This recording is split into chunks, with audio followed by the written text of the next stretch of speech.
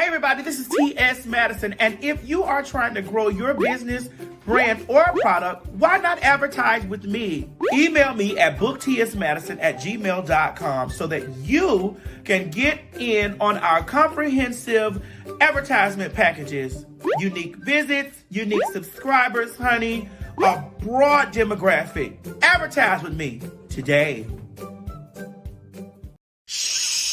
Quit talking and listen. Get over to my Patreon right now so that you can receive some exclusive content from the TS herself. Who you said? The TS. Patreon is filled with one-on-one, exclusive content, behind the scenes. You can even chat with me in there. Me and you. It's just me and you. So get to www.patreon.com/TS Madison Hinton, and you'll be glad you did. I promise.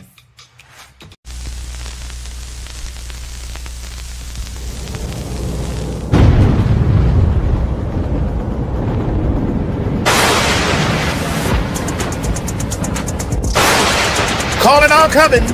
Calling all covens. Calling all covens. That's right, my bitches.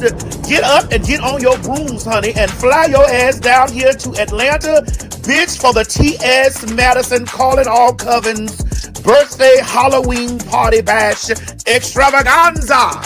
Now listen, girl, y'all already know how I give it up, girl. You know I have the parties, honey, the parties are the parties. Visit www.sickeningevents.com, honey, to get your tickets, bitch, or just click the link in the bio, because this year's theme is Calling All Covens. So I need you to bring your cauldrons, your brooms, your black cats, and your wands, bitch, because the TS is turning up all night, honey, at the Cirque Bar and Grill. Listen, don't meet me there, bitch. Beat me there. Baby, this is the party to rival all parties. This is the T.S. Madison Birthday Bash Halloween Costume Party Extravaganza. Bitch, I'm giving away $1,000 to the best dress. That is correct. $1,000 to the best costume. Now you gotta stay on theme, because I'm coming there to tear you girls up. So get ready, honey. Keep oil in your lamp, a cat on your broom, bitch, and an ass on a, well, see you at the party, girl. Don't meet me there, bitch. Beat me there. Click the link in the bio for information. Bye. You met me as me. We wanted them to check for VD. For VD. Now we are coming back to Chicago. Chicago, Illinois. Child, we done mended our situation with the city winery, honey, and they done called their good sisters back. That's right, honey. The Phags are coming back November the 24th, 2025. Yeah, that's Thanksgiving week. You think I can get somebody in Chicago to bring me a little vegan something? What's up, Chicago? That's right, the Phags are coming back. That's Monday, November 24th. That's Thanksgiving week. You know you ain't going to work no way. Come on out and chill with the Phags. Get your tickets, www.PhagTawlk.com. That's November the 24th, 2025. Get your tickets. Don't meet us there, Chicago. Beat us there. I sure hope somebody's gonna bring me a plate. We wanted them to check for VD. For VD. And for you ain't girls in my phone. Take your ass down into that welfare. Use a dummy, bitch. Calling all pin mob. Honey, the Phags are going international. That's right, ladies and gentlemen. August 5th through the 9th, 2026, PhagTawlk Live in Antigua will be going down, baby.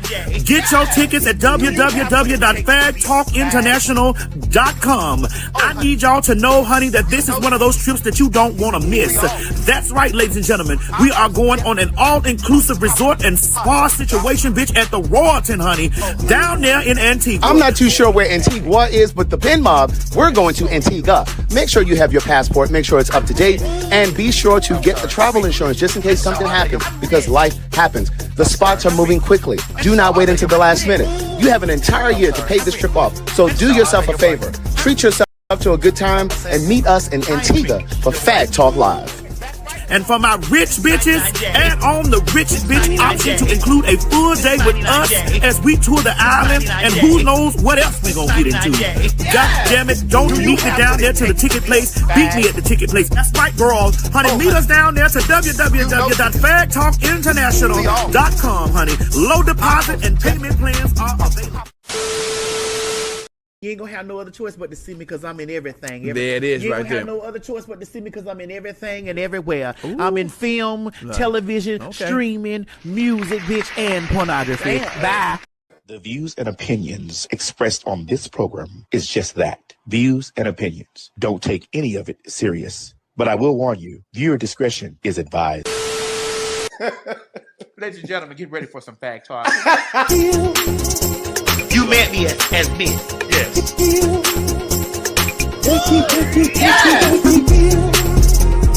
Bro, this hair looks delicious on you. Yes. It's 99J. It's 99J. It's 99J. It's 99J. It's 99J. Yes. Do you have what it takes to be a fag? Oh, honey, you know you do. We all do. I'm most definitely a popular, hot-ass gossiper. Oh, honey, I was born a fag. And so are you. I'm rich. I'm sorry. I'm rich. And so I beg your I'm rich. I'm sorry. I'm rich. And so I beg your I'm rich. I'm sorry. I'm rich. And so I beg your pardon. I'm rich. Say it again. I am rich. You're what? That's right, girl. PhagTawlk. Popular, hot-ass gossiper. Ain't that's right, friend? I mean, sister. Yeah, yeah. Yeah. And that's spelled PhagTawlk. Not the other one. But that counts. Girl, what is this, plum burgundy or what? This is 99J. 99J. Yes! Thank you. You met me as me. Yes.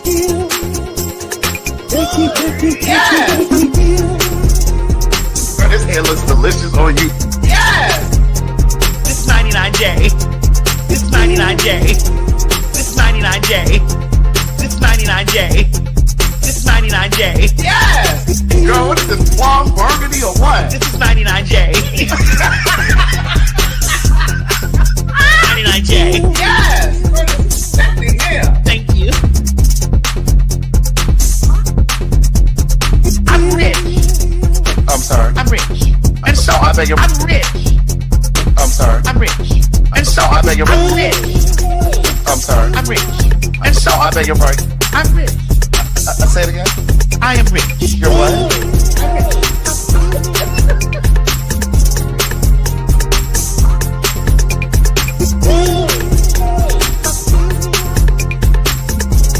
I bought it home. They were in their apartment. They were renting their apartment. Yes! Yes! Yes! Yes! And stop worrying about The faggots! right. Shit. We ain't going nowhere! My God, today.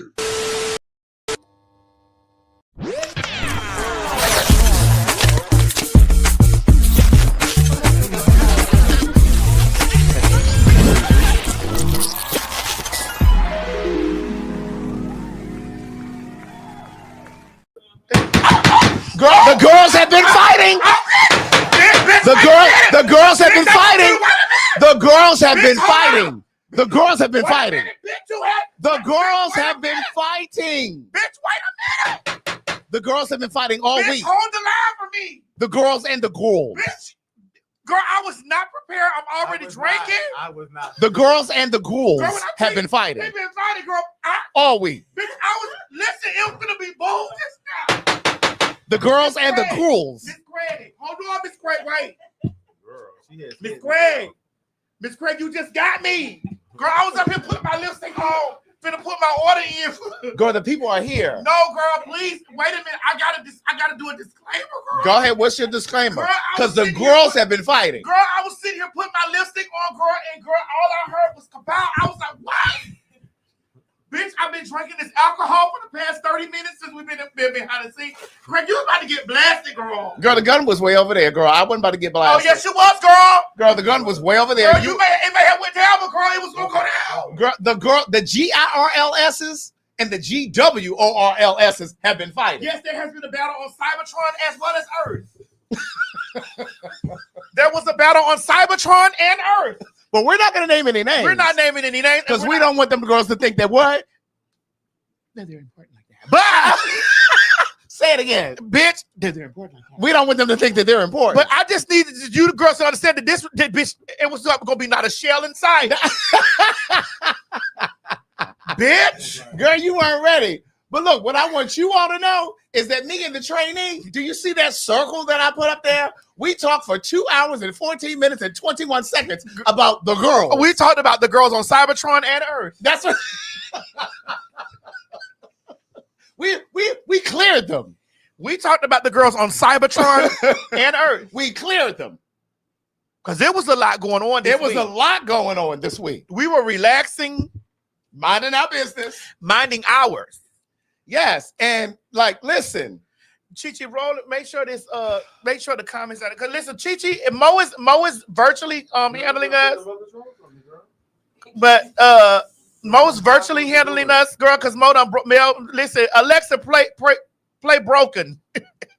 Child Mo done broke his ankle. We were supposed to be on here 2-3 days ago. Like 2 or 3 days ago, Child Mo done went over there, honey, had on flip flops. Donnie McKirkland, we fall down. No, it's just broken. It's just broken. It's just broken right now. Ain't no getting up. He loves to talk about how young and youthful he is and how much younger he is than we are. Oh, man, they finna tell my But I ain't never had no broken ankle. I have never had anything broken. I've never had a broken Hold bone. on, let me hold on. I've never had a broken bone. Hold on, let me talk about. Now I've had my nose broken twice. What, to get your nose job? I've had my nose broken twice. To get your nose job? For facial feminization. Okay, because communication is our partner. And clarity is our friend. That's right. It's a part of facial feminization. That's right. But Mo was walking up a pair of stairs. Well, maybe he wanted to get shorter. Because you know they was saying he was a thick ass dyke. Listen, I have never broken a bone. I'm like, well, how did he break his...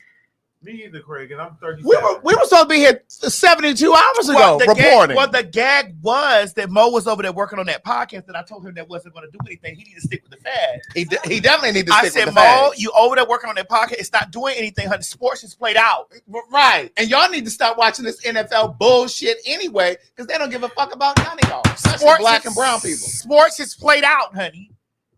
Faggies are in. That's right. And that goes for you gays who watch sports.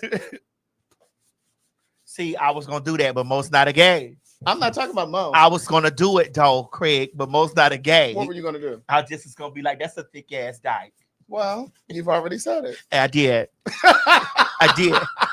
A thick ass dyke. Thick ass fucking dyke. Somebody was in the comments the other day talking about they said he looked like a dyke, but I want to see what they saw. Bitch, if you watch Mo in those pants, bitch, a couple times. Oh, I've seen. But the gag is it's not gonna be that because bitch, listen, he's gonna be about 40 pounds light, girl. How you figure? Baby, he laying over there in that sofa, leg up like this, leg just high. I said, Mo, you got to get in the tub and submerge those nuts in that asshole. Oh my God. I need you to get over in that tub and submerge those nuts in that asshole. Especially that asshole. It needs to go up underwater. Please. Oh my God. It has to go underwater. And put a little Epsom. It has to go underwater, and you have to poop. Salt. And you have to poop a couple of times so that it can and breathe in, so that water so the little bubble come up and then so it can go in and out, so it can have that anus cavity clean. Because we don't get the cavity. That's where I was about to go. Because we need to get to the cavity. You have to submerge that. You have to take that asshole up and through. Take me through there. Take me through there. Ooh, she going, twin. Take me through there. Take me through there. Ooh, she going, twin. Take me through there. Take me through there. Ooh, she going, twin. Take me through there. Take me through there. You gotta take me through there. You gotta take me through there. Girl, throw the worm in the circle, even though it look make a jump like a hurley. Right. Take me through there. Take me through there. Take me through there. Take me through there. Ooh, she going, twin. Bitch, take me through there. I want you to know to take me through there. Because you got to get in that asshole. You got to. Because Craig, listen, I think but here's the problem with heterosexual men and a few gays. Oh, because I've had to do that to a couple of them. And tell them that's you. This is you. I will not be going down there because this is you. But it's mostly the heterosexual. But every now and then you come across a gay. And you have to tell them, this is you. That's right. Now go ahead. What you saying? Greg. Some people like men. It's called No. That wasn't must. That was funk. Some people like phone. No. That was given you didn't clean your ass well. Craig, some people say no. after you take a fresh. Well, you know, there are people who like, what's that called? Scatting? No, we're not going to do scat. Yeah, I'm not interested in that. I don't want to do scat pet. Yeah, well, I'm not interested. Take me through there. Take me through there. Who's she going to win? Yeah. But what were you saying? You were about to say something. Help me remember where I was at. I was talking about anal cavities. Oh, no, we passed anal cavity. No, we were past that. And I said, you said the heterosexual man in their ass. And I said, there's a few gays too. Yeah. I mean, this is why we having discourse amongst all the things. Okay. It's so much discourse in the communities in general. Black community, cis community. You know, I think I'm going to start back using the word cis. What word cis? CIS, not SIS. Okay. Why, sis? now, Jaya, when you said cis, did you mean SIS or CIS? I think I am. I don't want to, Craig. Well, why are you thinking about But going? you know why? Because it seems like that everything that we do. When you say we, who is we? The faggies? Yes, according or the blacks. No, according to the people, the alphabet community. Ubiquita. Ubiquita.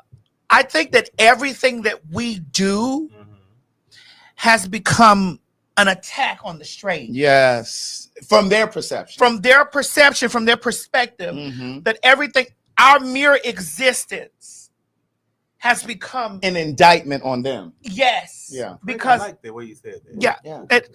Let me finish my statement, Chichi. Because I'll get lost. Yeah. Especially after it's the drinks. Yes. Uh-huh. I need to stay in this for a second.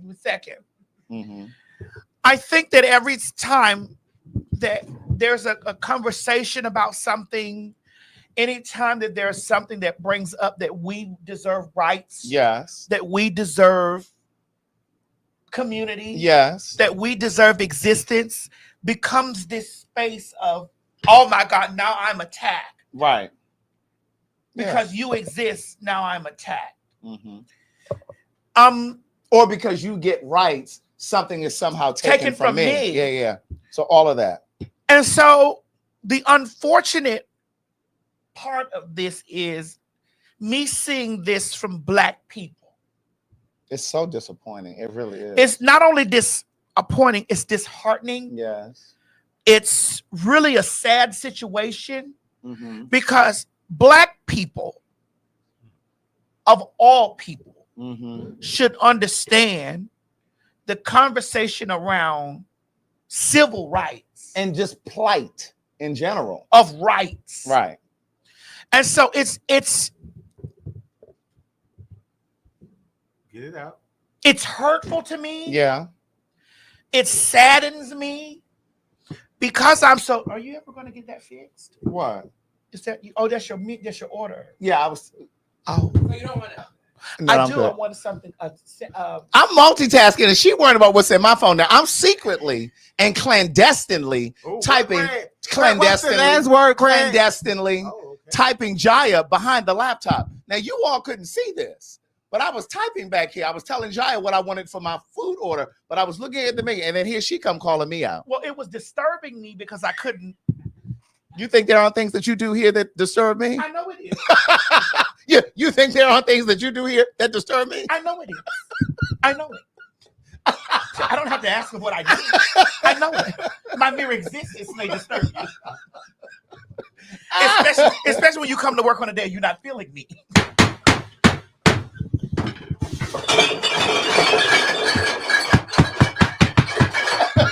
Because there are days that we don't feel each other. At work. All right.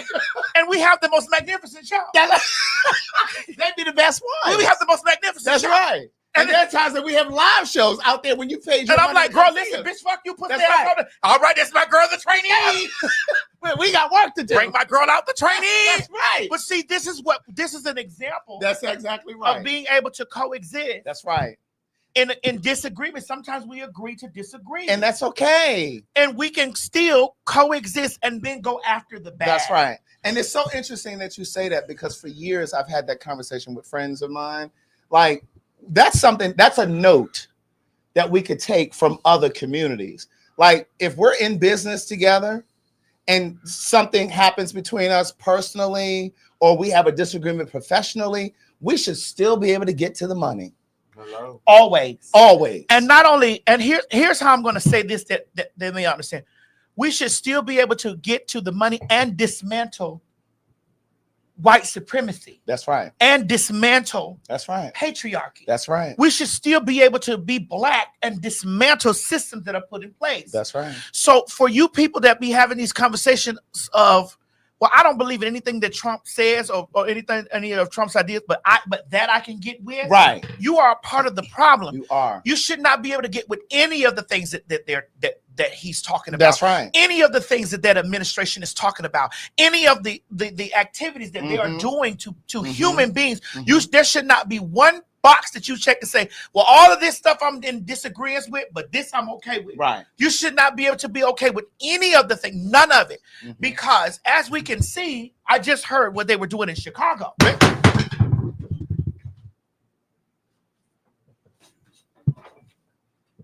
And they were black people.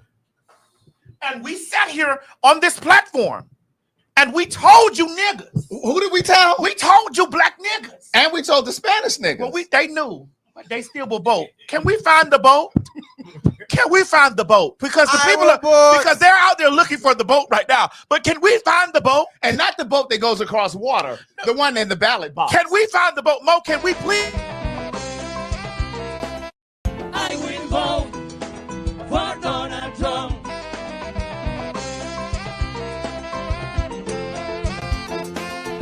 I will vote. Raise your hand, come on. For Donald Trump. Dale cintura, cintura, cintura, cintura, cintura. I will vote for Donald Trump.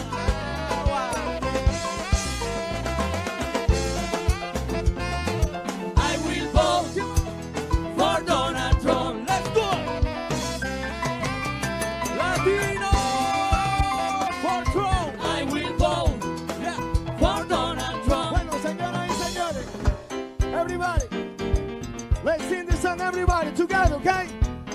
I need you loud, because I want you Trump hear that song, okay? Again.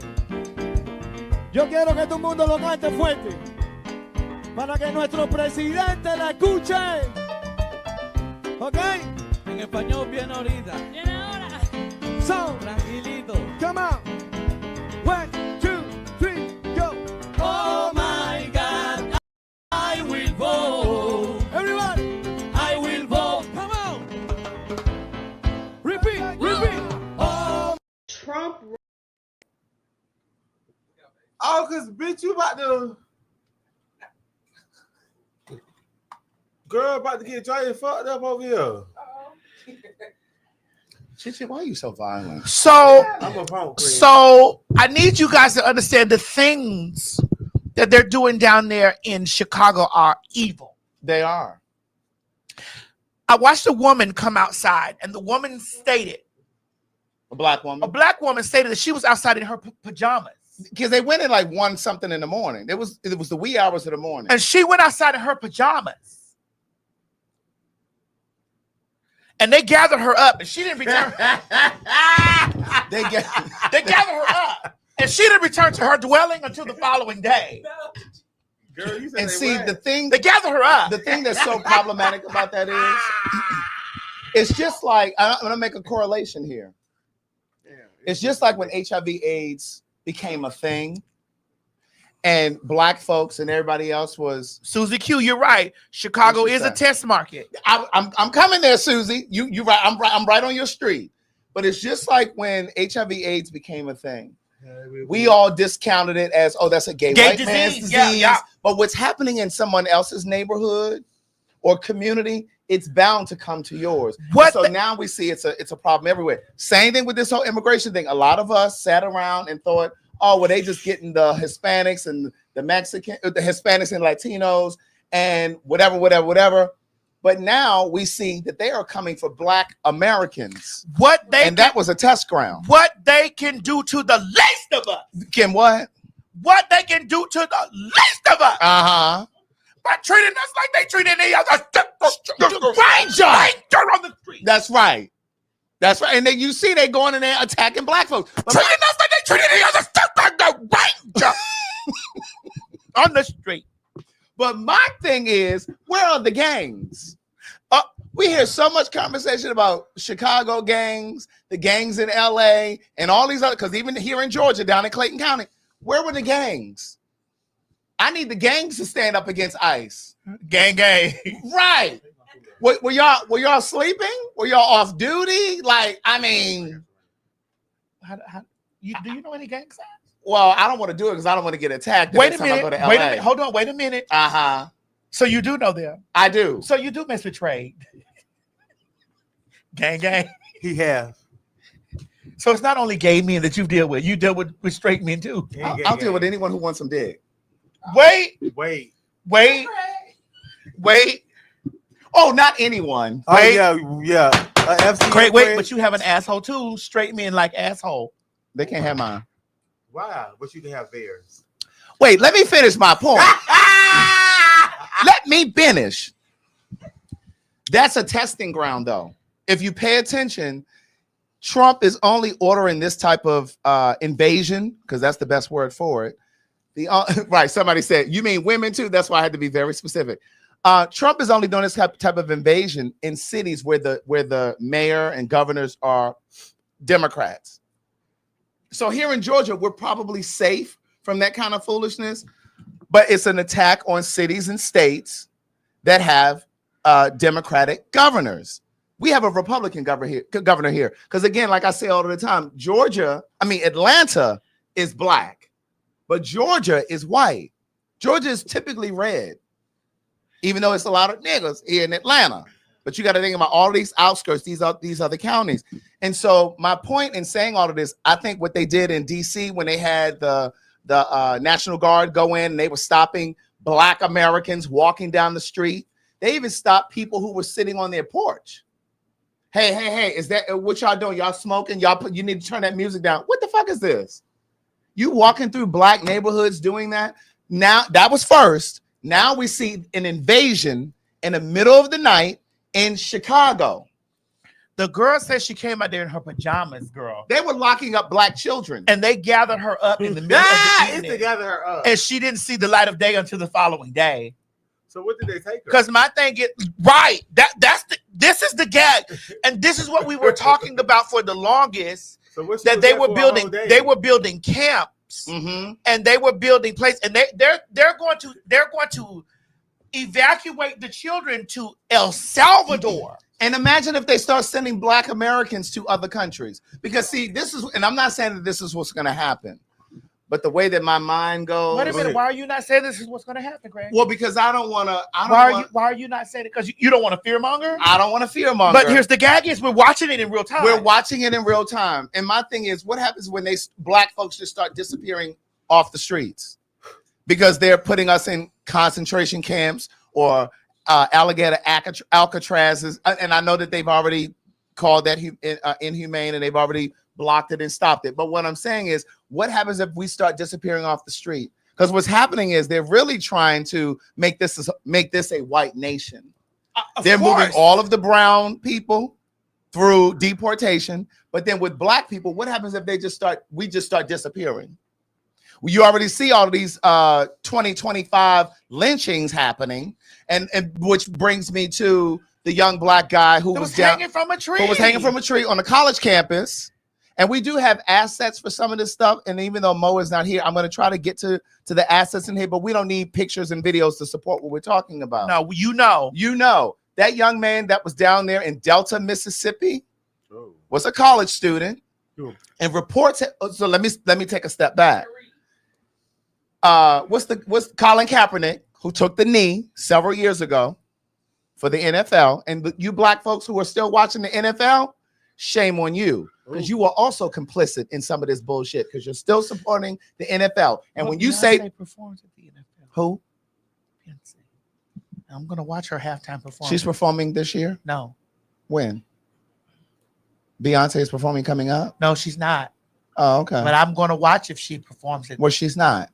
But what I'm saying is black folks who are still complicit in watching the NFL, not just Super Bowl, but you're watching the games throughout the season. You got season passes, you going. Because the thing is, I think we talked about this. They did a moment of silence, certain teams, for Charlie Kirk, but it was a problem when Colin Kaepernick took a knee. But coming back Bro to just told me I'm running through them too fast. He just told No, me. what no, I'm just saying, hit you new gotta comment, scroll that so little we can box right see. there. Because it stops at a certain area. We No, can't yeah, see. yeah, there you go. Like that. There you We go. can't see, Keisha. Okay, Keisha. But here's the thing: Colin Kaepernick paid for an independent autopsy for the young man who was hanging from the tree down in Mississippi. It was a college student. What's come out as a result is that young man had gotten into a brouhaha. Wait a minute. He knew witchcraft? Oh, you said brouhaha, like a fight. Yes, it was a I commotion. thought you said brujeria. I'm sorry, you thought what? I thought you said brujeria. Stick your hand in here and get some cream. Yeah, get some what, Get girl? some cream. Let me get a little bit more. Hold on, little get a little cream. Because we got some things coming. We got some things coming. We got some things coming. Get my children. Yeah, out of here. Out of here. So Colin Kaepernick, and this is why it's important. Let me take my time with this for a second. Come on, Craig. This is why you do that while I make a drink. Okay, because I need a refill. Yeah. Refill. You do that while I make a drink. I'm only having 2 tonight. Okay, because you got plans I'm later. I'm almost on the floor right now. Right. And when you bang that gavel down on the table like that, girl. Right. I didn't mean to startle you. You did Greg, startle. you I didn't You mean to almost do got that. shot, ho. Yeah, I did not mean to do yeah, that. I was gonna rapid fire it here. I know. But this is why it is so important for us as black and brown people to really be in community at all times. Because just imagine if Colin Kaepernick had not paid for an independent medical report, autopsy, for that young man who was hanging from that tree down there in Mississippi, we would have never found out what really happened with him. Because they were trying to say that it was a suicide. So they beat him up, then they hung him? They beat him up and then they hung his body from the tree. What the other report that Colin Kaepernick paid for independently found was there was blunt trauma to the back of his head. Wow. They beat him up really bad. Wow. And they hung him with a belt, and it was several times larger than this boy's waist. The police never confiscated his cell phone. So whoever did this to him took the cell phone. Then there was a text message that was sent later after he was dead that said the belt broke. The belt broke. So the medical report, the medical examiner needs to be sued and fired. The whole state. And then they need to find them little white crackers that did it to him. Because see, what happened was, what also came out later was that a black student at that college, yes, whoever that was that just said present day Emmett Till, that's exactly what it is. There was a black student who had gotten into a back and forth with some white students about the whole Charlie Kirk thing. A kerfuffle about Charlie Kirk. The young man who was hanging had gotten into it with the white students defending the black student who was making those statements about Charlie Kirk. And days later, that's when they found him hanging. So this was retaliatory. And yes, whoever that was that wrote roll that back, strange fruit, that's what Nina Simone was singing about. She has a song called Strange Fruit. I mean, not Nina Simone, though. It was but it was Billie Holiday is what I was trying to say. But yes, and that's what that song is about, Strange Fruit, about black bodies and black people hanging from trees. So this is the kind of shit that is happening, and we have got to be vigilant. This is why I've been saying here, I've been saying on my own live stream, black people, I need you all to move in packs. Don't be stopping for no gasoline in the middle of the night. Because remember, we had talked about the young man a few months ago who was a trucker. Remember, I think he was in like North Carolina, and they found him hanging. There was not a lot of information about it, so you may not even know what I'm talking about. But like, this shit is happening. Yes. And we've talked about this here on PhagTawlk. And so for the black people who did not vote, the black people who said it doesn't really matter if we vote, I'm speaking to you. Because it wasn't just the Hispanic and Latino community who voted for him. No, correct. It was Negroes too. Negroes too. It was Negroes. Negroes too. And then there were too many Negroes who did not go vote at all. And too many male Negroes. That's right. But I always want to finish this and by saying the election was tampered with. It was. He didn't win. He did not.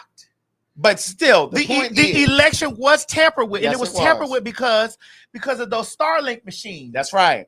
I don't even understand how they let those How motherfuckers did they even allow Starlink him to do that? Those Starlink, there's too much hell. Starlink is the system that they use to tabulate the ballots for election, but it's owned by Elon Musk. It's too much hell. Why would you allow? Excuse me. Why would you allow his system to count the ballots? That's like, crazy. why the fuck? Well, they already knew what they were playing. But see, here's the thing: we can't sit over here and act like the Democrats are not complacent with this too, Craig. Complicit. But whatever, you know what the fuck I mean. I know. I'm just saying. Complacent. Complicit. They're congruent. Girl, what? Yes, all of that. Cohesive. Yeah. Coexisting. Together. The word, the big word for the little word is together. That's right. They're in this shit together. They're in collusion. Collusion. I counted 300 and what she say? That's on $240,000 for you, bitch. That's how you should know. Collusion. Collusion. I just put that cream on my hands. I can't get it. Jay got them rough hands. Jay, can you get it? Listen, you have to get the. You want to use the paper towel? You're gonna have to get the leftover between because this is for the workers. Oh, of the okay, she show. got it. This is for the workers. What's for the workers? This is for the workers of the show. The drink is for the This workers. for the workers of the show. We're working. No, I'm finished. This is for the workers of the show. Right, you all are staff. Now the code. Oh, we're the workers. You all are staff, and that's a visitor. And that's a visitor. I appreciate those checks. How long is the food? But no, again, I know that some of you, because I was looking at one of the clips that you put on your YouTube, and somebody in the comments was like, Craig always brings her to politics. It's too much because we got to talk about this stuff. We have to. It's our duty. It's our civil. It is our civil servant duty. Yeah, a civic what?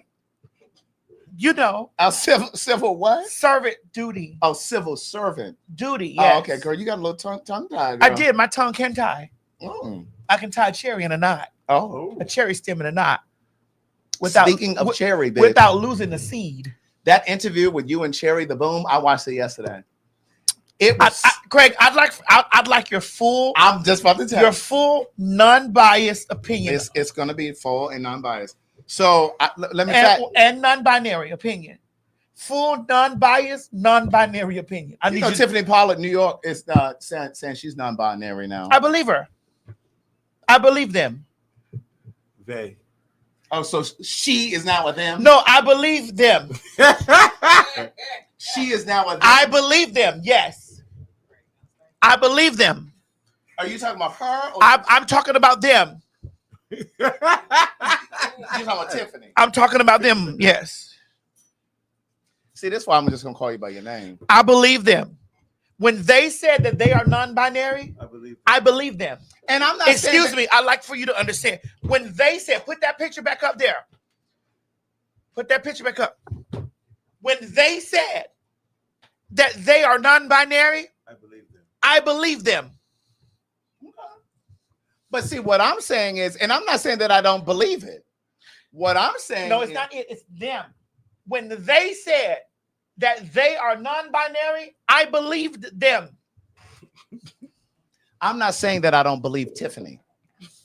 What I'm saying is Tiffany looks like a woman. So when I'm talking to her or about her, To them. oh, I'm sorry. When I'm talking about Tiffany or talking to Tiffany, I'm going to be inclined to say she and her. Well, so that's why in this instance, I'm just going to say Tiffany. I understand when you say that you're going to be inclined to say she and her when you're talking about them. Because Tiffany's presentation. But when they tell you that their pronouns are them and they, yes, there is no reason that you shouldn't be able to say them and they when you're having a conversation with them. No, I understand. But what I'm saying is when I look at Tiffany looks like a girl, a she, a her. What I'm going to do, because I know Tiffany's pronouns are now them and they, and when I look at Tiffany, it looks like a her, I'm just going to say Tiffany. However, I know that is your stance on that. But when they tell me that they now go by them and they, I look at them and I see a she and a her. Yeah. However, I respect the fact that they can be communicated to as they and them. I can do that. I'm glad you're able to do that. Yes, I am able to do that because it's not difficult. It's not difficult for me. But it's second nature for me to say her and she. So I'm just going to say Tiffany. That is correct because you see a she and her. However, but when you talked about respectability and they tell you that from this day forward, moving forward, that their pronouns are they and them, I can look at I can look at them and see that to me, my oculus, my oculus tells me that I see she. However, but they have told me that their pronouns are them, they, and they. No, you already said they. Them, they, and they. I can do them, they, and they.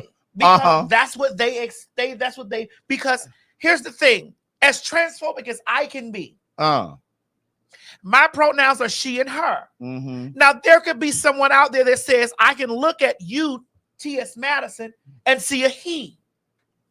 Well, Craig, that's because you don't. That does not mean that somebody else out there. I don't think that they do either. Craig, I understand what you're saying. I'm being devil's advocate here. Okay, go ahead. I'm being devil's advocate. I'm just being all the way around. I'm not saying that it's up to me to decide, whoever that was in the comments.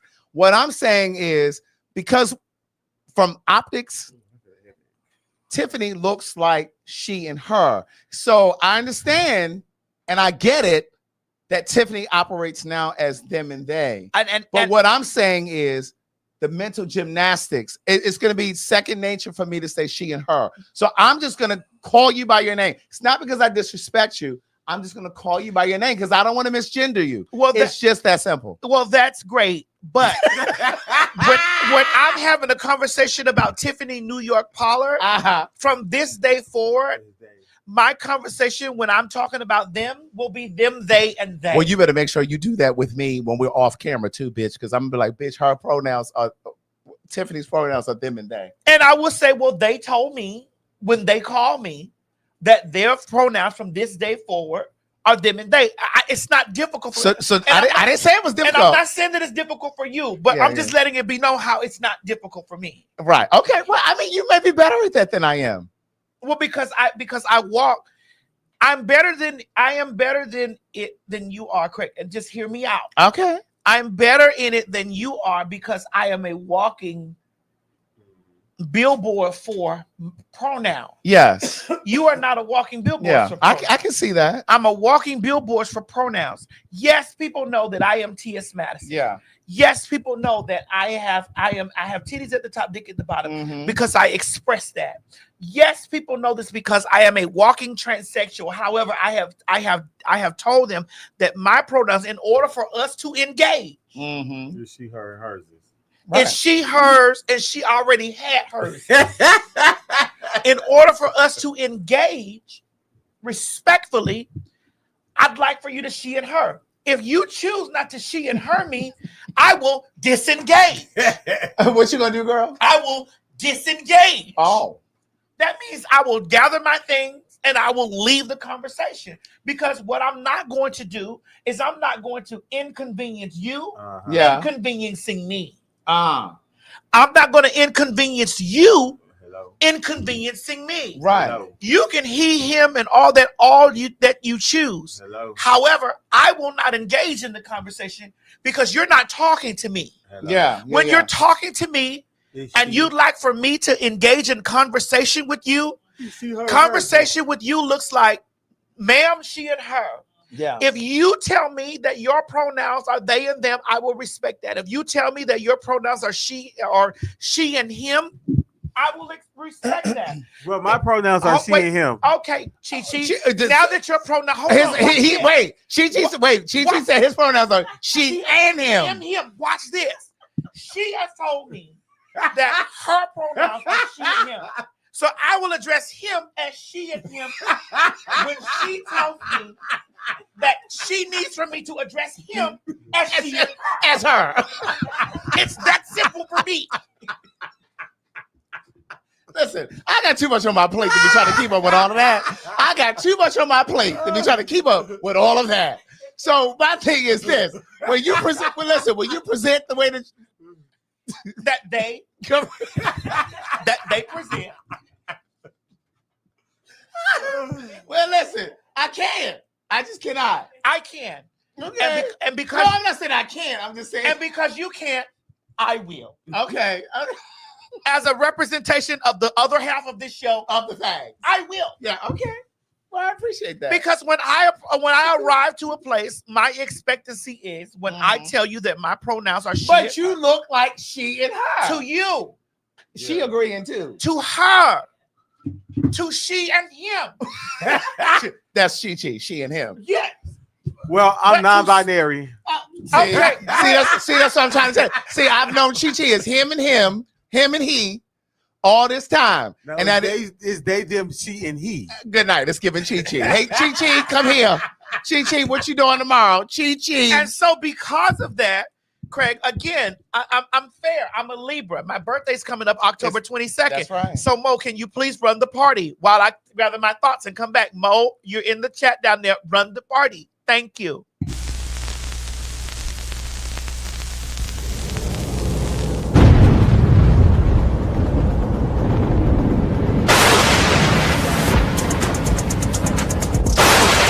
Calling all covens, calling all covens, calling all covens. That's right, my bitches. Get up and get on your brooms, honey, and fly your ass down here to Atlanta, bitch, for the T.S. Madison Calling All Covens birthday Halloween party bash extravaganza. Now listen, girl, y'all already know how I give it up, girl. You know I have the parties, honey, the parties are the parties. Visit www.sickeningevents.com, honey, to get your tickets, bitch, or just click the link in the bio, because this year's theme is Calling All Covens. So I need you to bring your cauldrons, your brooms, your black cats, and your wands, bitch, because the TS is turning up all night, honey, at the Cirque Bar and Grill. Listen, don't meet me there, bitch. Beat me there.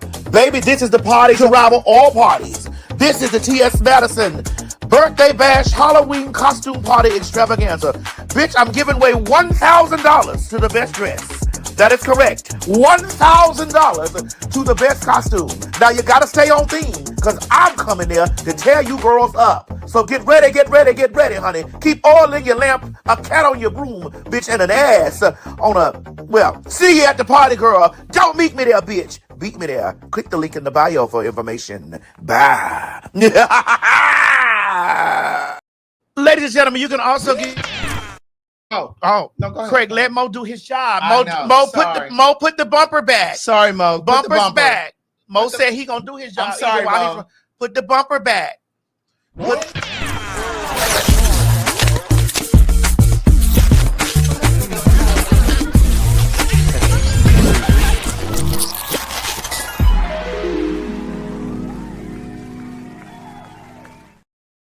No, Chief, you can't get half. No. Sorry. No. What's that? All right, so the bumper went? Yeah. Okay. Now. Well, you were going to say something about the tell them to get the tickets for Halloween. Shit. Greg, this shit. I know. Go ahead. I got you. Okay, so we will be serving, this will be called, when you go to the bar at the Halloween party. At the Halloween party. What we're drinking, what we call the Screaming Mary. The Screaming Mary. The Screaming Mary. Yes. And then we'll go find the screaming. Mo, can you put the screaming Mary up there, please, Mo? I'm in here sweating and shit. Can you put the screaming Mary up?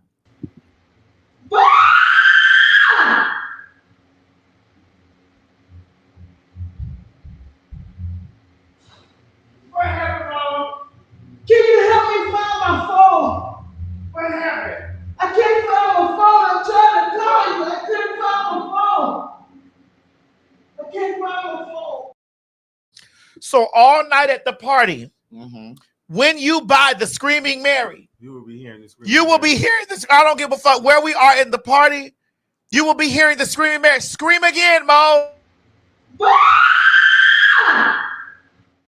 Run it again. Somebody run it again. This is how you will know Right. that someone has bought the screaming Mary. Right. One more time. The scream. This shit takes me the fuck out. Okay. One more time. The screaming Mary. Scream, Mary, scream. All night during the party, you will know that someone has bought the A screaming Mary. That's right. You will know that someone has bought the screaming Mary because the DJ will play that all night. The screaming Mary will scream all night. The tickets are on sale. I moved the party from Friday to Thursday so that you girls can go down there and see Brandy and Monica. Wait. Oh, okay. But it's always been, you've been promoting the Craig, same night. I know you have on this green jumper, girl. It looks nice on you, but I do have your costume upstairs. I was just gonna say that you never told me what it was. I do have. Well, it's calling all covens. Okay. So that my girls are coming in there. We're casting real spells that night. Okay. And we're casting prosperity spells. That's so. Listen, if you are in a bind, Nate, I'm in a bind. If you in a bind, we will be casting prosperity spells. Where that money spray? Is there anything in there? Oh, yeah. Right there. Oh no, cover. Cover your drink. Oh, Girl, you fucking up. Right here, 'cause I'm fucked up. Girl, you are fucked up. Hold on. Cover your drink. May you prosper. May you prosper. May you Do it again. may you She come over and get some of this. Come on, I'm the mercy I and the honey of your love. May you. That's right. That's right. Prosper. And the reason why I'm doing this on my birthday because my birthday is the new year. For you, yes. It is the new year for me.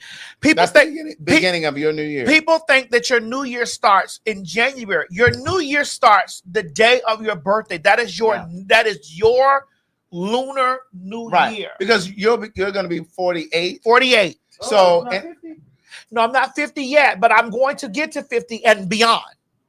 That's important. I'd like for you to understand I am going to get to 50 and beyond because my life has been almost taken from me. Oh, wait, what? Almost taken from me. Thank you. Go ahead.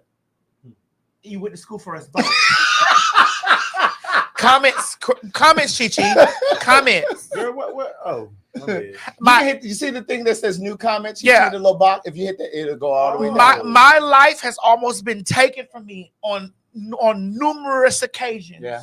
Throughout the course of my existence. Yeah. And every year I'm going to tell you that I'm 48, 49, 50, That's right. 51, 52. Every year I'm going to celebrate me because my life expectancy was supposed to be 30 something. That's right.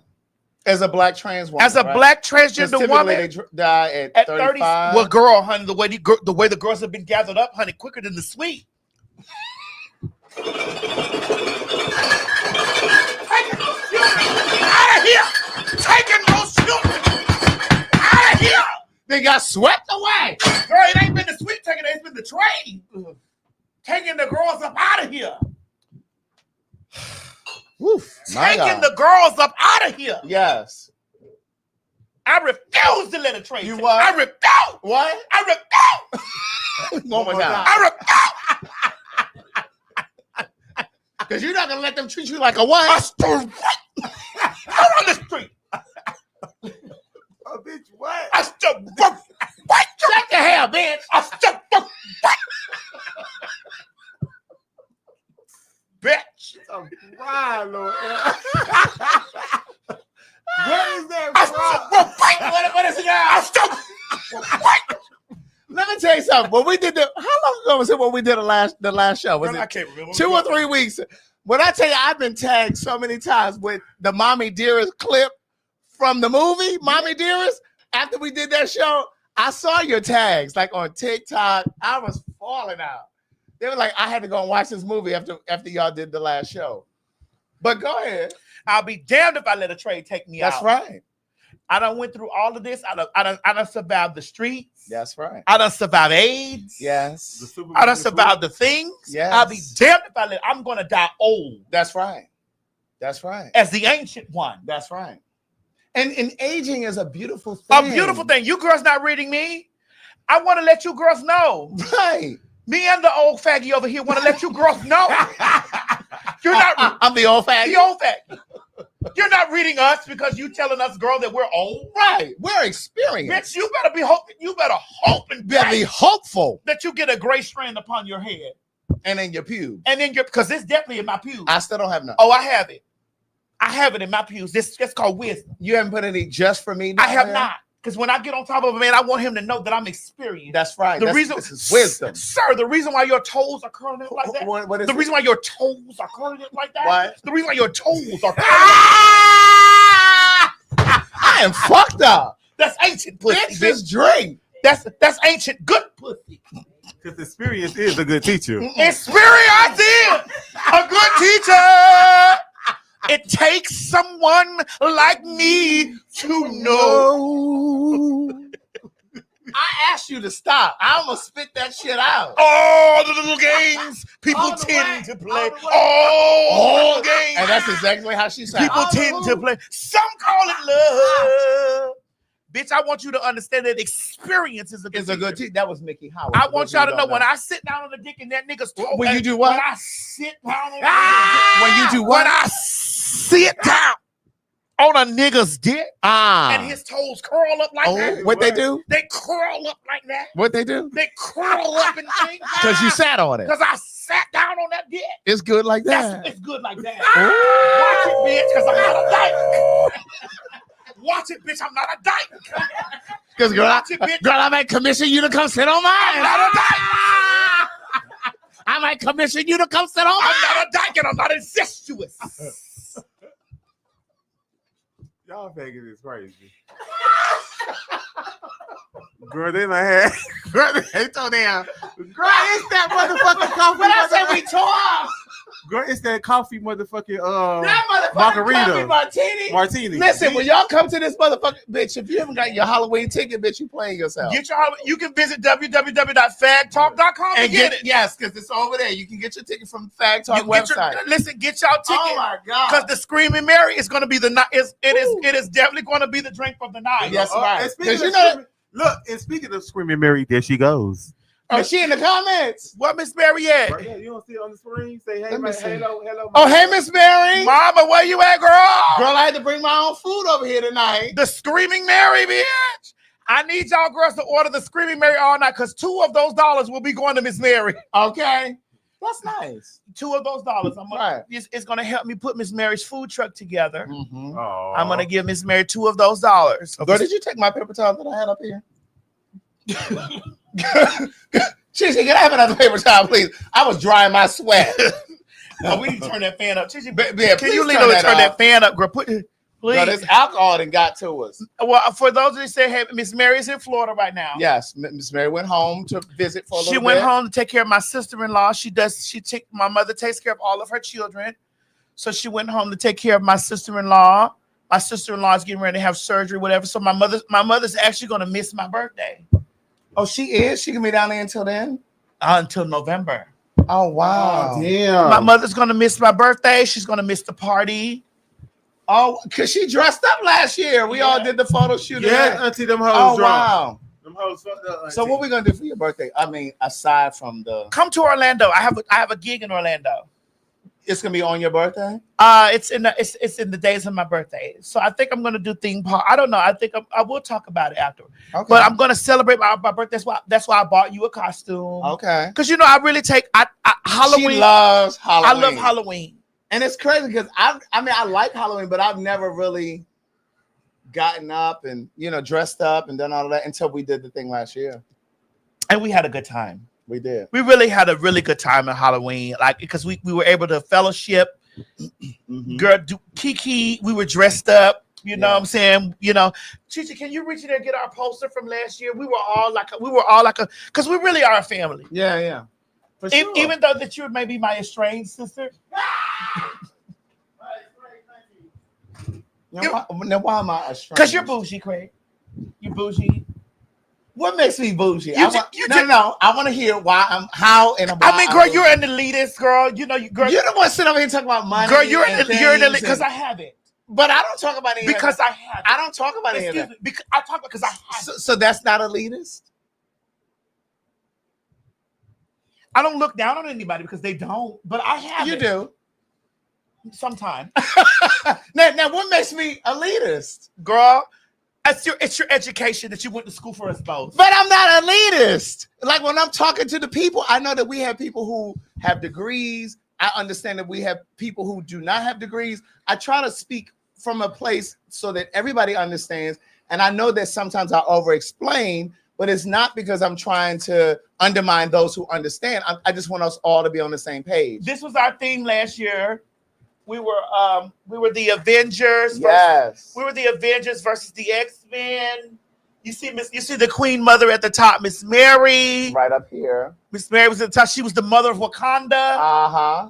You know, Chi-Chi was down there as Captain Motherfucking America. Captain Saber. Chi-Chi is over here. Chi-Chi, you was thick as fuck in that Mo bitch. right here. Chi-Chi, you was so thick in that bitch. Yes, I know it was a squat down for me. Bitch, you was so thick in that. We represented Marvel. We represent Craig was Wolverine. Craig was And the reason why I chose Craig to be a Wolverine because Wolverine was like a cat, like a pussy cat. I'm sorry. I'm sorry. That's me right here. Yes. I was and hella. This is Madison beside me. I was hella, bitch. That's Legra beside Madison. Yes. Who is this up here? That's Trent right there. Jameson below him. And then that's Chi-Chi down there below Jameson. Captain Saber there, good. And then this is wait, I'm on the wrong side. Then right here is Tammy. Yeah. And then this is G. Yes, that's Thor. Uh-huh. Yes. This year I have a different theme. Okay. You guys. Well, our theme is Coven this year. Okay. But I don't know if we're gonna make it to post a picture. We might. Okay. It all depends on how I feel. Okay. But I mean, even if we don't, I mean, we just show up at the party. We might. Oh, yeah. Girl, y'all really upset at me last year. Y'all? Yeah, Craig, you were late. Well, first of all, girl, you were late. First of all, she wanted us to have a 7-hour photo shoot, and it was the AUC homecoming. When I say AUC, I mean Atlanta University Center. So it was Clark, Morehouse, and Spelman. Craig, listen, Atlanta. And I'd already had plans, and she wanted to be at a photo shoot. AUC is not more important than my sister. I'm sorry. I don't give a fuck about those niggas that don't give a fuck about us. Because if you ask those niggas if they care about your gay ass, they'll tell you no. You think the girls over at Morehouse are not gay? You think Morehouse College is not full of gays? I've had a girl from Morehouse suck my dick, so of course I know they are. I've had a Morehouse girl swallow my penis. And let's not forget Spelman, because there's some lesbians over there. Oh too. yes, and I know a girl that rubbed pussies together with a Spelman girl. Sabrina Spelman. They were doing sorcery. They were doing Brown, Clark. They were doing witchcraft pussy. That's right. You know, a lot of the women dibble and dabble when they're trying to get into sororities. So I'd like for you to understand that, you know, you were late and I felt the way. And so because I got there in time to get all of the group pictures and then my own solo pictures. And so because of that, I canceled everybody from the group. Like, because I'm doing a different theme first. My theme is different because me and G always like this. Yeah. We own that. We own because y'all love that. We love that. We love cartoons. We love we love the things that. So me and G, we have a separate thing that we're doing this year. Right.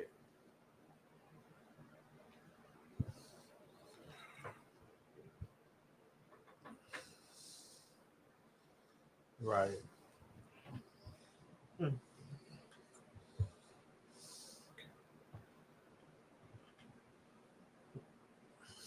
Right, Greg. Greg, what you see up there? Nothing. Yeah, I'm just trying to see. Right. Just So tryna- me and G, we're gonna have a separate thing that our photos are gonna come out, and then I'll. Oh, so you know the photo shoot with G? Right.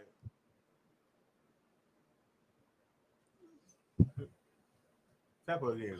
So you and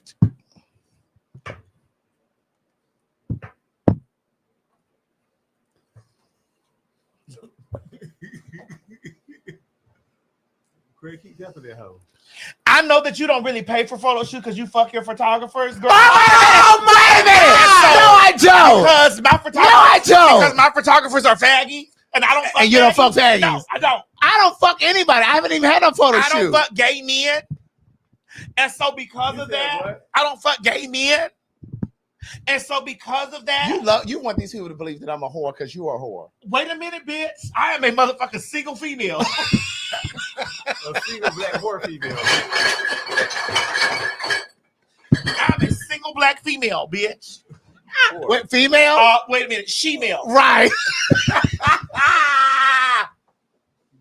Them girls is toe down. It's the drink. Don't blame my heart. It's the drink. I'm a single black. No, she's not female. I'm a We single. don't want to stir y'all I'm a up. single black she-male. Right. That means he and she mix. Girl. That means he and she combined. Oh God, I'm gonna have a headache. I promise I don't want a headache when I leave here. Oh my God. I need you girls to get y'all tickets for the Halloween party. You can visit www.PhagTawlk.com. Oh my God. Now, for you girls that want to travel with us and really party next year, August of 2026. we know that you girls be keep sitting over here talking about some y'all don't got no friends, whatever. Girl, we already told y'all. You're gonna make friends when you come with us. Come Stop on. worrying about having friends. Like there's a Facebook group. It's Even, called PhagTawlk even though me International. and the sis are not going to sleep in the same room, you can get a room with your sister. But just don't fuck her. Yeah, Well, If you that's do, it's that's called not our fuck business. business. that ain't our business. We got to do with that. But we want you to come. Comments. We want you to come to PhagTawlk International. We're going to Antigua. Yes, this will be our first international. As for PhagTawlk. This will be our first international party and show as the girl. Yes. It won't be our last because if y'all do us well this year, what's going on in there? This Kiki. I don't know who with that carrying on. The food bad. The food is bad. Oh, it is. Yeah. If you do well, this time we will be in Bali the year after. Well, no, we're not. We won't be in Bali. We'll be in Europe because we're going to do PhagTawlk with Paris. Right. We talked about Paris and we talked about London. So we're figuring that out. PhagTawlk Paris. Right. Oh, y'all got coins. Bonsoir. Oh, y'all got a little change. Listen, we had that before PhagTawlk. I was gonna say you didn't think we had any No, money? Chichi, you knew I had money before PhagTawlk, girl. Girl, shut Right. up. Ho. Don't do this. Girl, shut up. I had money before I linked with him, and she had money before she linked with me. No, I ain't had no money. I didn't want to do you like that, Craig. But you didn't. But when you got together with me, the battery plugged up and then the money came. Right. Now I was doing things, but the You were money doing came things, yeah. because it's like working with you. It opened up doors for the things that I had already been doing, and then that's when the money came. Well, let me Yeah. hold $20, one of y'all. I'm sorry. I'll send it to you in a cash app. Sit still. Check your cash app. Check your cash app, but after this. So run the commercial mode for Antigua. Thank That's you. right. Whoa. We wanted them to check for VD. For VD. And what were you in? I was in my phone. Where would you take your ass down into that welfare? Use a dummy, bitch. Calling all pin mob. Calling all pin mob. Honey, the fags are going international. That's right, ladies and gentlemen. August 5th through the 9th, 2026, PhagTawlk Live in Antigua will be going down, baby. Get your tickets at www.PhagTawlkinternational.com. I need y'all to know, honey, that this is one of those trips that you don't want to miss. That's right, ladies and gentlemen. We are going on an all-inclusive resort and spa situation, bitch, at the Royalton, honey, down there in Antigua. I'm not too sure where Antigua is, but the pin mob, we're going to Antigua. Make sure you have your passport. Make sure it's up to date. And be sure to get the travel insurance just in case something happens, because life happens. The spots are moving quickly. Do not wait until the last minute. You have an entire year to pay this trip off. So do yourself a favor. Treat yourself to a good time and meet us in Antigua for PhagTawlk Live. And for my rich bitches, add on the rich bitch option to include a full day with us as we tour the island, and who knows what else we gonna get into. God damn it, don't meet me down there to the ticket place. Beat me at the ticket place. That's right, girls. Honey, meet us down there to www.PhagTawlkinternational.com, honey. Low deposit and payment plans are available.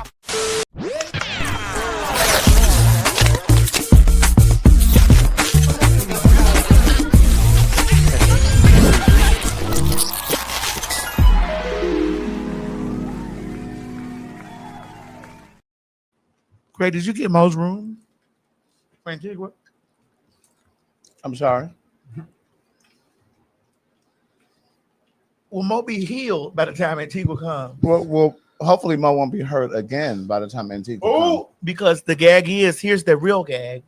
Will he be ready for Chicago? Mo, run Chicago, please. Please and thank you. You met me as me. We wanted them to check for VD. For VD. Now we are coming back to Chicago in November. Chicago, Illinois. Chicago, Illinois. Child, we done mended our situation with the city winery, honey, and they done called their good sisters back. That's right, honey. The Phags are coming back November the 24th, 2025. Yeah, it's Thanksgiving week. You think I can get somebody in Chicago to bring me a little vegan something? What's up, Chicago? That's right, the Phags are coming back. That's Monday, November 24th. That's Thanksgiving week. You know you ain't going to work no way. Come on out and chill with the Phags. Get your tickets, www.PhagTawlk.com. That's November the 24th, 2025. Get your tickets, get your tickets, get your tickets. Don't meet us there, Chicago. Beat us there. I sure hope.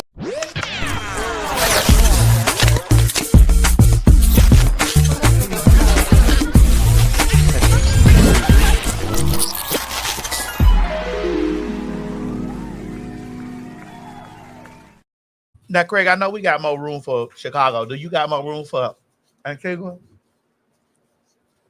He going with us? Mo going with us to Antigua? I want to go. Listen, I'm gonna want to tell you a secret. We could cut expenses and just leave him here. I want to tell you. Oh, Craig, you a nasty bitch. You want to know what I? You know what? You want to know what I know? What? Trent had prayed. He prayed for Chi to get a second job, and Mo broke his foot. Hello. See how my God work? My God don't play by me.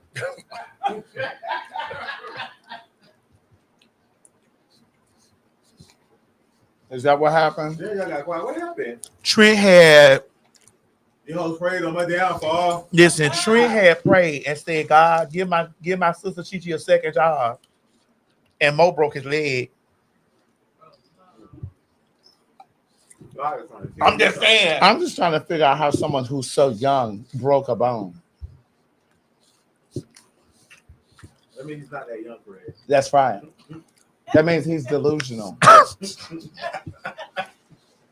Like tranny? I don't know if I would say that. Because I've heard that trannies are delusional. Well, you know, going back to the conversation we were going to have about the interview that you did on the Outlaw podcast. On my Outlaws podcast. On your Outlaws podcast. My Outlaws podcast is actually a good podcast. It very much so is. Please make sure y'all have subscribed to the Outlaws podcast. Do we have a clip of that? Mo, do we have a clip from the Outlaws podcast? Mo, can you play the clip from the Outlaws podcast, please? You openly you'll tell a female, I've seen you do this. Mm-hmm. Bitch, you jealous of me. And you know, a female's thing is, how could I be jealous of a carbon copy? I'd like you to elaborate on what you mean. Girl, I'm so glad you asked me that, because there's all their response. How can I be jealous? I'm the real thing. So if you're the real thing, why are you angry? If I want to be you, why do you need to say that? You see my existence. I don't want to be you. I don't want to have periods. I don't want children. You have nothing that I want. When it came to this woman, that was hormone therapy. I've always known how I wanted to present before I even knew what transgender was. Back in the day when I was a kid, I used to see the television shows like Maury and Jerry Springer and Ricky Lake. And is it a man or is it a woman? It's a transsexual, it's a transgender. And even though I didn't know how that was possible, I knew that that was me. It's representation. And when I tell women that they're jealous and their response is, how could I be? Look at you. Oh, that's really what it's all about. Our physical. Yes, we are women inside of here, but they can't see inside. They only see our physical, and this physical is what has you in an uproar. You can call it fake, you can call it this, you can call it that, but it's mine. There's a lot of biological women out here with fake breasts and ass and hips and teeth. So why aren't their bodies fake? Y'all are jealous. That's what it is, girl. It's jealousy. And they need to be reminded of that. And again, when I speak like that, it's not all women. You know, they be quick to be like, oh, y'all hate us. Y'all are jealous of us. No, sweetie. If y'all left us alone, there would be no problem. So what does leaving us alone look like to you? Leaving us alone is allowing us to be. Leaving us alone is staying in your place. Leaving us alone is not feeling obligated that it is your business to tell a man what's between our legs or what we were born. That's what leaving us alone is. Leaving us alone is not trying to figure out who's having sex with us because we all fucking the same man. Well, do you truly believe that we're all fucking the same Absolutely. man? I deal with husbands all the time, boyfriends all the time. It's not something that I'm proud of, but it is also a part of the reason why I'm single, because I see how they do you. So you can't be the blueprint. I allow you to be you and exist. Why can't we? And I'm just not one of those girls who are asking to be friends. I'm not one of those girls that are asking for you to allow me to be myself. I'm not looking for your approval. I'm not looking for your acceptance. I'm not looking for your opinion. None of that matters to me. You want to talk about that for 5 seconds? Can you read it, Greg? Here you go, Maddie. Having to prove women are jealous of her, so insecure, she needs constant validation of how fishy her face is. I find that interesting because I didn't even talking. I didn't even say that. You weren't even talking. I didn't even say that. Right. But I go ahead. Can you elaborate more on that, Craig? It's like, but it goes back to what we've said on this show consistently, and that is when people are invested in not liking you, or they're invested in being contrary to who you are or what you say or what you believe. This is what you get. You didn't even speak in that. So, Mr. Delfino, why do you even follow me? Why do you, Mr. Delfino? I'm gonna put this back. Why do you even follow me? But you weren't even speaking in that clip, and that was one of the things that I was gonna say that I enjoyed about the interview was that you put a question out there and you left it. I think the beautiful thing, and I was a journalism major at Hampton University. I think the thing that's so beautiful, one of the things that was so beautiful about this interview was that you asked the question, or you put a little something out there for her to kind of chew on, and then you let her run with it. Of course, any great interviewer is going to kind of lead and direct and put little pieces out there. And I think you did a really good job of that. I was literally texting Madison because I watched it last night, and it wasn't in preparation of the show. I just happened to be at the house and was just like, I was trying to find something to watch. And so I ended up watching that. And so when I watched it, I was texting Madison. I'm gonna scroll up to the messages that I was sending Madison. And I said, we need to talk about this on the show. Because I just felt like it was really, because at first I wasn't. Right. But I felt like it was important for us to talk about it because she didn't just talk about Black women. She also talked about Black gay men. And I think it's important to talk about that because, again, I've said this before here. I've said it in our live shows. I think that one of the beautiful things about PhagTawlk, the show itself, is that I'm a Black gay man doing a show, hosting a show with you, a Black trans woman, and that's not something that you see often in the community. There are barriers between the trans community and the Black gay male community. And Cherry talked about a lot of that.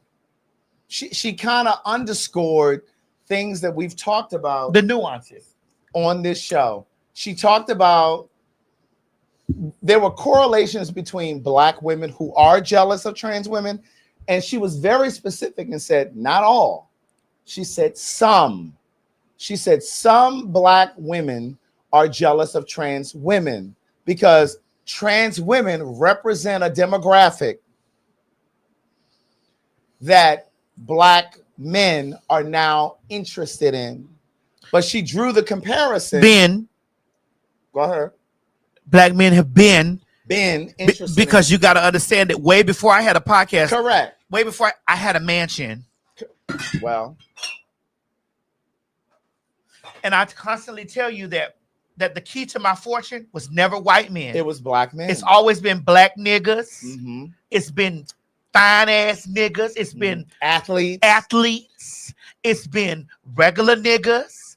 It's been I've talked about stories on me in the here on my show, on our show, and Maddie in the Morning, where I've talked about there's been car seats, baby seats in the back seat, and women's badges, work badges, hanging from the rearview mirror. Hanging from the rearview mirror because they're driving the woman's car. Because they're driving the woman's car to work, and then to pick you up, or a trans woman. I've had these conversations, and so people don't like the conversation because, one, it exposes everybody, and it forces you to see the reality. It forces you to see the truth, and once the truth is blaring and it's in your face, you can no longer pretend to be ignorant to it. Well, on my Instagram, I'm going to post a lot of the discourse and the responses around it, but we have some here. Mo, can you play one? Can you play a couple? Go ahead. Wait. Before you play that, Mo, I wanted to also say that she highlighted that some. She said some. She was very specific.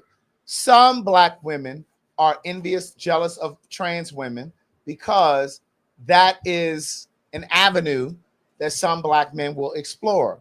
She also drew the comparison to Black gay men who do not like trans women, who also get into spaces and have platforms, and what they try to do is they try to rally those Black women into misgendering us, into terrorizing us, into doing these things because it makes them feel comfortable and it makes them feel accepted. Yes. And also, there are Black gay men who feel a way about trans women because they know that there is a crop of Black men who will be interested in you, who will not be interested in them. And I say this, I've told this story many times before. When I was doing my stage play many years ago, there was a trans girl in my stage play, Jasmine Bonet. She was dating a guy. I've told this story here before. Jasmine Bonet was dating a guy who was attracted to her. And he said to me, and these are his words, he said, I know what she has down in her pants. He said, but I see her presentation. His words were, I'm not tooting my own horn. These were just his words. He said, Craig, you're a very attractive man, but I would never be attracted to you in that way because you look like a boy. You look like a man. I know that she has the same thing in her pants, but she looks like a woman. And so for that reason, there are gay men who have issues with with trans women because they feel like, because there's a crop of men that we, gay men, could never have.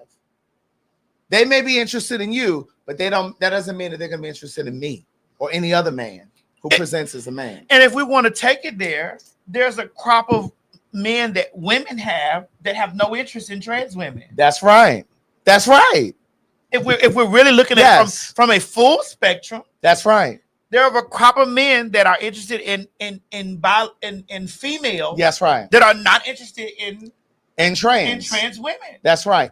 Despite the presentation. Despite it. And but they all let us be clear here. Yeah. They all identify as heterosexual men, Yes. even the ones that deal with the girls. Yes. They identify as heterosexual men, and Right. you cannot remove them from their identity. No matter how much you tell them that they're sleeping with men, they're not going to remove their identity, sweetie. That's just not how that's going to work.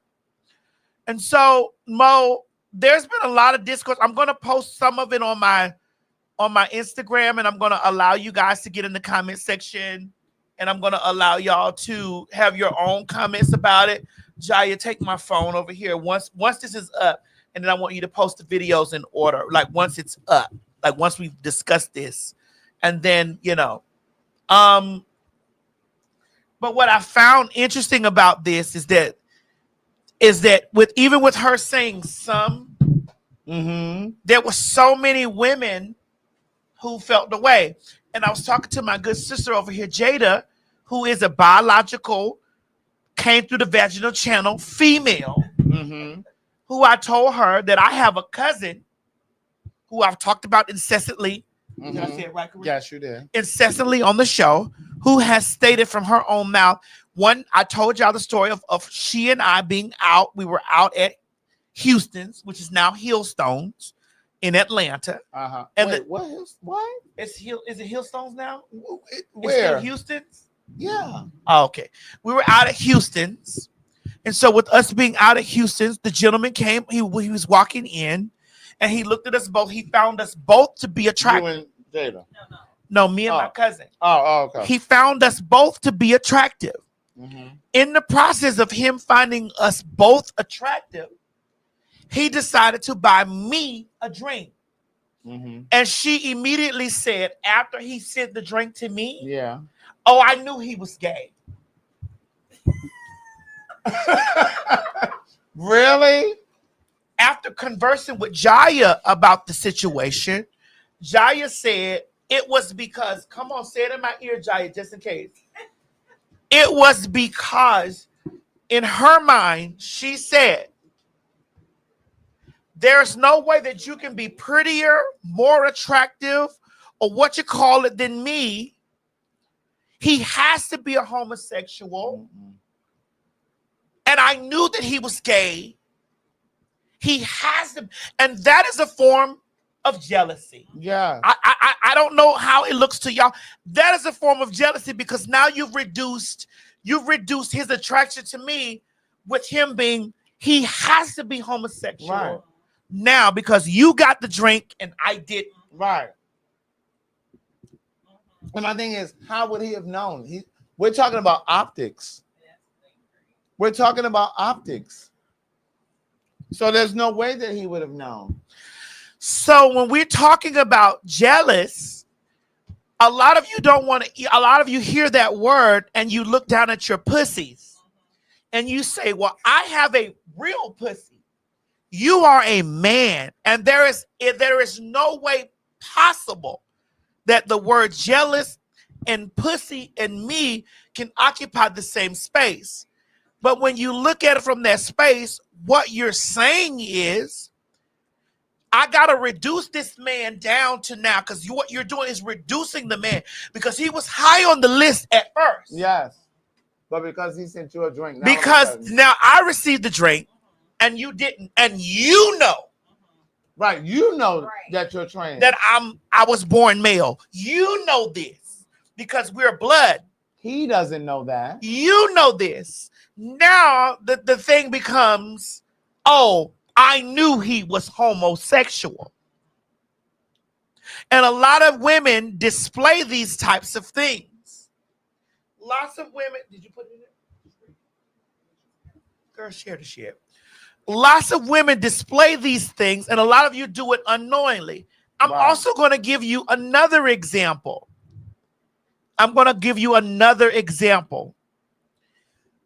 When I'm on Instagram and I'm on Facebook, there could be the most beautiful woman that I've ever seen in my life, or beautiful sets of women that I've ever seen in my life. And I could be under their pictures and their photographs writing, that bitch is bad. Oh, she's gorgeous. My God, bitch, walk it out, queen. Yes. when there's a trans woman posted, you will find that 99.9% of those comments under that trans woman's pictures is from women, particularly black, if it's a black trans woman, stating how they will never be a real woman. That's a man. They can't have babies. They can't have children. Blah, blah, blah. They don't have a pussy. You get what I'm saying? And it's just like, we don't. So when we talk about it from the space of who really has the problem,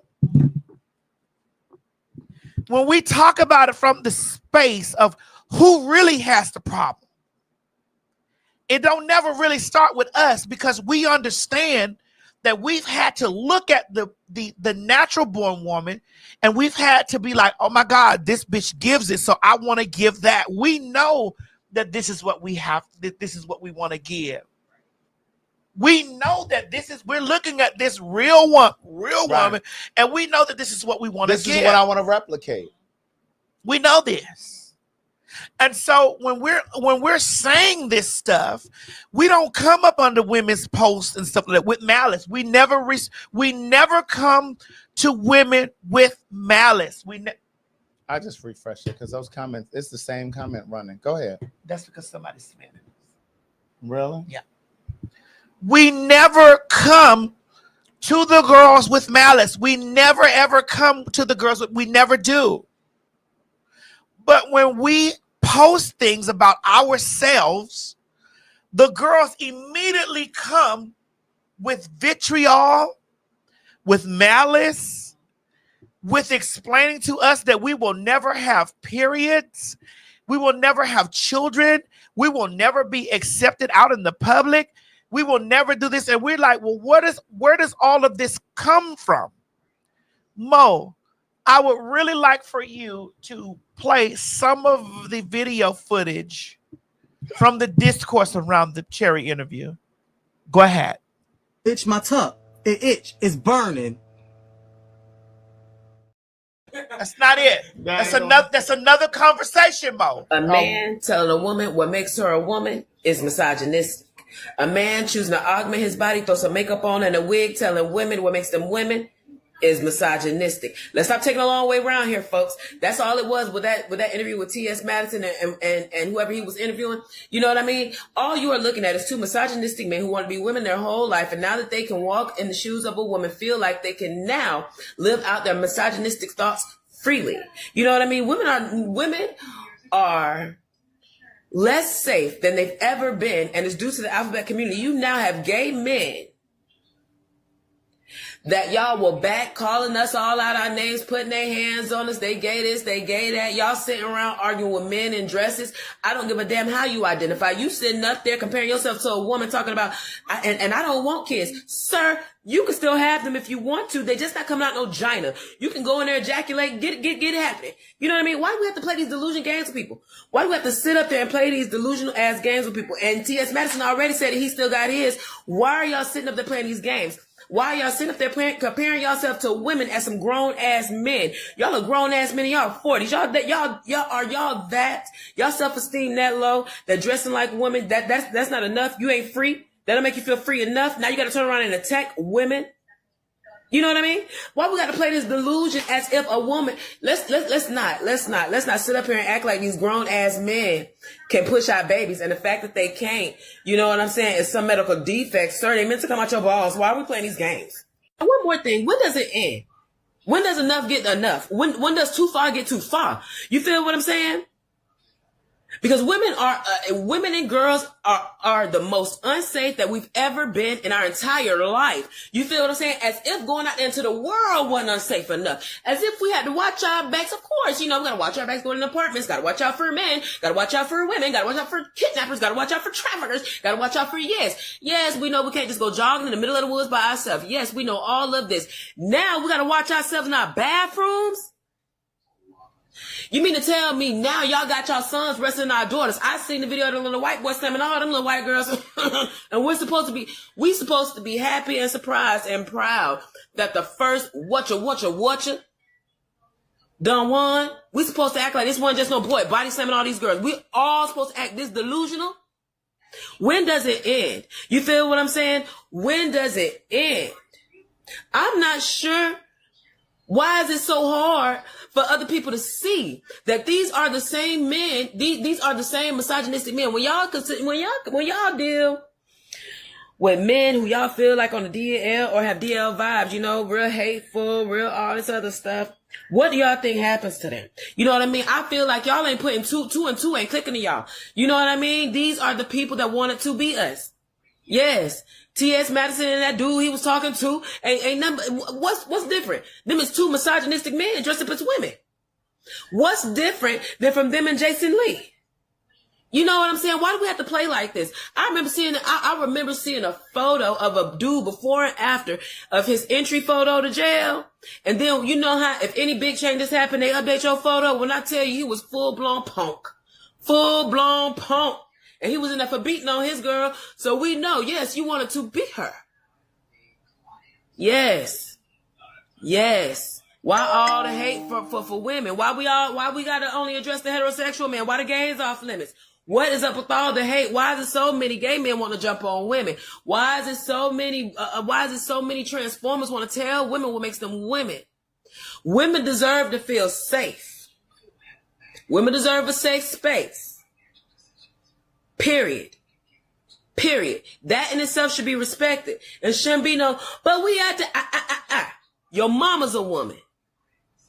Women deserve to be protected and respected by every man, woman.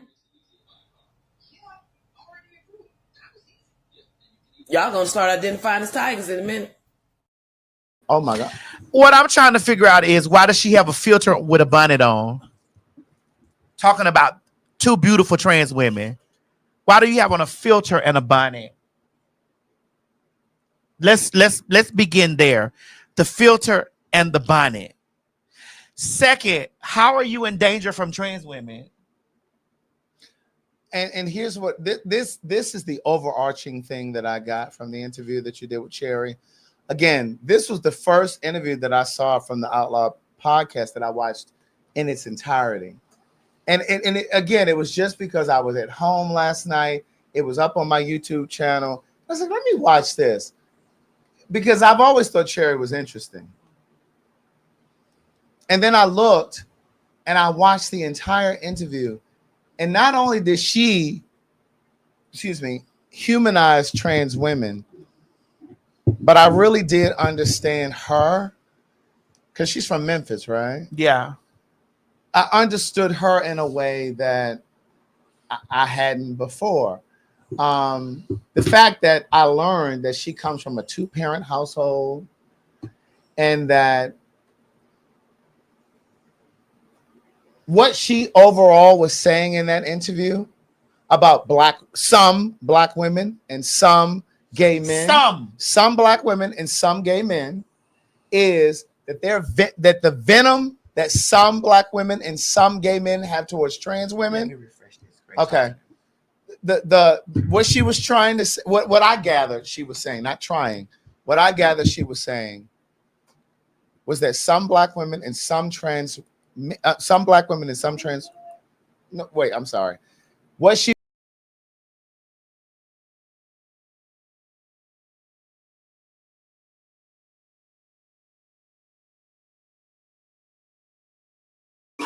It's really rooted in this idea that you all, trans women,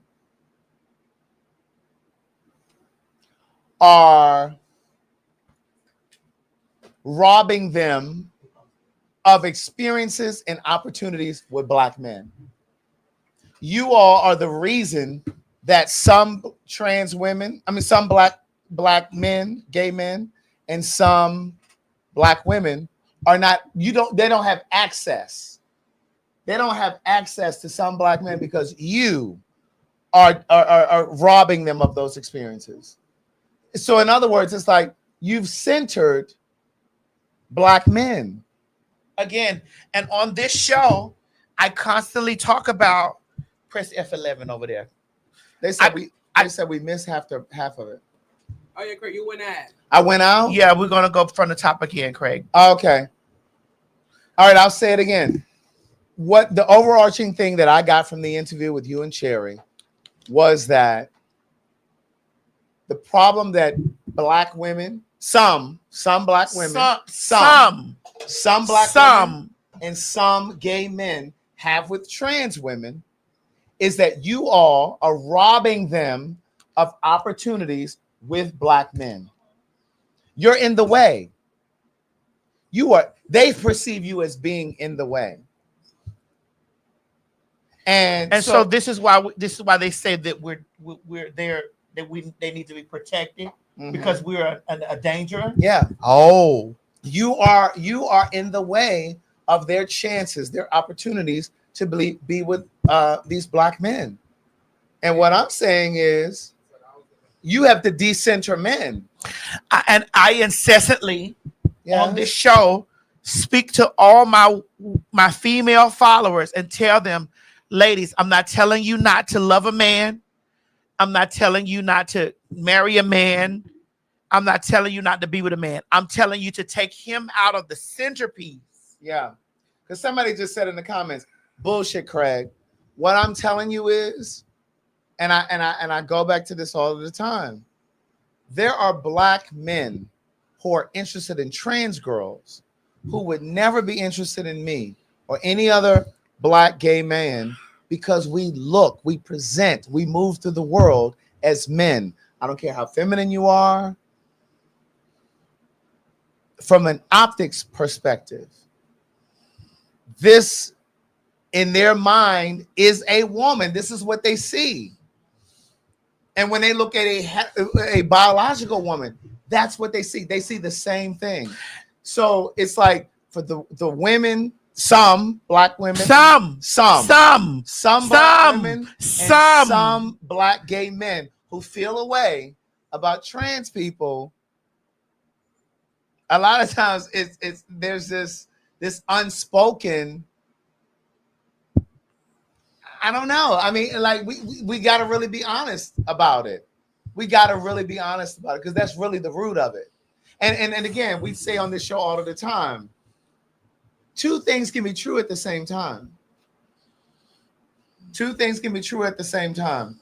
In that interview, Cherry said trans women are not usually at black women. Because I most definitely am not.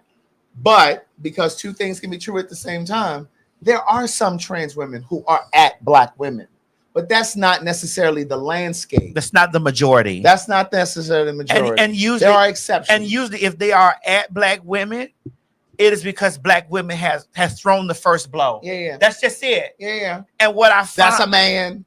You know that's a man. That's the first You're blow. Gay. And even though you guys try to disguise it as, well, I'm just telling the truth. I just want him to know. Right. I'm just saying the truth. All right. That's the first blow. Yeah. That is the first blow. And because you're not telling the truth in a place of you're telling the truth. You're telling it from a vitriolic place. Yeah. You're telling him because it's a man that you may find attractive, and you feel like, well, what are he over there looking at her for? You know that's a nigga. But similarly, in the way that some black women do that, there are some gay men who do the same thing. Because a lot of times when trans girls who are passable, a lot of times it's black gay men who out them. You know that was a man. A lot of times it's, so again, that's something that black gay men, some black gay men, and some black women have in common. I disagree. It has nothing to do with men. It's about the feeling of invasion of space by some women. Spaces they feel aren't sacred or respected by society as a whole. Black women are fighting. What spaces are those? The bathroom is a sacred space? What spaces are no longer sacred? Because when I come in the bathroom, I go directly to my stall. I pass a plethora of women on my way to the stall. Yeah. I'm not under the stall trying to see who has a pussy or who has a dick. I'm not under the stall trying to see if I can fuck. Because if you meet 90% of trans women, we like men. We don't like pussy. Right. So we're not in there trying to fuck y'all in the bathroom. I don't understand. So when I don't understand when y'all have these comments because when I go in the bathroom, I go in there to pee or poo. Right. I don't go in there looking for pussy. I am a heterosexual transsexual. I like dick. Right. And balls. The wrong places to put me is in the men's room. Right. I mean, and again, it's not all black women and it's not all gay men, but it exists. And what you're not going to do is try to convince me or us or this audience that that is absolutely not true, that there's no truth to it, because there is some truth to that. So when I was talking to Madison last night over text, as I was watching the interview, I was texting her. I said, "This is a good interview, bitch."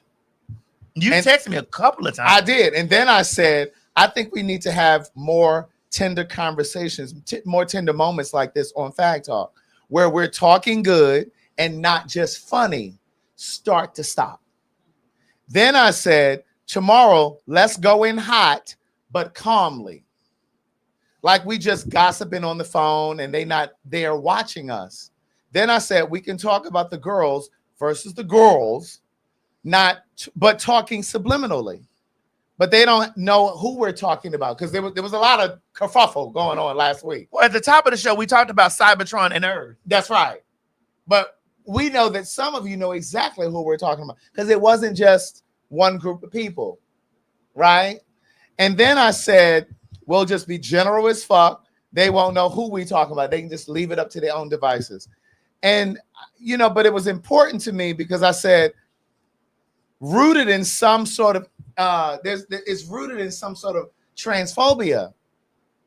Some of these conversations are rooted in transphobia. What is period nine saying? Where? I got it. Oh, okay. It's like looking at a cocoa chocolate car. Real chocolate, nothing added, cis chocolate. Then looking at a milk chocolate bar, which is sugar and milk added. Trans chocolate, both still chocolate though. Because again, to the naked eye, a man who just wants to fuck, he sees you and this lady right here. It's the same reason why the Nene Leakes video, it's disturbed the people. Disturbed the people. And they were hell-bent on, but TS, you're a man. But when that man looks at her, that's not what he sees. That's all we're trying to get you to understand. No, we don't need them to understand that, Craig. I don't need them to understand that. I don't need them to understand. Right, and I don't need that broad in the bonnet. Right. That's over there talking about misogyny and this and the other, because there was no way that Cherry and I both sat on that same interview and disrespected her. Right. We didn't disrespect her. We don't know her. Right. And we don't know. But there was a visceral response from her after watching that interview with you and because she either watched the interview or she saw clips of it. But there was a visceral response. Explain the word visceral. I don't know that. Does that mean vitriolic? Yeah, but it was almost it was something right here in the soul that provoked her to respond. It was something there that she had to respond in that way. Because I didn't really understand, like, well, what did we say that triggered you like that? Was it the word jealousy? Yeah. I think it was the word jealousy that triggered her. And then I just came and I gave an example of it didn't seem like jealousy, but when my cousin sat there and she said to me that the man that sent you a drink, he had to be gay. Right. Because in her mind, I'm sitting on all this real pussy. Right. And these real titties. And I can ovulate and have children. And he sent you a drink. Oh, yeah, he was gay. Right. But the thing that's so interesting is, and I want us to pause for a moment and just think about this.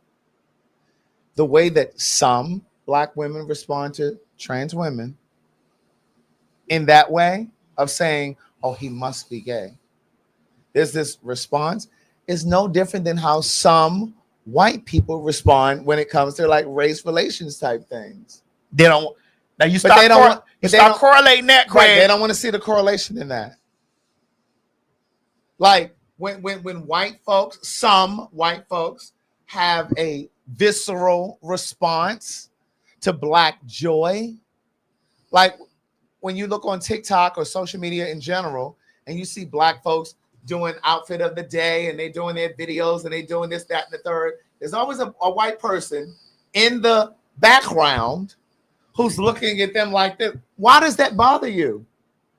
White people, why does that bother you? Well, they can see that, Craig. They can see that, but you can't see this. It's the same. It's the same thing. Hate is hate. I gotta say that there was a couple of butch queens, gay men, gay identified, that came, and I was happy to see them come to the thing and be like, to the defense. Yeah, and be like, well, what did you ladies hear? Right. Because I was talking to Dominique Morgan about it, and she said, girl, there were women going live and making whole lives, and there were trans women coming and saying, oh no, I'm not like them. I respect you as a woman. I was like, well, we didn't disrespect them as women by existing. There are a lot of women that will tell you that you are disrespecting me because you will exist as a trans woman. You exist like you are a disrespect to me, right? Because you exist as a trans woman. Yeah. You are not real, bitch. Right. And I'm going to take that. You are not a girl, bitch. Right. And so I'm going to take this even a step further. I'm going to get in our own neighborhood. You ready? I'm ready. Because this going to really shake the table. Am I shaking the table? Go ahead. Trans women do it to non-binary people. Tell me more. They echo the same sentiments. We sometimes echo the same sentiments of females to non-binary people. Okay, so let me tell you what I think I hear you saying. As a trans, because non-binary people fall up under trans. They fall under trans, but they also don't adhere to either one of the binary. So there are trans people, some, who feel like non-binary people are a disrespect to them. Yes. Got it. I mean, we saw it on the panel with Laverne Cox. Remember when Laverne Cox sat down with the people and they were talking about her dating that MAGA cop, There were trans people there, but they were also not. Was it more than one non-binary person, or was it just one non-binary person? You think it was one? I think it was one non-binary person, but it was mostly trans people, because I think the conversation was, well, some thought that the conversation with Laverne was only supposed to be with trans people, but there was a non-binary person who was there, and at least one of the trans people felt the way about that non-binary person being there, and suggesting that they were a part of the trans community. Diaspora. That's right. Right. I'm smart, Craig. Yeah. And so, again, when we're having these conversations, I look at, because I'm a Libra, I look at the picture full. I look at the glass completely full. And I say, I see that we echo some of the same sentiments as females when it comes to trans women, because we say, I don't put too much time and effort in on looking and presenting as female, and here you come along saying with a beard saying that you're trans, because I'm a trans woman that have echoed those same sentiments. Yeah, I can say that I am guilty of echoing those same things. Even now, when we were last week, well, the last time that we were here, I was talking about Daviana. I have to come forth and I have to say, I got to apologize to my community. Yeah, because you let her have it. Because I did say, Mr. Strongman, bring me a drink. Make it the strongest man that I've ever seen. Bro, because it's all over TikTok. Yes.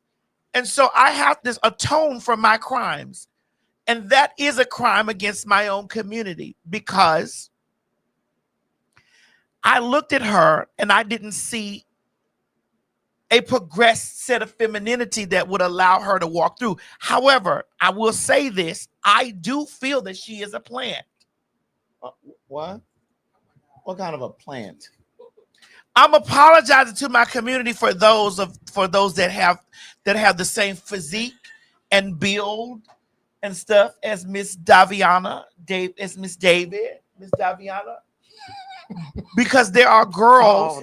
Hold on. I'm still back on plant. What kind of a plant? An industry plant? You mean like a ficus tree? What kind of a plant? I mean, set in there. And is it Daviano or is it Miss David? Miss Daviana, whatever. She said either one works for her. But again, I'm respecting Did her. she reach out to you? No, she didn't. Oh. But I watched the commentary around it. And I was like, ooh, Madison, you were a bit wrong. She was a cactus. Mr. Strongman. She's a cactus. Bring me a dream. Prickly edges. Make it the strongest man that I've ever seen. Mr. Strongman, bring me a dream. I was wrong for Mr. Strongman. Because there are girls out there, there who identify as trans that are still strong. What? They're still strong. Strong. Yes, strong. And bricky. Okay. That are still in the process of transitioning over. Okay. Do I feel that is Mrs. Daviana's thing? I'm unsure. But I'm going to respect Mrs. Daviana. I'm going to issue a thing to say to my community. I'm listening. To my community about Mr. Strongman. I was wrong. How are you trying to atone and you still saying Mr. Strongman? Because that's what I said. I was wrong for Mr. Strongman. Now, Caitlyn, I could have did that to Caitlyn. Because Caitlyn was definitely a plant. I've seen the girls give plant. Caitlyn was a plant. She was totally 150,000% against all the girls. Mm-hmm. I don't know Daviana's or Miss David's. I wish you to stop saying Miss David. But girl, she said that either name word. Miss David is not fishy. Okay, Miss Daviana's. I don't know if that's Miss Daviana's political views. I don't know what her political views are. I don't know. Because if she's MAGA, it's back to Mr. Strongman for me. Right. If she's Donald Trump, it's back to Mr. Strongman. Bring me a dream. Make him the strongest man that I've ever seen. Mr. Strongman, bring me a dream. It's definitely that. If she is MAGA, right. We don't give a fuck. I don't give a fuck about it. If she is MAGA, I'm saying this here and now. In the words of Luther Vandross, here and now. If she is MAGA, I rescind. Right. Any good graces. Any good graces to her. But if she is not MAGA and she is just a brick,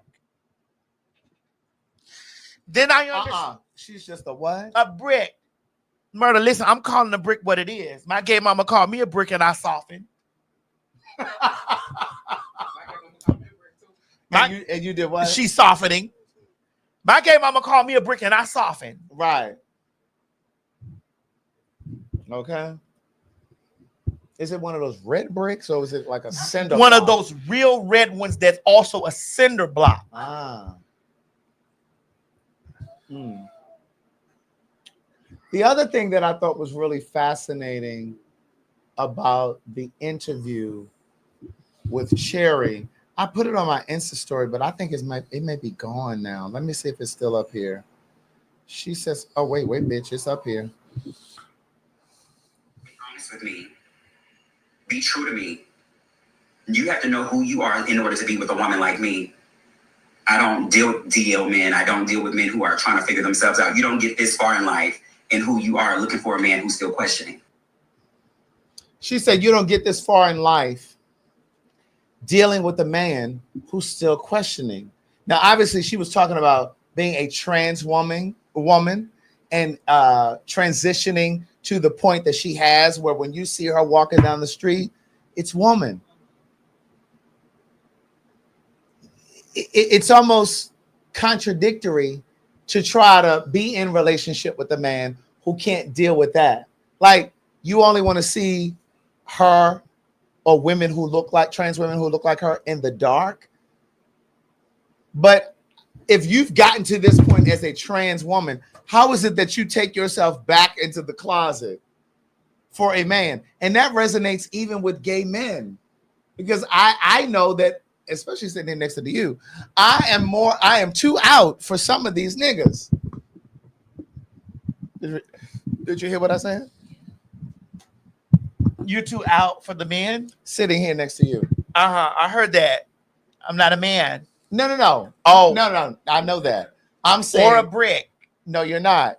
But what I'm saying is, because you are so openly trans, and because we got 10,000 people watching here, I cannot sit here ever in this video not go in all of the places. So I'm very clear that any man that I deal with from this point forward, he has to be clear about who he is. I can't deal with a man who, just because of my space in life now, is what I'm saying. And I'm okay with that, because I don't want to deal with somebody who's not. Craig, may I hold your hand and say this? Sure. I think you're going to receive this better when I hold your hand and say this. You trying to cut me? No, I'm not going to cut you. I just want to address the thing where women tend to talk about that I can't have a man openly love me in public. Oh, right. And I'm subjected to DL men. Mm-hmm. Bitch, I am T.S. Madison. I am rich. What are you? I am rich. I can buy anything that I need. Mm-hmm. That's including a man if I like that. Mm-hmm. My name holds weight. And so because of that, I am very meticulous and very careful about any man that I choose to be out with in public, because I'm the clout. It's not the fact that I don't walk around and scream out that this is my husband, that's my man, this is because I'm trying to hide from any of you motherfucking hoes. It's the fact of the matter that this becomes a political situation for the gentleman. He can either leverage that for his benefit and use that for his benefit and use that as a weapon against me. And so this is why I am very much so in a place of, I'm very meticulous about any gentleman that I deal with, because I am the clout. So any man that deals with me, I am a benefit to his life. Whether he's an actor, an athlete, a star, bitch, I am T.S. Madison. And I know that they may not mean anything to girls that are peon on the floor bitches. But bitch, in a space for me to pop out and hold a man's hand and tell the world that this is my husband, this belongs to me, and this is something that is not only adjacent to me, but this is coupled, his stock has just went up. And so when I see the masses out there having these conversations about TS women and this and other, and then using me in particular to have the conversation that that a man won't love me aloud, I tell so many men to this day, to this day, that sir, you have to be picked and chosen by me, because what comes along with me is elevation. Because what you girls have put me in is the regular category as a regular TS walking as any other stroke ranger on the street. I'm not just any old TS. I am the TS Madison. And so there will always be conversation around anyone that I am dating. You said I'm not understanding Craig. It's not that I'm not understanding Craig, sis. That's SIS. What I'm explaining to Craig is anyone that sits in proximity to me, there's an elevation to. Craig will tell you himself, I bought his first house. Miss Gladys bought the next. Wait a minute. Wait, hold on. We'll talk about it later on. I'm sorry. It's the alcohol. It's the alcohol. Anyone that's adjacent to me.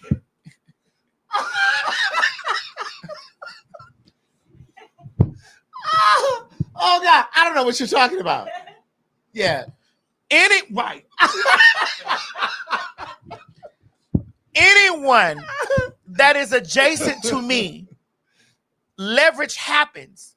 That goes for makeup artists. That goes for stylists. That goes for people in my circle. That goes for co-hosts. Sorry, Craig. No, listen. I don't mind saying that.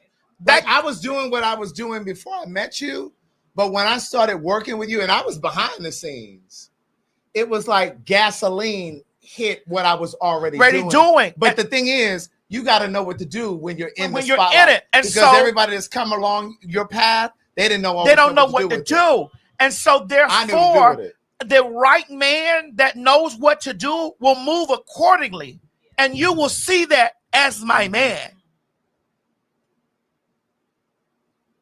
I won't have to announce it. So I'd like for you to understand when y'all be getting into those conversations and shit down there, just since we're in the lane, just like Nicki Minaj's husband, Cardi B's husband, any big name girl, anybody's husband that's attached to those girls, it becomes this for them if they know what to do with it.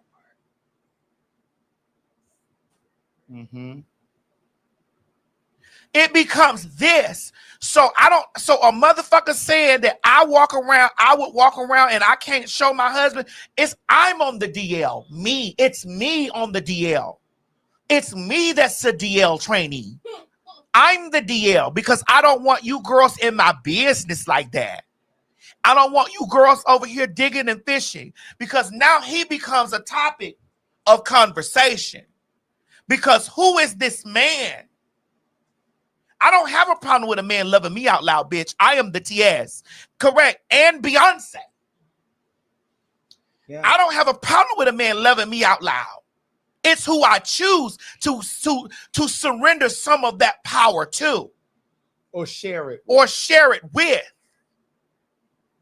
So when the girls be having these types of conversations, if you're real Maddie Mob, when those girls be having those types of conversations, you jump in those comments and you let those girls know that bitch, she is the clout.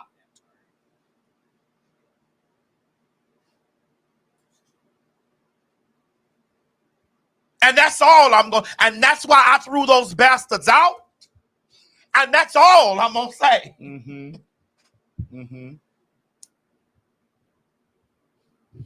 But I think that interview, because there was another clip that I wanted to share with you guys. I was really impressed with her. Obviously, I was impressed with your interview because, again, like I've told you, going back to what was the interview that you did that I said, oh, your interviewing skill. Monet Exchange. Monet Exchange, and then the Breakfast Club when you did those a few years ago. I said, oh yeah, your interviewing skills have definitely elevated. But I was so impressed with what Sherry was talking about. And I said to Madison over text last night, I said, I really hope she continues her podcast because her voice is needed. Her vantage point is necessary and it's needed. This is the other clip that I put on my Insta story last night. Let's talk about it. Gay men don't like gay men. Gay men like the idea of a straight man. They like the idea of a man having a girlfriend. They like the idea of being the feminine one in the relationship. So when they see us presenting in all of our womanhood every day of our life, they know they can't give what we give, but they feel that we're the same. And that goes back to what I was saying a moment ago, that there's a crop of men who are interested in biological women as well as trans women, but they would never be interested in a gay man because they're not interested in the aesthetic, right? And when she said that, I was just like, God damn, like, she was really dropping some stuff. She was really saying some important things. And so I thought it was a really good interview. So if you get a chance to look at it, definitely go over there or listen to it. Definitely go over there and listen to it. Because it was an important conversation. If you're willing to be open and honest with yourself and really hear the gems and the jewels that she dropped or that you both dropped. Oh, this is the thing that I wanted to say too. When y'all talked about the relationship between trans women and athletes?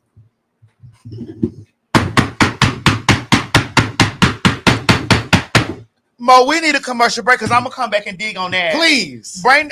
Commercial break. Start with the party first. When you talked about that, because listen, the first husband that I had, the first sets of husbands that I had were athletes.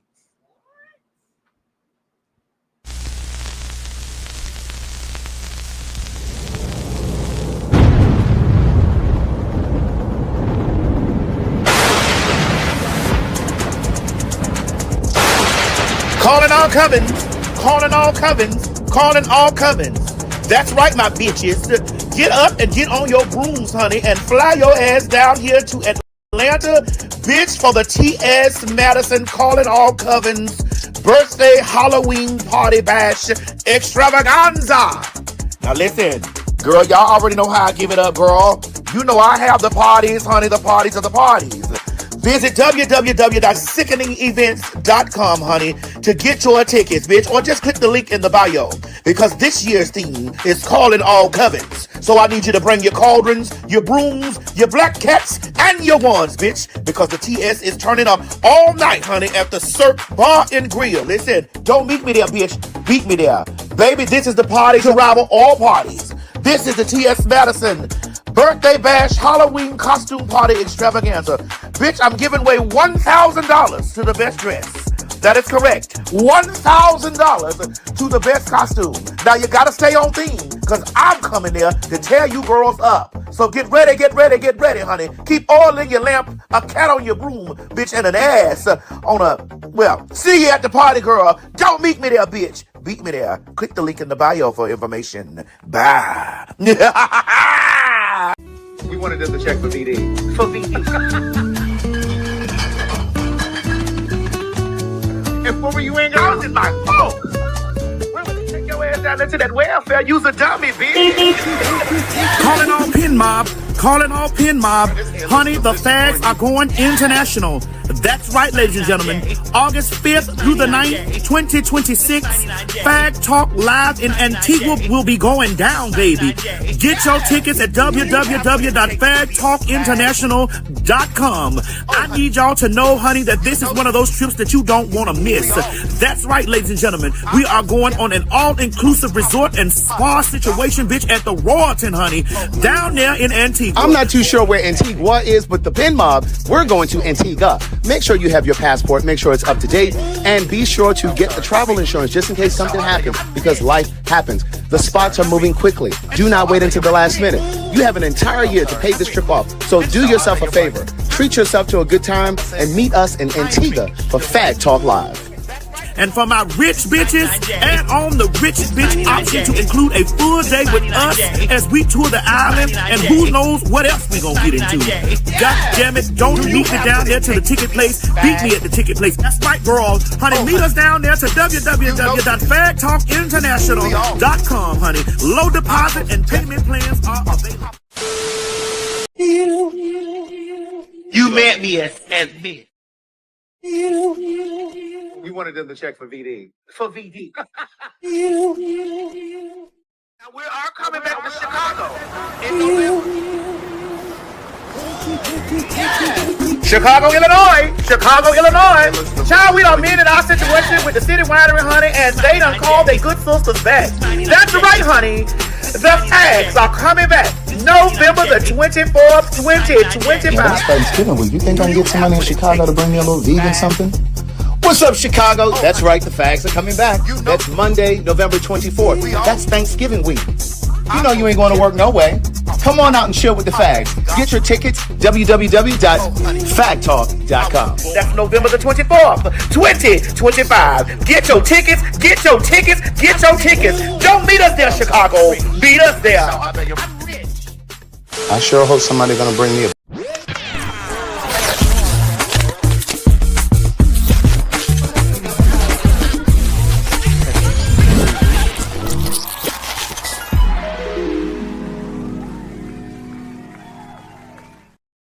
Now, what you want to say about the athletes? Oh, girl, these my first sets of husbands were athletes.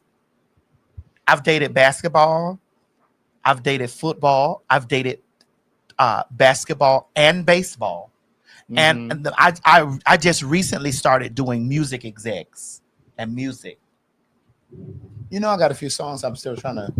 You do? Put it into the world. Okay. Well, I can't help you with that because they want to suck me and fuck me, and they had you my can't money. take one for the team. My pussy is much more valuable than yours. I mean, I'll give you some publishing, baby. Oh, okay. Well, I like publishing, right? Because Sony just paid me the other day. Yes.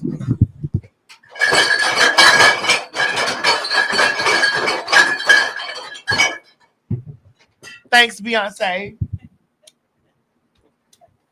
Sony pays me quarterly. Yeah. That's how it works. Why would Sony be paying me? Because that's how music pays. That you know, when some No, of the but artists. what reason would Sony be paying me quarterly? What you mean? What reason? Would it be that certificate that I have? Yeah, you have publishing. Yeah, for Cozy. Thanks, Sony. So again, when I speak about me having real access and real power clout, it ain't from me being arrogant. And what's the other word? Elitist. These are facts. So, but I think that there is some uncovering that needs to happen in terms of this conversation around trans women and athletes, whether it's basketball, NFL. I mean, I've had them from all areas, but it's usually NFL though. Yeah, it's usually been NFL, and those are usually the culprits that most people don't expect, because they work a profession that most people don't deem as. But it's usually NFL for me. Yeah, I've dated 1, 2, 3 basketball, Grizzlies. You said Grizzlies, Hawks, the Hawks.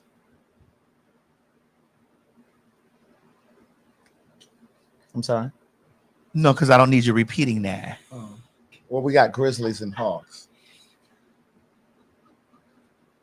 Was there another one? There's several. And how did these gentlemen reach out to you? Email. Would that be book TS Madison at gmail.com? Oh, now listen, if you'd like to reach out to the Fags to advertise your business, you're welcome to do so, because listen, we have 10,000 people watching right now.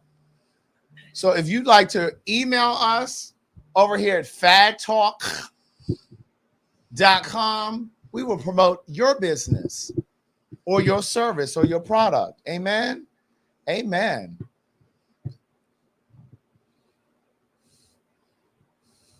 Oh, this is Mo. Is he calling us? Hey, Mo. Hey, Mo. Uh-huh. Mo said those on NFL teams that you named, those are basketball. I said basketball. I didn't name any NFL. He said you said NFL. I said NFL, NBA, baseball. I know who they are. He said trainee, get it right. No, the trainee has it right, but I don't need them trying to narrow down who it was. Oh, okay. She said that she doesn't need them trying to narrow down who she's talking or who they are. Right. They. And I'm plural. not plural. Not singular. Not singular. As in non-binary. Right. Okay, Mo. Thank you very much for the correction. For the clarity. But let Mo know. And I also have Nigerians under my belt. Now Trent's calling. Oh, bye, Mo. Oh, Trent hung up. Oh, here he is. Hello. Trent said, bitch, stop naming shit in general. Oh. Thank you. Okay. Okay, Trent. All right, bye-bye.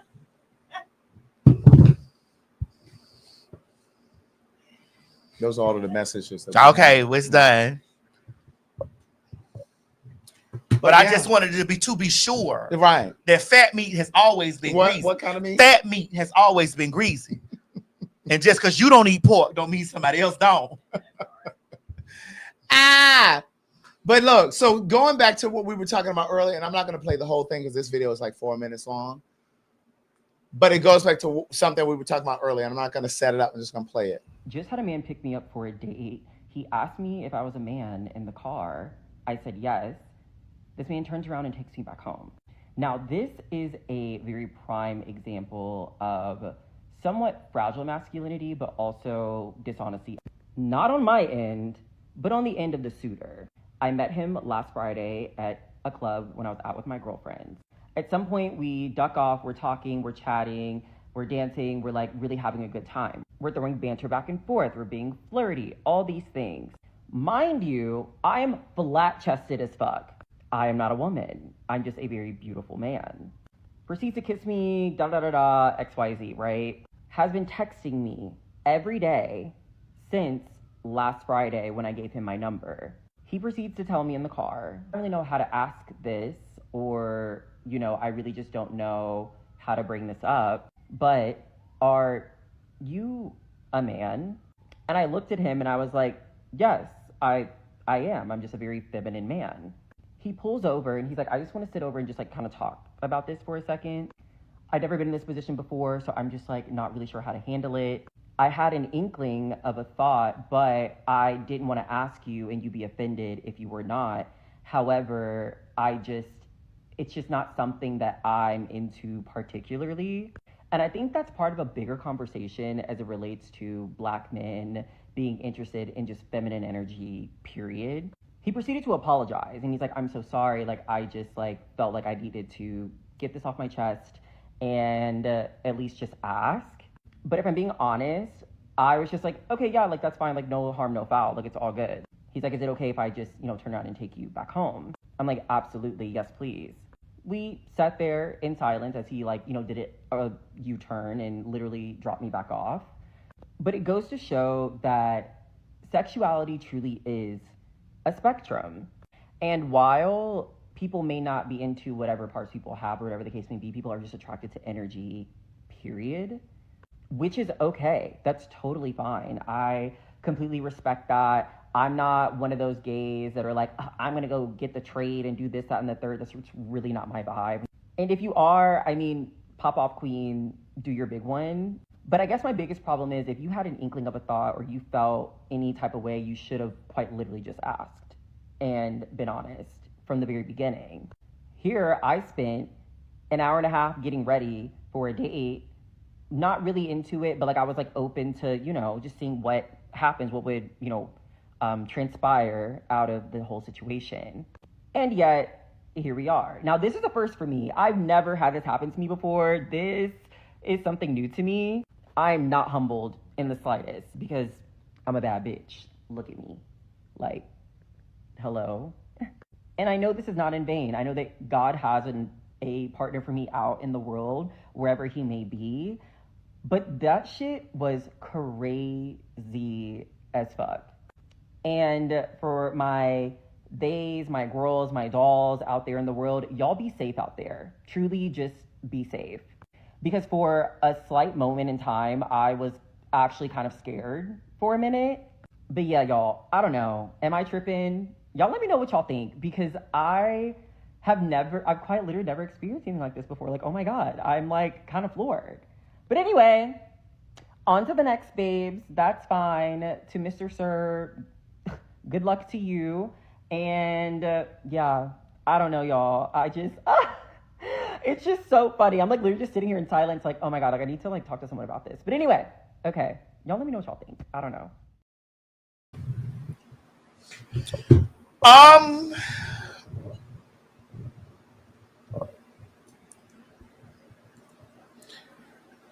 That was her first experience, but I mean,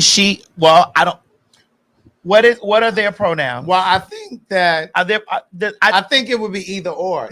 He or she. Do they identify as a well, he said in the video. I don't know what it is, so I'm going to they them for right now.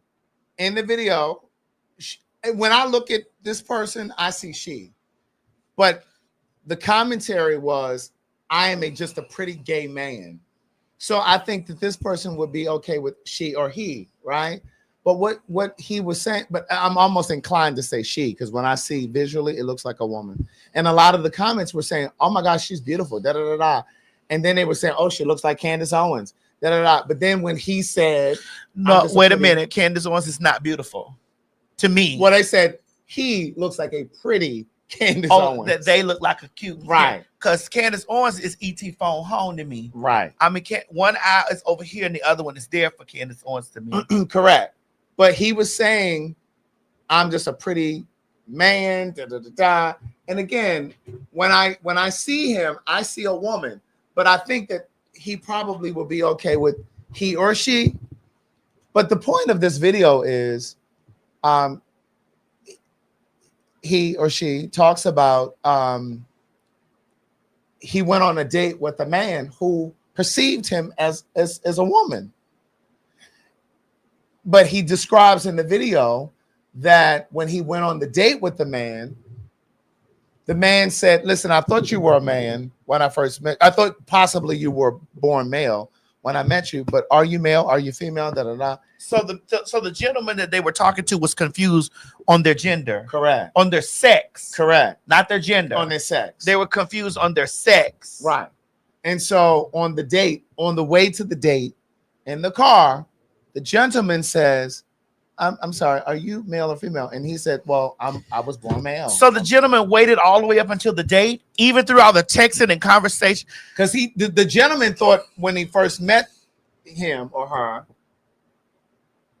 but he turned, the gentleman turned around and dropped her off and said, listen, I've never done this, da da da. And I know what you're gonna say. A lot of times they already know, but I think that no, I'm speaking to the clockiest of women now. Okay, go ahead. Go ahead. I'm speaking to the women that are clocky. Yeah. These men clock you. I believe so. And they clock you in confusion. Right. And they may want to stick their hand in your pussy real quick to just see if it's a hole there to stick their finger in. Well, there's always going to be a hole. But they male or female. Yeah, it is. But they want to make sure it's the hole. It's in the front or the back. And not in the center. Right. That the hole is where? In the front. And where? Not in the center. Ah, got it. Got it.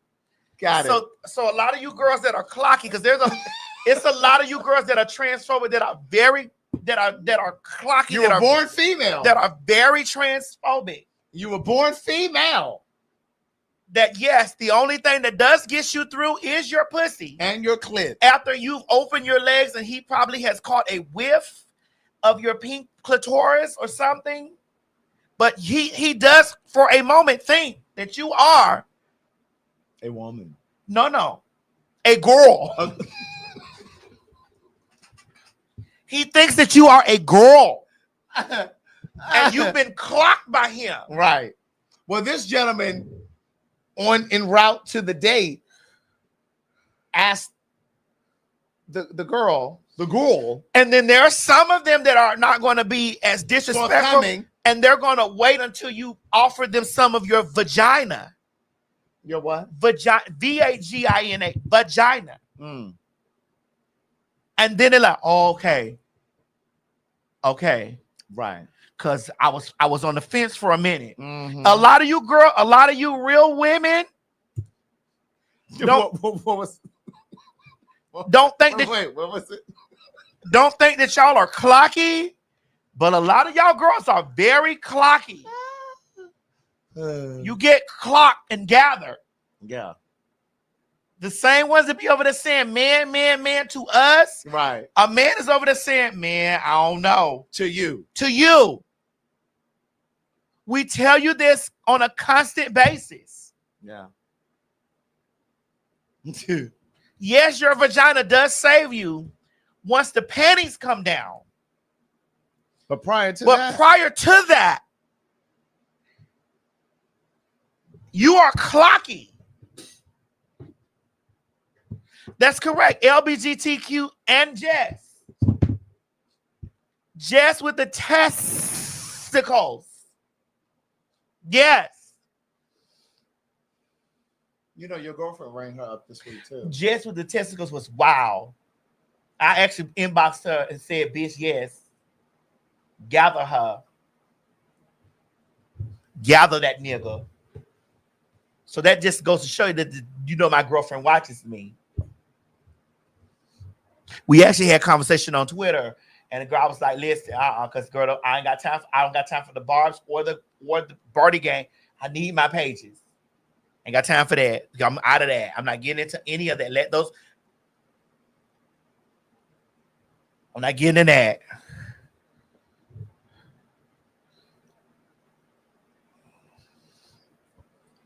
I ain't got no comment. I have no commentary over it. None.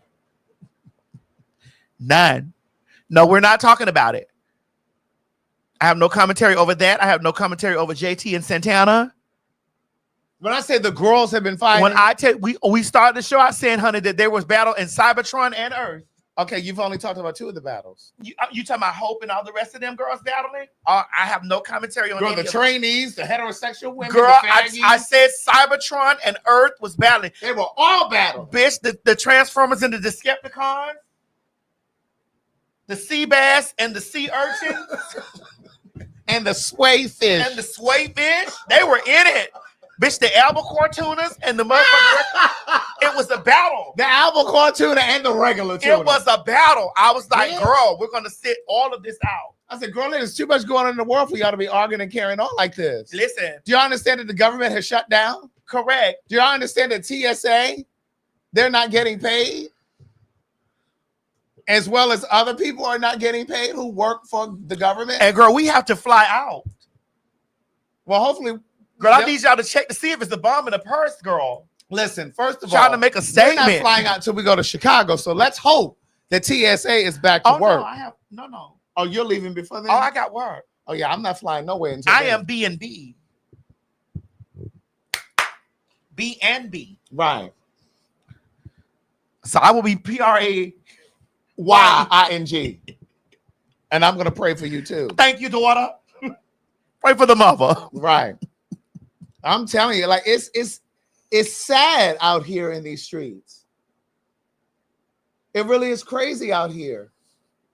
Yes, Madison, the military is fighting against citizens.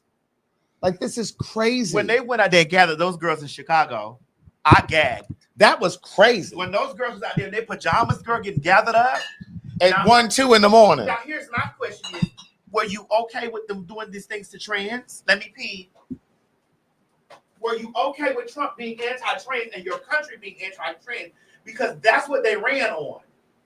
They ran their entirety on anti-trans, and a lot of you blacks fell into that. Right. A lot of you colored people fell into all things anti-trans. And some of y'all actually ran down there to the polls and y'all voted for the children because there was a lot of anti-trans rhetoric in there. But now do you see how when we faggies were sitting over here at our desk in our cubicle telling y'all, don't do it, Perlene. Who? Don't do it. Don't do it who? Don't do it, Perlene. Don't do it, Perlene. Don't do it. We were telling y'all, don't do it. I know y'all don't like the vestites. I know y'all don't like the transvestite, but this is not the time. Don't do it. Don't do it. Don't do it. Don't do it. We sat over here at our cubicle and told y'all that Big Mama was going to lose her health care benefits. We told y'all this. We told y'all girls that y'all was going to lose y'all SNAP benefits. We told y'all Section this. 8. We told y'all Section 8 was on the line. We told y'all this. But y'all heard trans women in the bathroom fucking women. That was a lie. It was all a lie. It was all a lie. It was all a lie. And not only are they talking about your grandmother or you or whomever else losing your health care, now they're talking about you paying triple times what you pay for health care. I have a friend, we've been talking about this for the past couple of days. I have a friend who does not work a full-time job. He pays currently $800 a month for health care. Now, suffice it to say, he is HIV positive. He has anxiety and some depression things going on. So he has medications that he needs to get. And even this government shutdown is affecting people who are getting, like people who are HIV positive, who need to have health care coming in, right? To pay for medication. They're talking about tripling the cost of health care. So I'm not spilling any tea because I haven't told you his name. But what I'm saying to you is I'm just trying to illustrate a point because he represents many people. That are HIV positive? Or just people who need their health care. Even if you're not HIV positive, there are people who have high blood pressure medication. They're diabetic. There are people who are taking 17 different medications. And you are paying virtually nothing now. Or maybe you are paying something now and it's costing you. But what happens when you have to pay 3 times what you're paying? In the case of my friend, if he's paying $800 a month right now, and that's expensive, 3 times that's $2,400 a month. My God. That's more than his mortgage. My God.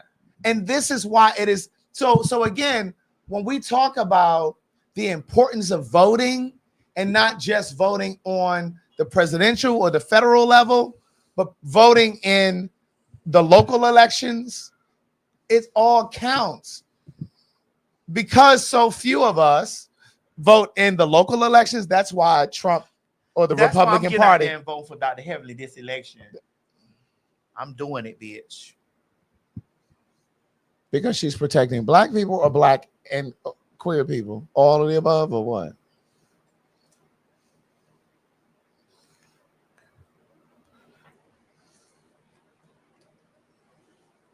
Healthcare it's on the top of her list. I saw it. Is it for all black people or is it just for black heterosexual people? When we do the town hall, remember we call her on the phone and she said she's going to do this conversation. Great to stop this. Stop this now. I mean, because I'm just saying I can't vote for her just because she's black.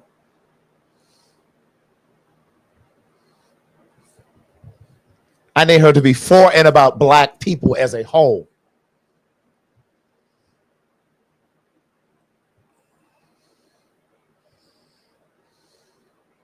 I don't know about Newsom either. I'm scared of Newsom too. Newsom done said some things that done shook me.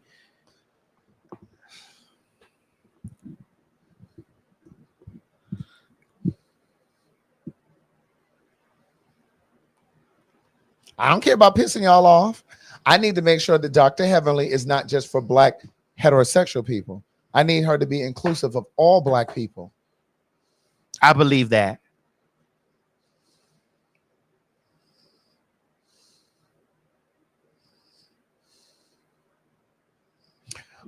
You wanted to talk about this gentleman here. Girl, don't you do that. I'm not doing Heavenly. You know I like Heavenly, but I need to make sure.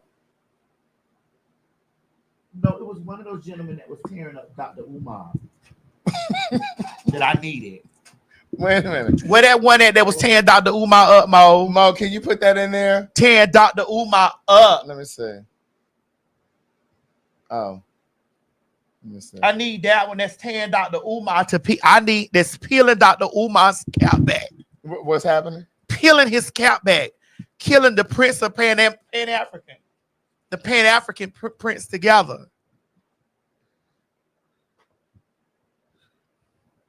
He's a prince. He's the Pan-African prince. The Pan-African prince. He's the Pan-African prince. I need that. Tearing him up.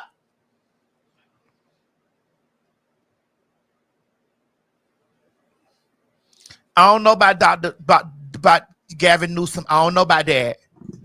I don't know about that. It's a lot of these Democrats that are bending. They're bending the knee to the king of the north. They're capitulating. Capitulating. What Craig said. They're bending the knee to the king in the north. They're bending the knee. And I'm like, girl, I don't know about this. I've been seeing a lot of them out there bending the knee. And it's been upsetting me and my homegirl. Right. Right. It's been upsetting me and my homegirl. Because I'm like, if we can't go to Bella Noche's, where can we go? That's just it. It's true. It's been upsetting me and my homegirl. And who? And my homegirl. And I just been gagging because I'm like, girl, is Gavin Newsom saying these things, girl? And here's the thing: there's a local election coming up in Georgia, in particular, that's going to have a question on the ballot about Georgia Power. What Georgia Power? The electric company, bitch. Oh, You thought I was talking about the AIDS? Yes. No, not the power. I meant Georgia Power, not the power. Well, listen, there's places the power is the Georgia Power, Florida Power. Right. Well, they saying the power here is off the chain. Oh, bitch, they said the power, the lights come. Either they are on or off. Bitch, they saying they on in Atlanta. The power is on in Atlanta, bitch. But there's an election coming up, and those of you who live in the state of Georgia, it's important. This is one of those local elections that I'm talking about. It's important that we get out to vote because there is going to be a question on there whether or not they should raise or give them carte blanche, if you will, give Georgia Power carte blanche to be able to regulate and go up on their prices. Because I don't know about anybody else, but bitch, the power is high. You mean the number? The numbers, no, I'm talking about electricity, bitch, not the power, not the sweep. The numbers high too. The power is high too. The sweep is high. The sweep is sweeping. Bitch, the sweep is sweeping. But the Georgia Power bill is high. Bills are just escalating. Yeah, both are high. Two things can be true at once. The sweep and the power. The electricity. You know what I mean? Yes, all across the nation. But there's going to be a specific ballot on this upcoming election. So it's important that you attend and make sure that your registration is valid. You need to check your registration because they've been purging people. We talked about this as well on one of the previous shows. Like they are purging people from the people that are already registered to vote. You need to check before it's time to vote and make sure that you're still in the system. Nicole Donald. Mo, do you have the Umar clip? Oh, let me see if he responded because he said, hold on a moment ago. Oh, he said he ready. Go ahead, Mo. Run it, Mo. Black women have to take some responsibility for this because black women, many of them, were open proponents of homosexuality. I'm so sick and tired of these niggas and they attack on black women. Tell the truth. It ain't black women out here fucking the gays and the trans women out here making laws because y'all can't stop killing them up because you're scared that they're gonna tell on you and out you to the motherfucking public. So they have to make laws to make everybody that's dressed as a motherfucking woman to be protected because y'all out here scared either they gonna out you or you're gonna kill these motherfuckers up because of your sexual secret ass motherfucking desires. Is if you supported homosexuality as much as black women did, you allow black men to go to the edge of the diving board. Now he wants to jump off the diving board into the water. And you're going to turn around and try to blame the black woman talking about, oh, she invited him in. What the fuck do you think that she put the motherfucking clothes on for? Huh? They not gonna put these clothes on and try to entice nobody that ain't there to be fucking enticed. You motherfuckers been fucking them. Okay, and you ain't gonna blame black women about that shit. Period. He says, I no longer want to just be gay or act as a woman. I want to live as a woman. That's the leap that was made from homosexuality to transgender.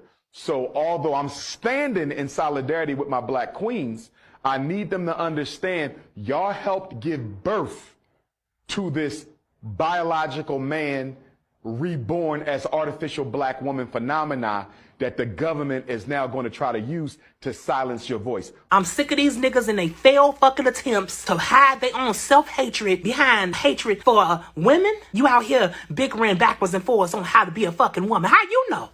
Do you even know how the fuck you look when you standing up bickering? This is why. Because I wanted to say something about this shit long ago. But I didn't want to get in women's business. I see trans women got their opinion. I see women got their opinion. As a man, I feel like that I'm out of place if I'm talking about. I'm so glad and thankful to the good Lord Jesus that he stepped his black ass up and said something like this, because that just gave me permission to address him and him alone. And these motherfucking niggas that's been a goddamn problem since the beginning of fucking time. Okay? That ain't showing up, that can't show up, and want to hide it around your fucking sexual abuse. Okay? They accepted them. The black gay male was able to understand them in a way that they wish the heterosexual black male would. You're raping the women. You're fucking the men. You're fucking the trans women. You know, and you got motherfuckers bickering and fighting about it.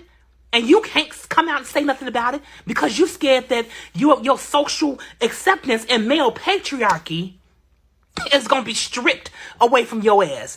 You value that over your own fucking woman. Anytime you stand your ass up as a black king and say and blame this shit on women, when this whole public image is being built to entice men. Oh, that's where I guess that's where the attack for the black men come in. Protect masculinity, right? Like, fuck out of here. Why would somebody protect some shit that's been used to abuse everybody? Black women thought it was cute. They thought it was funny. They have black male friends. They hang out with black gay men. The reason black women got to be held partially responsible for this transgender issue, where they want to silence their voice with an artificial woman's voice. I'm so sick and tired. Black women, follow this page because I'm going to do a whole goddamn series on this shit here. I just don't understand why black women are so responsible for everything. Every fucking thing. why are black women like every fucking thing are responsible for everything that happens? And I posted this on my social about a week or so ago. Black women are even labeled responsible for raising thugs and gang members and criminals and da. But conversely, white women aren't blamed for raising mass shooters, assassins, Charlie Kirk, etc., etc., etc. So if you're going to hold black women to a standard, when are you going to start holding white women to a similar or the same when standard? is you going to hold black men accountable for that anything? part too? When you going to hold black ass niggas? That part too. Black ass niggas accountable for anything. Yeah. Because it's not the women that's fucking us, it's you niggas. It's you niggas fucking us, just like the girl, just like the children in the video said. It ain't you, it's you niggas fucking us. It's you niggas that's fucking us. It's you niggas that's killing us. It's you niggas. Yeah. It's you niggas that's lying to the black woman. Mm-hmm. Talk about something you ain't know. Mm-hmm.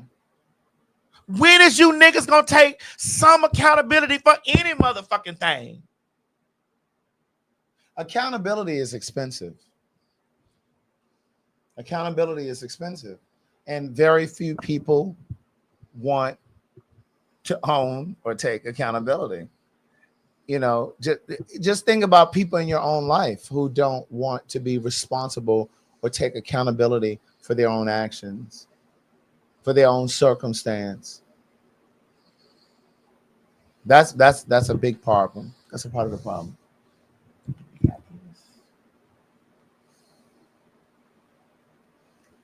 Oh, did we put that in there? Let me see. Yes, it must. Let me see.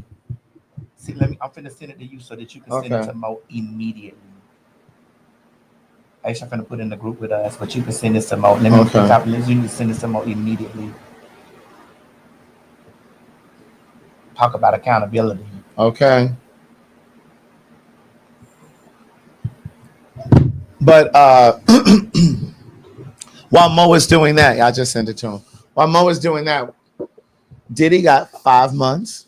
No, I mean 4 years. 4 years. It's like 50 months. So it's 4 years and 2 months. But he also has time served. how long is the time served? I think it's about 1.5 years or close to 1.5 years.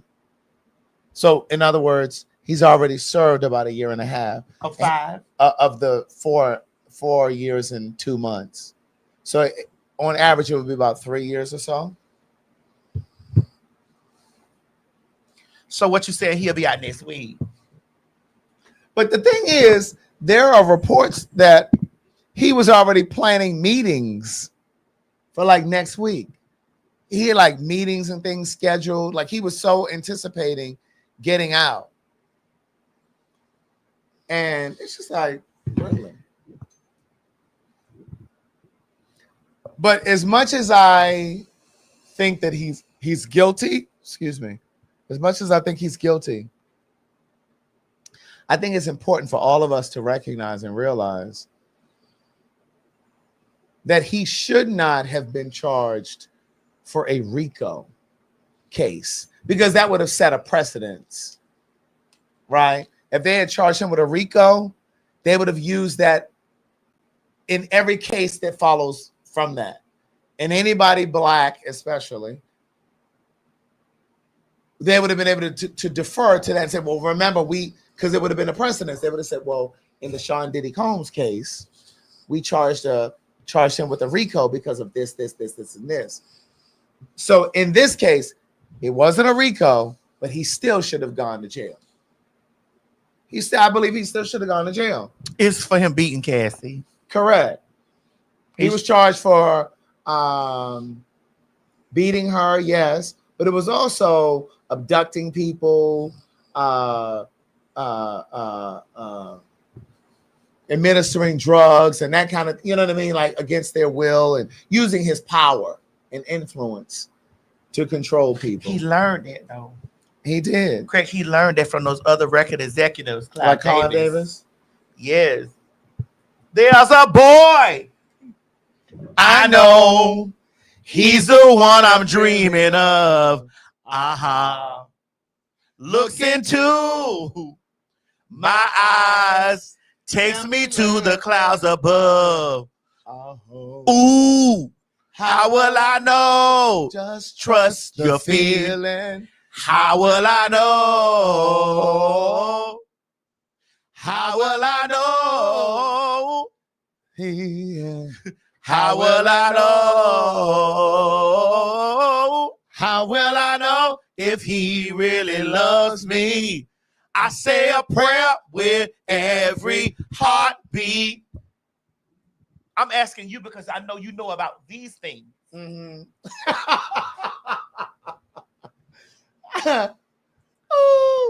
Right. You know, so. Oh, God. Craig, Mo said it's in here. Craig, are you having company this evening? No.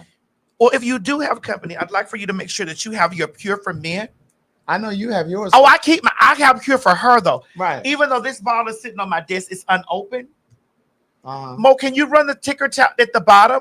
The Pure for her, Pure for all, Pure for yes. If you use code TS Madison when you go to pure.com. That's the website? Because you didn't sound sure. www.pure. No, it's Pure Men. I need them to fix that. Well, that's not what it is right now. You told me you need them to fix it. Pure, but the promo code is Pure Men. Men. Website is scrolling. So this keeps you regular, but it also keeps you ready for if you guys are in, and even you ladies, because I know you ladies have been exploring into anal sex. And you shitting all over them niggas' ass. I mean, on them niggas' dick. Or you pegging those men. You need to make sure that you have bottles of Pure for Men. You take this 3 hours prior. I would open this up, but I have an open bottle already. I'm going to send bottles home with you, Craig. You said that the other week. But tonight I'll be sending bottles home with you. Pure for men, pure for her, pure for all. Be sure, be pure. Is that their slogan? That's mine. Oh, because I'm gonna tell you, but I had an incident maybe a couple of weeks. What kind of an incident? It was an incident. You shitted on someone? No. I had company. Oh, well, when you say incident, yeah, it was. Listen, I I gagged so hard that I put that Deodorant up in me and pulled it out, and it was clean. And I was like, girl, I know I ate a whole king salad with extra dressing. What's in a king salad? Bitch, everything. Bitch, I know that I just tore this salad down. And I know anytime that I'm consuming any greenery, there will be a situation after después. That means after in Spanish. What does it mean? Después. Después. Después. Después. Wait a minute. Is that before or antes? Oh no, antes is before. I need a bitch who really speaks Hold Spanish. on, bitch. You wait a minute. Bitch. They're not gonna gather me at the border. Bitch, that's what. No, they're not, because your Spanish ain't right. They were like, man, get on It's over here. después. What is the word? Después, bitch. Let me see. Después. Después. Después. Okay. Somebody said ante. Antes is before. Antes is before. I had to make Después sure. Is after. That's right. Después. Thank you for the clarity. After I had ran that motherfucking Deodorant up me and pulled out and it was clean. Mm-hmm. And then I was like, let me make sure. I rolled around on my stomach, girl, a few times and went back in there. Now, what were you rolling around in your stomach for? Girl, I had douche. No, but what does rolling? Listen, the water was clean. But rolling around in your stomach does what? Well, because what tends to happen with a real dusher, they knows that if you douche and douche and douche, you can get a false positive.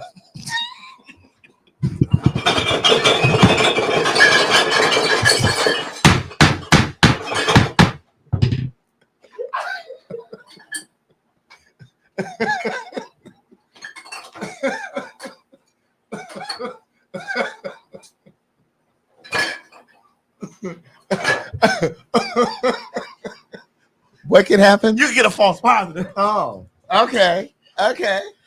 Yeah. And tell you to go ahead. Yeah, and you should stop. You should not. Arrête. Espérate. Yeah. You can get a false positive. And so what happens with a false positive is the water will be clean, but you're like, girl. Right. But you got to listen to your gut. Yeah. Literally. Listen to your gut and be like, girl, now I know I had a king salad from the Waldorf Astoria. I know that I've had a full course meal twice. Yeah. It ain't no way that this water is this clean. Yeah. Ain't no way. Ain't no way. Ain't no way. Yes, Ain't no indeed. way that this water is this clean. Uh-huh. So the pure for her that I took. See, I take the one for her. Mm-hmm. I will take the one for men too, Mm-hmm. because biologically, Mm-hmm. my clock still works either way. But I take the one for her. And so, bitch, I was like, ain't no way.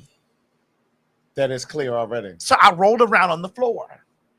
Again, what does rolling around on the floor do? Because there are times that you can be douching and you can get a false positive. And so rolling around on the floor. Girl, you got to roll around, let that motherfucker, let that the water get up in there. Yeah, and let that bitch. Yeah. Like you shaking a bottle. Like what? Like you shaking a bottle. What you doing? Like you shaking a bottle. And then all the remnants settle. Yeah. It's like separating water and oil. Yeah. Got it. It's like you shake a snow globe. Not a snow globe. And all the stuff falls under the Yeah. That's a false positive. Yeah, got it. Because that water looks clean until you shake that bitch. Yeah. And then you see all the fecal matter. I mean the fickles all over the place. And so I was like, girl, is this a false positive? So I continuously did it. And then I was like, oh well. So, and then I also drink that stuff. I told you that when I have relations, I drink that stuff called. Did I give you some? What is Nowadays? It's called Nowadays? Bitch, that damn marijuana infused drink. Really? Girl, listen, I lay there and I takes it. The dick or the infusion? Yes, the dick. And I be like, yes. Sometimes I blurt out things that I don't mean, and I be like, what did I say? What did I say to you? Don't believe it. You say things like what? Oh my God, baby, yes. Oh, you never say I love you. This is immediate. Oh, I still don't say I love you, no. Oh. But this dick's so good to me, yes. What? What is it? I be so inebriated. Yeah. I'm gonna give you a can. For what? Take home with you. You probably can share it with a friend. Listen, bitch. I stay nice and regular. No, I'm talking about. I'm gonna give you the bottle, but I'm also gonna give you some nowadays. But it's gonna be 5% THC. Mm-hmm. I be laying there, and then I listen. I don't like really get hit from the back, but I get on my back, get on my knees, and just get tore up from the back. Be like, yes, yes. I find myself screaming out, yes, yes. But then it's something about it that makes me hear stuff. Like I start hearing things. Like I hear ringing, like hallucinating. And shit? Yeah. Well, on my third or fourth, my eye opens and I hear stuff. Yeah, that might be the THC. I start hearing things and I'm like, huh? What? So wait a minute. You getting fucked and this giving very much so. Huh? Yeah, what you say? What? And he giving very much so. Like, I ain't said nothing. Said, bitch, is you okay? Are you okay? Ah! Oh God. Oh God. I'm down to Right. Going to work. Is it why? Why your phone keep ringing? And he looking at you like, girl, what's going on, lady? Oh my God. One of my friends told me, like, I really like you like this. I was like, I know, because you really took advantage of me. You really ravished me. Hair all over the motherfucking place. Right. It's like you really ravished me. I can actually show you text. Like this is one of the best times that I've ever had with you. Really? But I was, huh? What you say? Huh? Why is your phone keep ringing? It's where my phone is.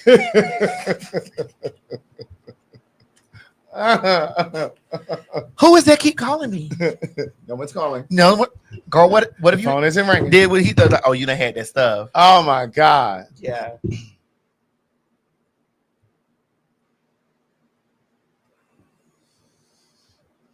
They put T as Erica Badu. Correct.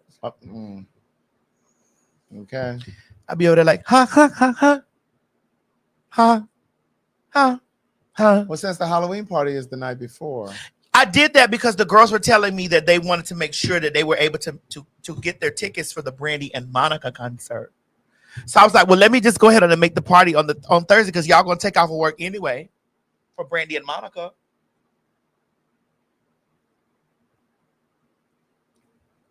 Y'all are gonna take off for Brandy and Monica. So let me just go ahead on and put the party for October 3rd. The party is October 30th. Are you planning on going to the concert? No. I'm going to be recovering from the night before. And I will need a full day of recovery. Now, if they had it on November 1st, yes. You weren't going even if it was November 2nd. Why would you say that? I was going to reach out to Brandy's them people and have them make... No, you weren't. And have them let us They definitely weren't going to give you a ticket. You think Brandy's people were going to give you a ticket? Yes, bitch, I deserve it. I promoted that song Aphrodisiac when nobody was hearing it. No. Huh? The Stars, which are her people? No.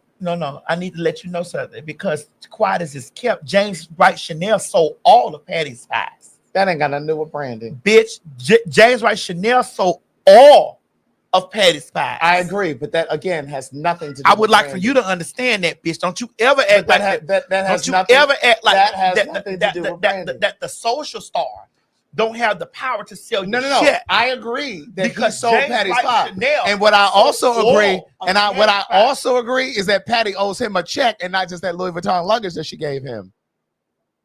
Walmart owes James that because No, Patty does. Because Walmart had It's told Patty's name. When Patty got a check from Walmart, she should have cut him a piece. She should have said, "Listen, baby, a piece of like she cut him a piece of that pie." Well, listen. What she should have said was, "Listen, baby, I recognize that the pies were doing okay, but they did exceptionally well. When you got on there and said, Patty, Why? So I want to do something very Well, special you just for need you. to understand that So is there something that you need in your life? you need to understand that week, and that shit still trends of me. Ho, ho, ho, ho. Ha, ha, ha. I'm not saying that it doesn't Ha. trend, but what I'm saying Ha, is I don't know if ha, it warrants ha, ha. a free check. It does warrant a ticket because the ticket is only $80. You could give me $80 to come down there. The ticket to my party and the Brandy and Monica concert are the same price. It's $80. Those tickets to the Monica and Brandy show are not $80. Murder. Those girls are splitting $40. Don't you do that. I'm not doing this. Don't you do that. No, those I'm girls not. are splitting I'm $40. not. Don't you say that kind of stuff. Don't you get over Let here. me get my things. Girl, don't I'm you not dealing with this. Craig, that girl is there are splitting $40. I am not dealing with this. They are not splitting $40. How dare you? That. How dare you? Don't you do that. How dare you Those say that they are are splitting? $40. How dare you say they are splitting Girl, 160 quarters? $49.99. How dare you say Girl, they are splitting 160 quarters? $40, girl. Honk, honk, honk, honk, honk, honk, honk. I can't believe you Honk, just honk, said honk, that. honk, Are you honk, serious honk. right now? Yes, bitch. You can go right now on $40.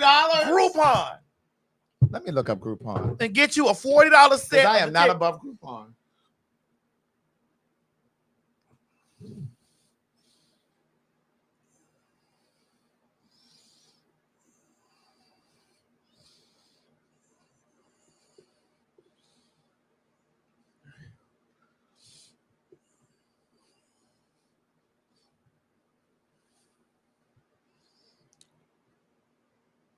They don't even come up on Groupon. Well, somebody got me there. Because I bought somebody tickets for that granny. And it was $40. Because I definitely pulled it up. I don't see them on here. Somebody must have got me. Because I definitely bought them a seat for the Brandy and Monica concert. Because I was like, girl, those girls are going to have me escorted out. Go and tell me what happened and screen record with your phone. Because those girls are going to have me escorted out.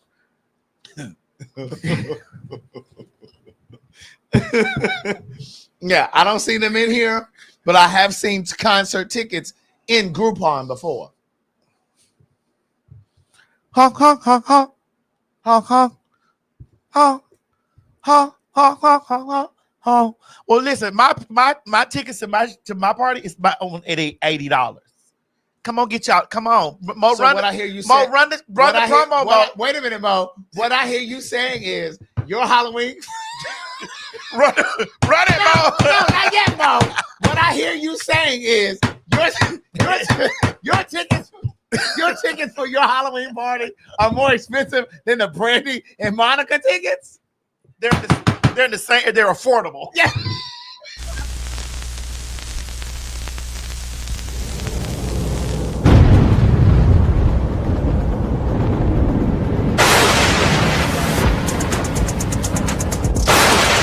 Calling all covens, calling all covens, calling all covens.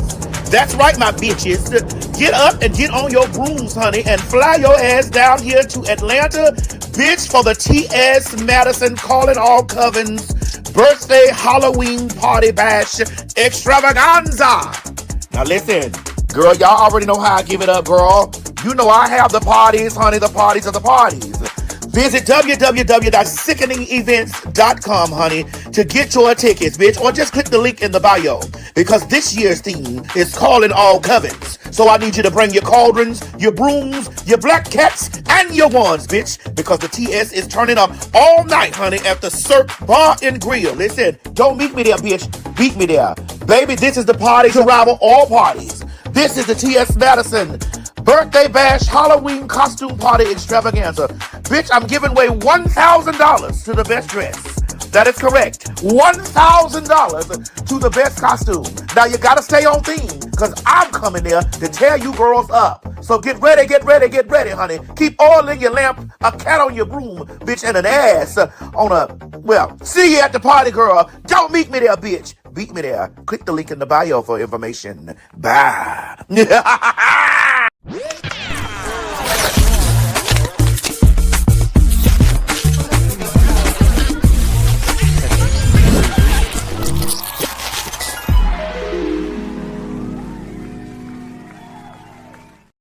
Girl, the children saying Mo work better from home. Listen, he should have broke his toe a long time ago. Baby. Because, baby, he is on it tonight. Maybe when he comes back, we can break his arm. No, don't break his arm. Don't break his arm. He need that. Oh, so. Yeah. Ain't nothing wrong with masturbate. You don't masturbate, Mo? I sure do. Oh, you said Mo. I mean, Craig. You Yeah, don't masturbate. masturbate. I do too. I jack off too. I I'm jack. gonna do it tonight. Bitch, I jacks off. You hear me? So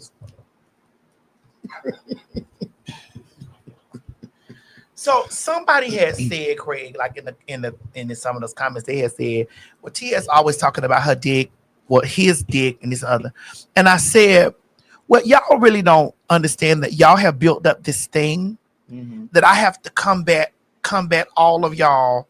Craig, give me a word that it is. I gotta combat all of y'all, the shit y'all put out.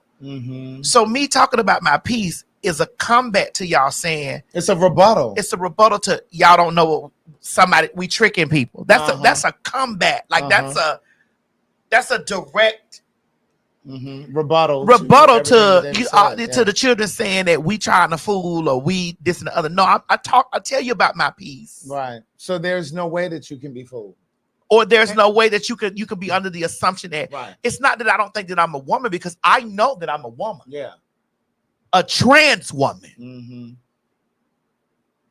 I'm a trans woman. So I talk about my piece just so that you could, I'm reassuring you that, bitch, I'm not trying to fool I'm not trying to fool you, and I don't want no pussy. Right.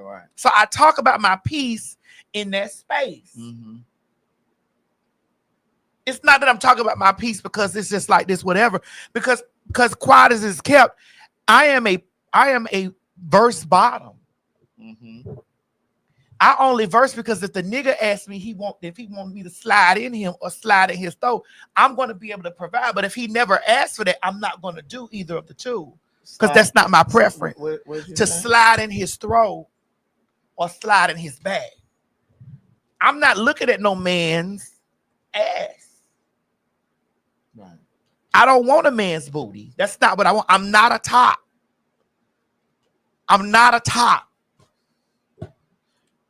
Craig is a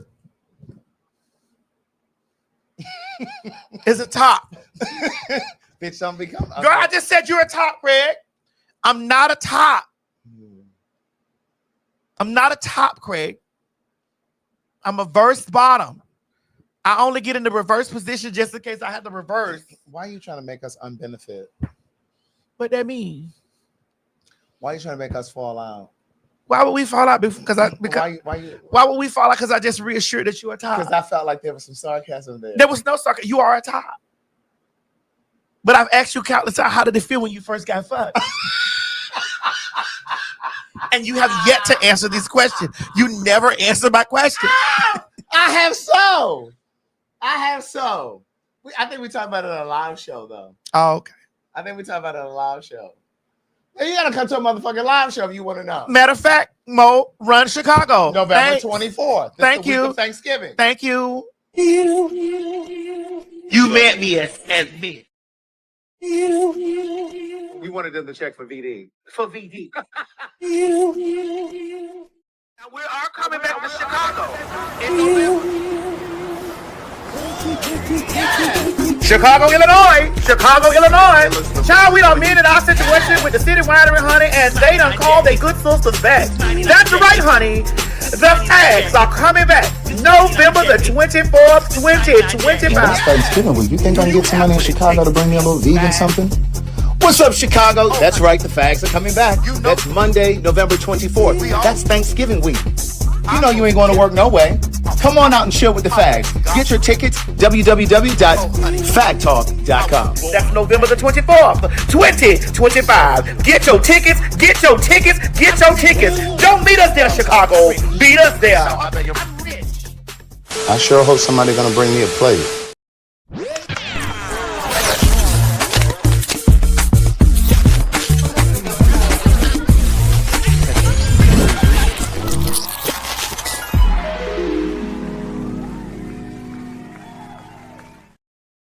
So I see y'all writing that there's so many ads. We can't help that we have so many events for y'all to come out to. And then y'all want to say y'all didn't know that it was happening. And That's why then we run they the sit over there. ads. That's why we run the ads for this. Like, you don't have to come. Because the true mob is going to come. They're going to see the ad and they're going to come. And that's C-O-M-E, not C-U-M. Because I'm going to come later. C-U-M. Tonight. Yes. But that's come. And my thing is, y'all be doing all this, talking about this stuff or whatever. We don't really get paid for this show because we say so much stuff on this show. Girl, honey, that they demonetize our video from the top. From the top. Because we be saying everything that we want to say, exactly how we want to say. And we sit here and we give you we've already given you 3 hours and 16 minutes right and we're now. not done. And we're not finished. So we tell you to come on out to the event, get your ticket, come on, do the things. I know you girls are not telling us that you're broke. In fact, Juanita Bynum, run that offering plate around here. Juanita, is she in here? Juanita. It's Juanita in the room. I think there are 21. Like you have never seen. Like you have never seen. $1,066 is nothing. You can get money back. Yes, Lord. He just said 5 more people are sitting here deciding, but you're not deciding about money. You're deciding about your future. You're not deciding about money. You're deciding about your future. He said, come now. This isn't about money. This is about your future. It's literally about money. This is about the restoration of your faith. He said, God wants some people to pay some bills for him. He said, everywhere you go. He said, I will handpick 21 people in the building that will sow this $1,066 because of what I'm getting ready to turn around in their life. And it's something because in this season. So, Craig, I believe there are 21 people in here. There are 11,000 people watching. And I know there's 21 of y'all that got $21. I know it's 21 of y'all that got $21 a piece. Here and here. Here and here. It's 21 of y'all that got $21 a piece. 21 for Craig, 21 for me. But Craig, I really want to ask this question. How much is God's bill? How much is God's bill? How much you think God's light bill is? Well, as far as I know, God doesn't have a bill. Now, the church may have a bill. Juanita may have a bill. But see, that's what you call seducing. I'm trying to understand. This is what I'm trying to understand, Craig. Just help me now, because I'm slow. You know, you went to college. I didn't. This is the second time we done seen her. The first one, because that's a different video. Yeah, because the first one was 21 times, and it was 1,000 people for 21 times. 21 times.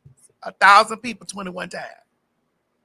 Oh no, 21 people for $1,000. 21 people for $1,000. Yeah. So every place she go, she said, God got 21 people for me at every place I go. And if we got 11,000 people, how many times? I know God got 21 people out there for us right now. Because the way they be hammering on our door. I know that God right now currently got 21 people right now that got $21 for me and you. Correct. Because we didn't get paid for this show. No. Because I had waved my pistol in the beginning of the show. They demonetized us from that. Right from that. From the start. From the top. So I know it's 21 of y'all that got $21 for me and Craig a piece. Somebody said, shit, I'm broke. I know it's 21 of y'all that got $21 for me and Craig a piece. I know y'all got it. You see, Madison Hinton and the writer. Right. I know for a fact right now it's 21 of y'all that got $21 or even $2.10. Thank you, Harut. That's one. I need 20 more. But I want us to talk about this because we never got Brenda, thank you, Brenda. John Claiborne, thank you. Bosh T, thank you, baby. I know that it's that. They said, do I take food stamps? Yes, I do. I need some food stamps right now. Ming Bing, thank you. You say you got 21 cents. That work? I know something. It all spins. I know this.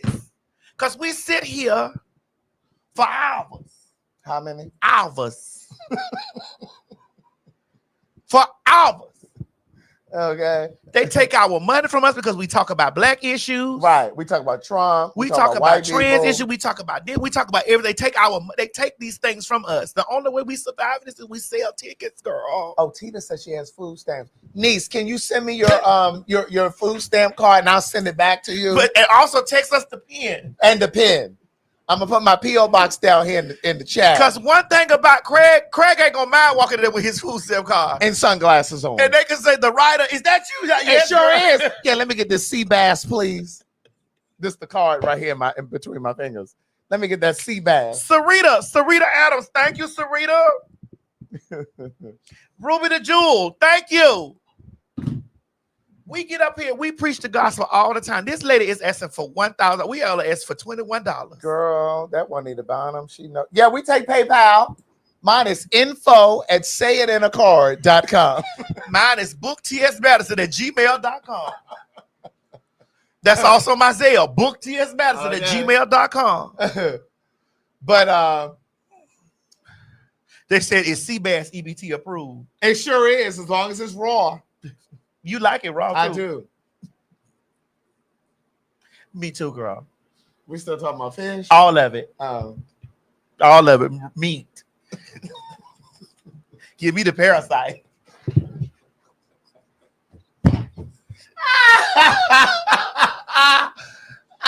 Keith Durr. Thank you, Keith. Gilberto Mendoza. Thank you, Gilberto. Thank you, baby. Tony Durham. Thank you, boo. A Miracle Davis. Thank you, a Miracle. Thank you. Thank you, AIP.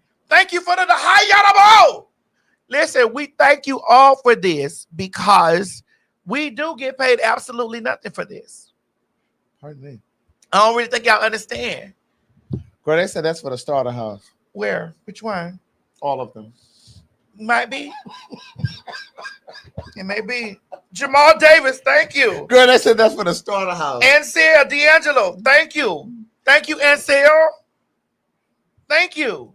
Thank you, Versona Freeman, D. Robinson, Tony Durham, Angel Chapman, Felicia Young, Keith Durr, my friend Keith Durr, Sarita Anderson, Philip Syfax. What's up, Philip?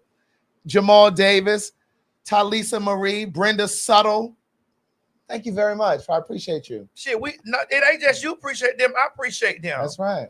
I appreciate y'all hard. Because somebody said y'all take Klarna. Sure do. I don't know about Klarna. 4 payments of y'all girls to dispute Klarna. I'm scared of Klarna, bitch. But seriously though. But speaking of Klarna, yeah.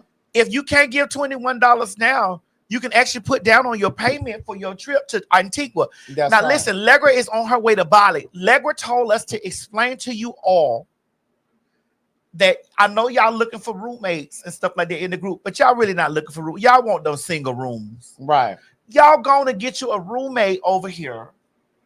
Get you a roommate. Get a 2-bedroom something. But get you a roommate and come on out here to the Antigua. We finna have a good ass motherfucking time. But more importantly, this is the thing. I'm gonna tell you something. Thank you, Nard. I remember when I was going away to a summer camp. Some of you may remember 4-H. 4-H. It was like the four clovers. Yeah, I was in the 4-H club. Right. So there was a 2-week. I met camp. one of my first husbands there. Was this one of the 4? No, I didn't know about the 4 then. So why'd you say he was a husband? Well, that's before I knew about a husband, that a man can have a husband. I was a man then. Just before you transition. I was a boy, a young boy. I was a young girl. I was a young girl. Craig, I was a young girl. You were a faggy. I was a young girl. How old were you? A young girl. How old? Way younger than Mo. So you were a faggy. And I was actually mistaken for a dyke too.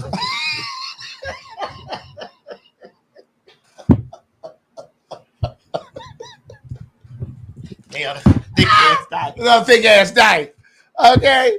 So thank you, Philip. Thank you, Natalie. Thank you, Clifton Powell. Wait a minute. I know that name Clifton Powell. Clifton Powell's from Amen. Turn on the lights and you know, Thelma was after Clifton Powell. Yeah. Reverend. Thank you, Clifton Powell. Thank you, Dijon. Thank you, Byron. Thank you, Jason. Wait, hold on. They done started canceling payments. So they say, oh, girl, that's how my cash out do.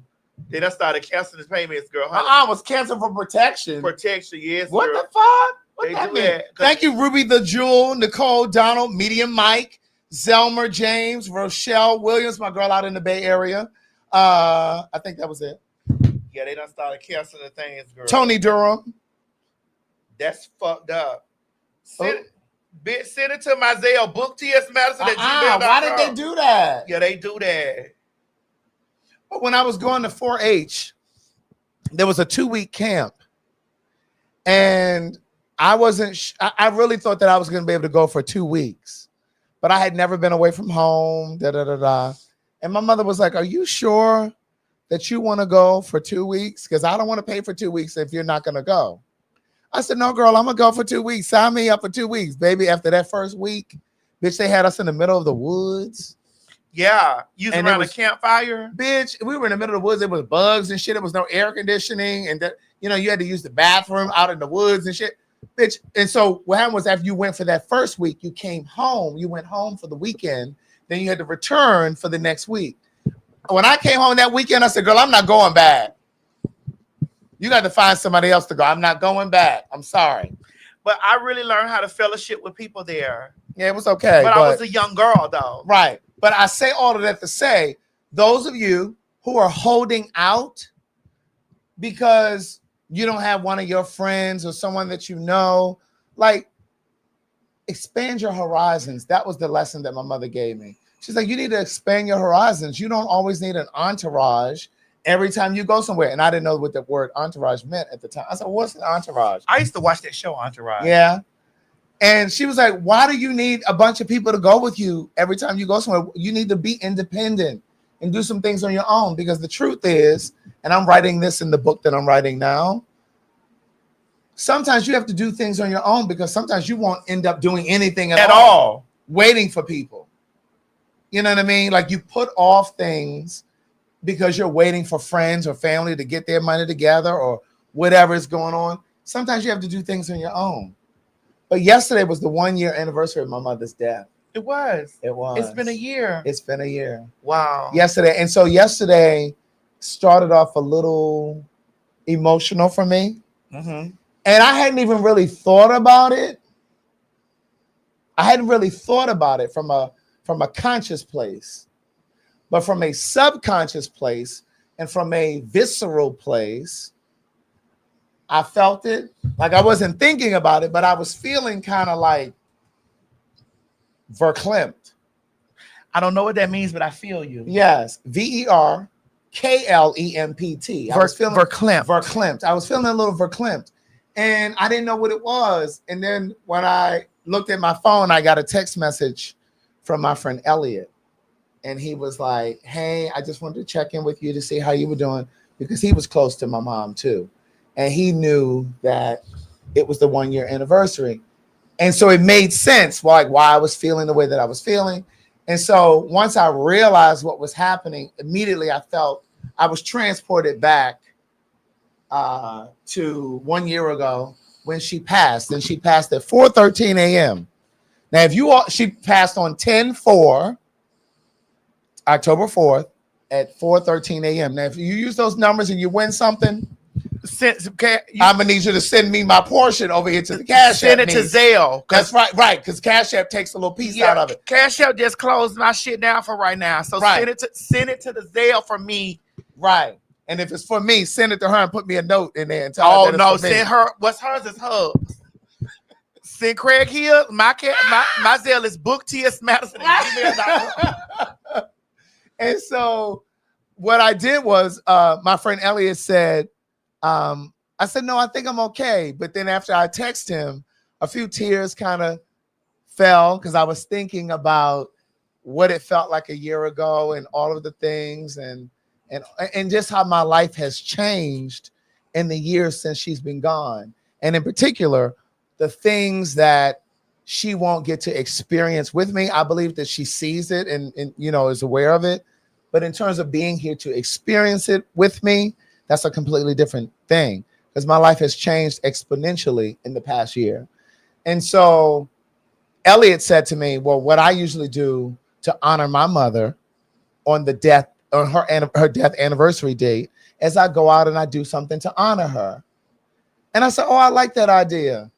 I said, so yesterday I went out and I got a pedicure because my mother loved getting pedicures. So I went out to get a pedicure. And when my mom passed, she had her toenails painted green, this color green. And so I had my toenails painted green. I never paint my toenails, but it was a way for me to feel connected and close to her. So I had my toenails painted green, and I put that on like my social media. And of course, when I was writing the post, I cried quite a bit because I miss my mom and I think about her a lot. Yeah. And so I shared that because I know that there are some of you who have lost loved ones, whether it was your mom or your grandmother or your dad. My message to you is to continue living your life. Don't collapse under grief, because I believe that your loved one, whoever it was, would want you to continue living and thriving. They would be so disappointed if they knew that you were collapsing under grief. And so with that being said, continue to live your life in such a way that you live enough for you and for them. So again, coming back to the whole Antigua trip, don't be afraid of exploring and living and seeing this life for yourself. Because one of the things that I realize is all that I have left of this life is all that I have left of this life. In other words, I'm 49 now. If I have another 40 years, that's all I have left.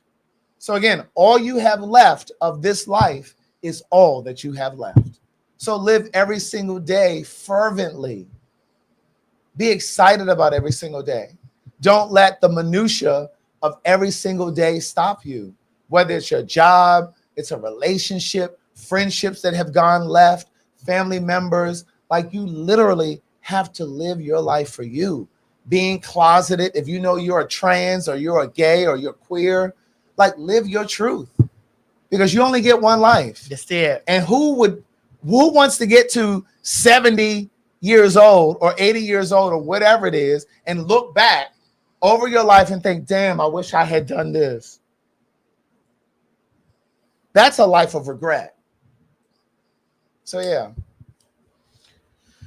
That's why I live with no regrets, Craig. Yeah. You know, my heart goes out to you every time you talk, because I really loved Miss Gladys. Yeah. And I remember I had my opportunity to really make her laugh. She lived for me. Yeah, she did. Miss Gladys did live for me, girl, because I would have a good time with Miss Gladys. Yes. And I know that like when we did that karaoke, do you go back and watch that? I do. We were in the backyard of at my house, the house I bought you, and yes. And how we had such a good night. We that did. Night. We had a very good night. We did. It was a tribute to your mom that night. Yeah. Was it around her birthday? I can't remember if it was. Was around it her because birthday. I was like, because we were just doing a tribute to Miss Gladys, right? And we were doing shows. We would do karaoke and stuff in the backyard, and we were lip syncing and stuff. And I remember me. No, you weren't lip syncing, bitch. You were singing. Gladys. Ooh. Yeah, Miss Gladys lived for every moment of that. Yeah. And it was just and those are the memories that I have. You know, because sometimes like people on my Patreon or even old YouTube videos, people will comment and they'll come up and I'll see the thumbnail and it takes me back. And then sometimes I'll click on it and watch a few minutes. And it's just amazing to have that. And so again, to those of you who have parents or relatives that are older, like record those moments so that you can always have them, you know, because so here's the other thing. Last week, I was looking in the closet. It was the room that my mother used to sleep in at my house. Mm-hmm. And so I looked in the closet and there was a picture on the shelf in the closet. And I had put the picture in there. It was a picture of my mom and her last 3 remaining siblings, sisters. My grandmother had 13 children. Now that my mom is gone, there are 3 sisters left. And I had seen the picture before. I had put the picture in the closet because my mother used to have it on the nightstand. And I removed that picture and replaced it with the picture of me and my mom and put that on the nightstand. And I put the other picture in the closet. And so I peeked in the closet and I kind of got transfixed. I was just kind of like standing there staring at it. Before I knew it, I was crying because in that moment I had 15 thoughts. The first thought was, how ironic is it that I have a picture in my house with my grandmother's last 4 remaining children, one of which is gone, which is my mom. There are 3 left. And it's just like the irony that of the 13 that she had, there were 3 left and they were in the picture in my house.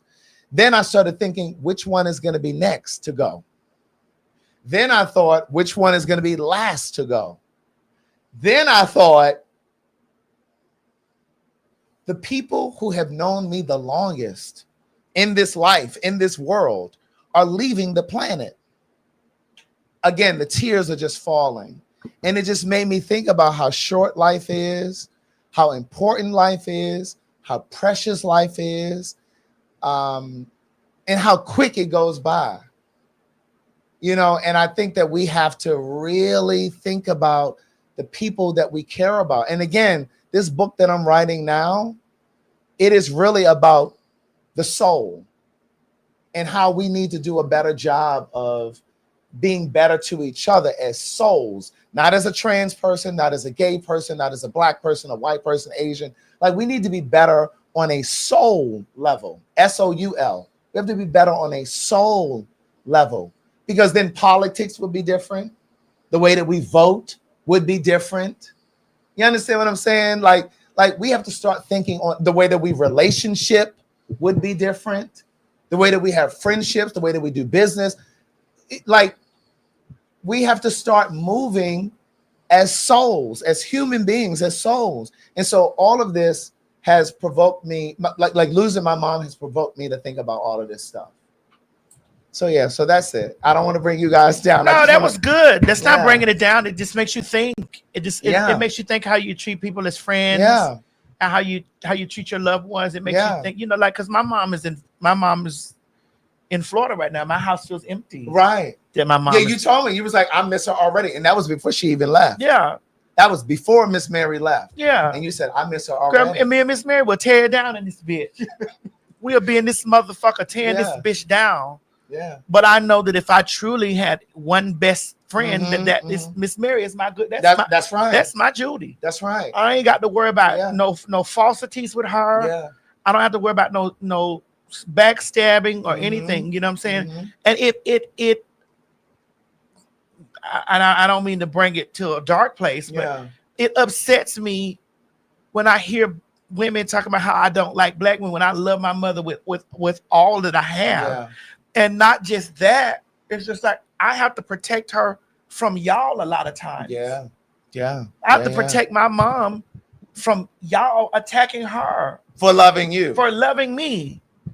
You know, and so it's insane to me when I hear that type of shit, you know, but it's just like my house is empty. Yeah. And it puts me in the thought process of, wow, like, you know, we're all get like, bitch, I'm headed to 50. How much more time does my mom have with me? Or how much more time do I have with my mom? You think about things like this when you age, like when you really age, you know what I'm saying? Yeah. And it's just like, yeah, you do. Because I think about it more. And I think, again, and I talk about this in the book, this new book that has not released yet, but I think about and I talk about how losing my mother brought death forward for me. I never really thought about death. I never really thought about what's next. Oh, girl, I think about death all the time. Do you? Yes, especially when I'm boarding that plane.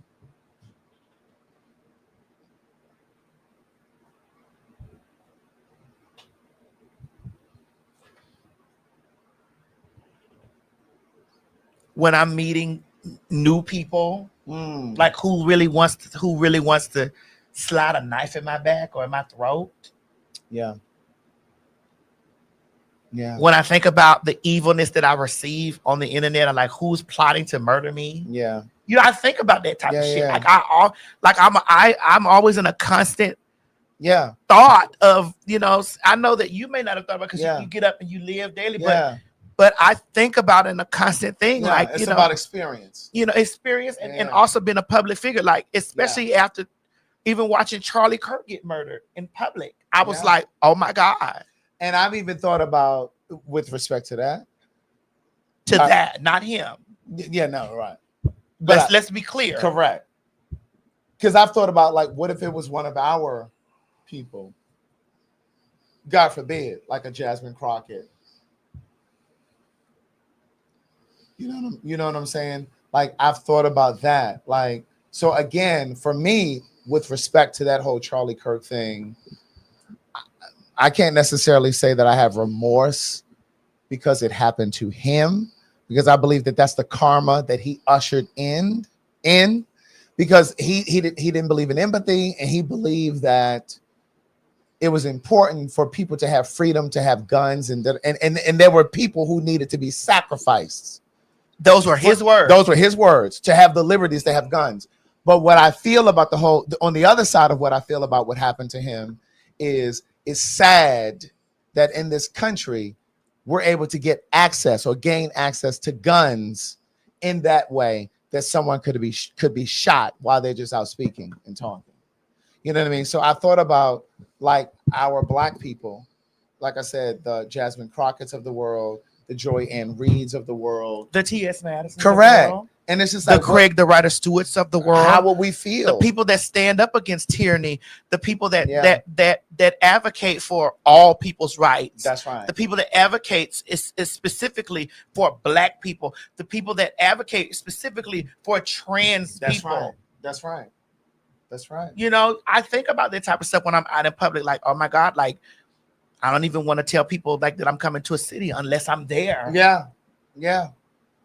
It's because true. I read the vitriolic conversations around my name, or I see the rage bait that people post shit about me.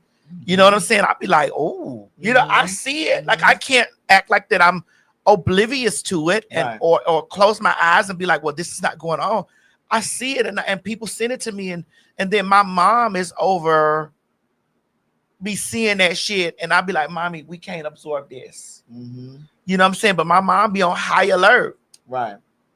Yeah. And I think also with us doing this show, this is why I think that it's important that we talk about some of this stuff, but it's also important for us to have a light moment too, because I want you guys to be able to escape for a moment, but also still be vigilant and also still be paying attention. And again, I can't say this enough, like, be very much so aware of your surroundings. Be very careful moving in these political times by yourself as a single Black man. And I don't mean single in the sense of a relationship. I mean moving around by yourself as a single Black woman. Like, it's important to be paying attention to your surroundings. I don't care how bad you think you are. It is not that important to be stopping to get gas at night, stopping at a bank machine at night. Like, be aware of your surroundings. And this is why a community is so important right now. Correct. Also, my Black trans women, every man that whistle at you and tell you cute, that girl dropping that boy off over there, him turning around, taking her home, he saved her life. She saved her own life. You know what I'm saying? Yeah. Like, stop being so thirsty and hungry for dick, for trades, for men, for this. You know what I'm saying? I'm speaking specifically to my Black trans girls that's like really dick hungry or hungry for a trade telling them they cute or looking for that type of validation. Like, I've watched many girls over the course of my life be taken away from this world. That's right. That is right. It's okay for you to be horny and tell a motherfucking trade, bitch, I'm good. And even if you're a sex worker, that goes for females, trans women, it's okay to turn that money down. Yeah. Like pay attention to your instincts. Your instincts will never guide you wrong. It's that little whisper. It's that little second guess. It's that little thought. It's that little whisper that says, no, don't go this way, go this way. and you want to ignore it, but you can't ignore it. Yeah. You know, and that's in every aspect of your life. That's in business, that's in safety, that's at work, that's in personal. You know, you got to pay attention to that instinct.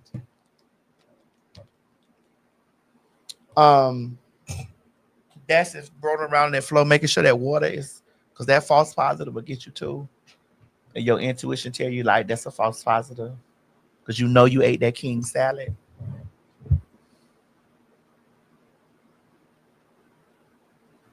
I know I ate that that chicken Alfredo pasta. I ain't having no company. And you had 2 of these chocolate. I'm resting tonight. Oh, so you're not gonna have company tonight? So you're not even gonna count on pure. Yeah, I'm gonna still take my pure because I may get up in the middle of the evening. The night's still young. Is it?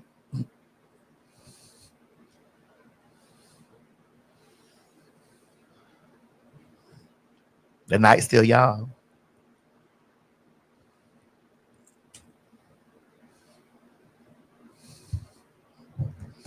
My sunshine has come, and I'm all crying. You about to take one now? 3. Oh, you take 3 at a time. Yeah.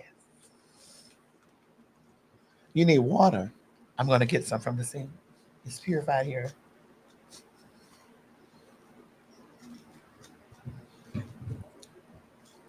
Well, listen, those of you who have creaky knees and joints and bones and things, let me explain something to y'all.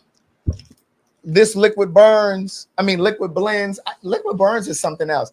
Liquidblends.com with a Z. And use your promo code Craig the Writer. All one word, Craig the Writer. Listen, let me tell y'all something. I was looking at your comments on our last video, and there were people in there saying, Craig talking about get off your medication. He ain't no damn doctor. First of all, you smooth brain motherfuckers. I never told anybody to get off their medication. See, this is what happens when you don't listen intently. I simply said that the products are all natural. Well, mine came. Did you start using it? It came the other day. It came so quickly. Miss Mary took one It's with very her. quick. Miss Mary took one with her. It was a huge bottle. The shipping is very quick. Thank you, Mo, for putting it down there. It's scrolling at the bottom. The promo code is Craig the Writer, all one word. But listen, ladies who have fibroid issues, men who have prostate, because I got the prostate. That's right.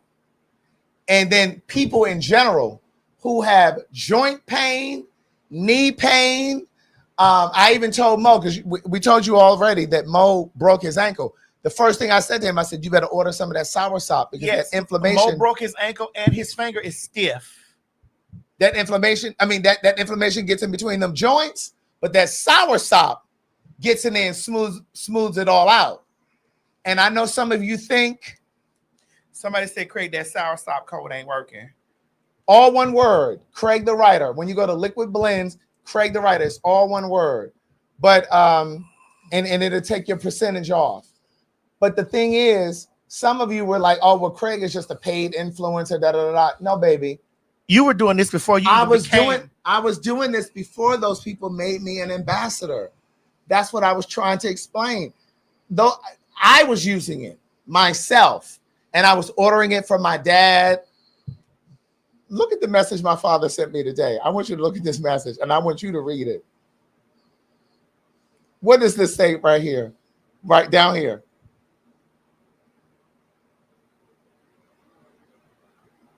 Read it. Craig, my soursop has not arrived. What happened? I'm dangerously low. Dangerously.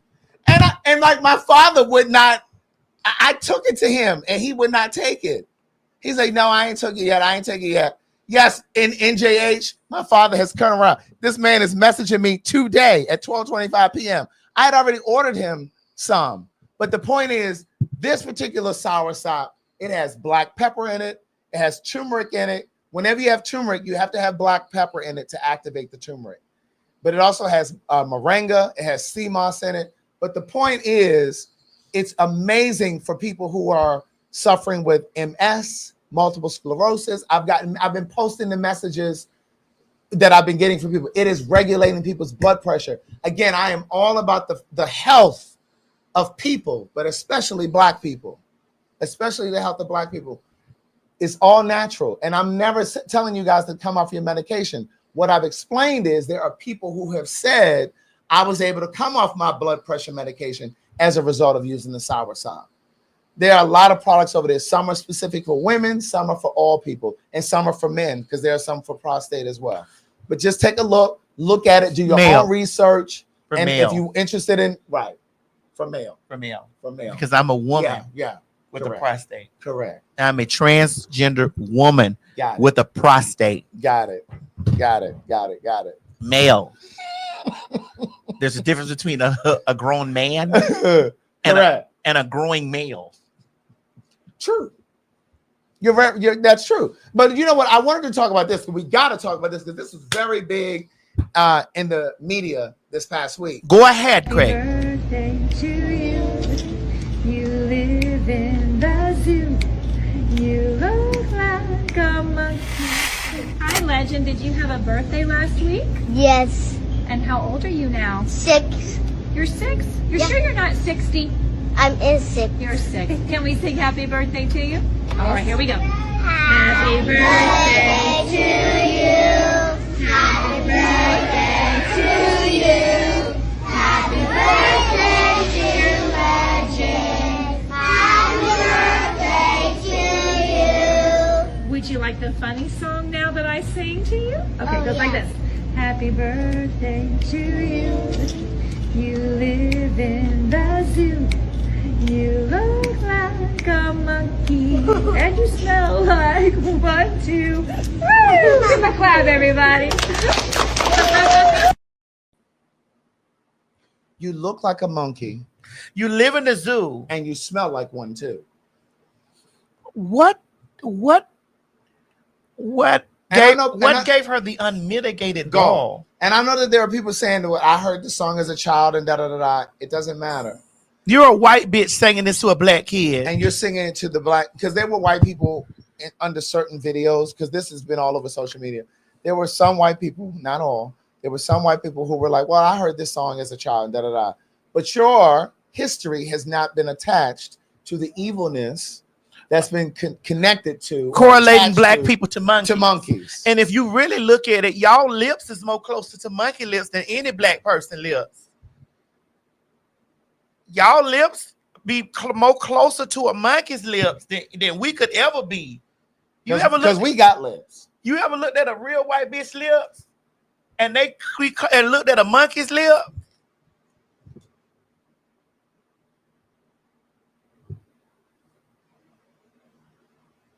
This how I could tell some black people's lineage, because I see some black people got those little lips too, like Kaya. Kaya got those real little lips like that. When I was getting ready to finish reading her down to the floor, girl, you got those goddamn lips, goddamn chimpanzee ass motherfucking lips, bitch.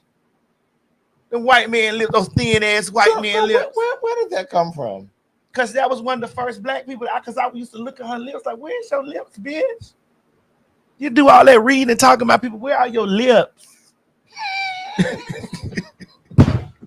Where are your lips, bitch?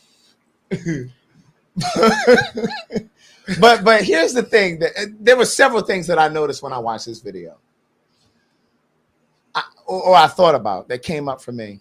I thought about the many black and brown people, because it's not just black people.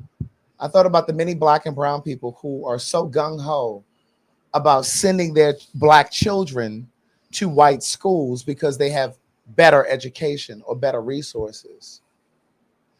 That said, yes, some white schools have better resources, computers and da-da-da-da, but you have to think about the exchange. Yes, your black child may go to this white school and they have better school, better computers, better resources, better books, da-da-da-da. But then what is the exchange? I would not send my child into the line of fire, because you have to think about the microaggressions. You have to think about your child being the only black child or the minority in a classroom, and what it's going to do to your child's self-esteem, self-worth, et cetera, et cetera. Because I would not want my child to come home feeling like there's something wrong with their hair or their skin tone or their texture. Because these kinds of, now granted, this was a blaring assault and indictment on this child's race. But we got to think about that. The other thing that I thought about was there were all white children in there as this teacher sang this song. You could see visibly. The little girl just folded into herself. I saw her folding into herself. And you got to realize that, yes, that song may be older than the school system. Correct. But in the way that it was used, she wouldn't use that on a white child. She wouldn't use that on a white child. Mm-hmm. She relied on that song being as older than the school system. Right. To say I was just doing this out of the song is old. Yeah. What are you talking about? Yeah. Because they love to play like they don't know. Yeah. But I thought when you look at that video again, and who said that's actually a little boy? What? I don't know.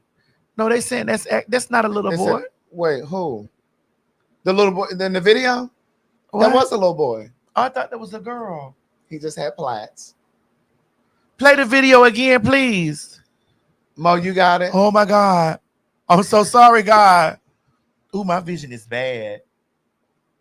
Mo, play the goddamn video again. I'm sorry, bitch. Don't you thrash me, bitch. Where is it? Did we delete it? Somebody said that's a girl. See, I'm not doing this. Happy birthday to you. You live in the zoo. You look like a monkey. Hi, Legend. Did you have a birthday last week? Yes. And how old are you now? 6. You're 6? You're sure you're not 60? I'm in 6. You're 6. Can we sing happy? It's a little boy. His name is Legend. But no, I mean, again, he's a baby. Regardless, and he had plaits. Regardless, right? You saw the baby folding into himself. Correct. You could tell that he was impacted by that. Yeah. But the thing I think about, again, I thought about several things watching it.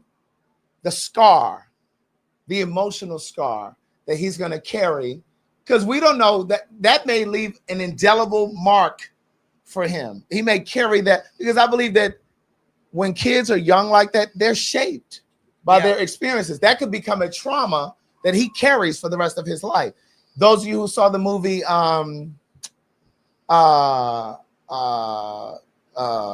was the movie where it was based on a book, and my girl Anjanou Ellis was the star, and it was based on the book. God, what is the name of the book? I know some of you know exactly what I'm talking about. Anjanou Ellis was in the book. She lost her mom, her cousin, her husband, and the author of this book. I have the book at home, but the cast. Thank you, NJH. Thank you very much. There's a movie based on the book Cast, but the movie was called Origins, but the book is called Cast. Thank you very much for that. And in the book, there's a scene. I mean, in the movie, there's a scene where there's a little boy, a black boy, at a swimming pool, and all of his friends, the team that he's with, they're all white. The pool is white. The people at the pool are white, and they let everybody swim except this little black boy. And then the coach says, we can't not let him swim. We got to let him swim. Well, why were they? So they clear the pool. Everybody has to get out of the pool. And then they let this one little black boy get in the pool on a float. And they told him, don't you touch the water, or we got to drain this whole pool. Don't you touch the water. So he's on this float, and they're moving the float around the water. He never gets to touch the water in this hot-ass summer day. He's on the float, and they like, don't you touch. They just moving him around the pool, and then they make him get out. My point in saying all of this is very similar to this, and this is what I was thinking when I watched that. He carried that his entire life, because in the movie they flashed to the little boy when he was an old man, and he never forgot that. And what I'm saying is the scar that you carry as an individual who deals with something like that, but then think about from the other perspective of the white children who were at that swimming pool and the white children who were in this classroom. That's how they learn microaggressions. That's how they learn to sit by, stand by, and say nothing, because it's been normalized for them as children. And when it's normalized for them as children, they become grown people who go into a motherfucking voting booth and vote against anybody's rights who don't look like them, because it's been ingrained in them. And Craig, that's why when I be reading pussy ass motherfucking hoes, yes, and I say fuck they children, yes, I'm sorry, I'm one of those girls that's gonna say fuck your motherfucking kids, Yeah. bitch, because I know you teaching your kids to be exactly like you. Exactly. So fuck your punk pussy ass kids. I know I'm gonna do that. Exactly. I don't give, when people asking me, Madison, well, what about the kids? I don't give a fuck about them motherfucking bitches' kids, because them bitches is teaching their kids to be they're teaching those kids to be them. So no, I don't care when they be like, leave kids out of it. Fuck your ugly ass kid, bitch. It becomes normalized. That behavior it becomes normalized. And they can't really see, they can't separate it, because that's what they've always known. Even if it's unconscious, even if those white children in that video can't articulate what happened, they felt it. They felt it on a cellular level. And then they grow up and then they behave in that same way because it's inbred in them. Correct. So again, I'm going back to me, since y'all say I like taking it back to me. I'm gonna take it back to me. When I'm tearing up, when I'm ripping a bitch up and their kids is in the picture and all this stuff, I'm hitting your kids too, bitch, because your kids, you're teaching your kids to be exactly. And let me tell you some real ass shit. There's a few things that came out in the news this week, Craig, and me and Jaya and other people, Chi-Chi, we were sitting around talking about, I was going to talk about this with you.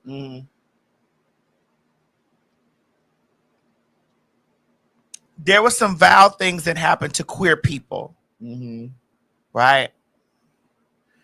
People have been conditioned, even in the Cherry interview. People were more mad at Cherry calling that man's wife than the man that did the shit to Cherry. Yeah.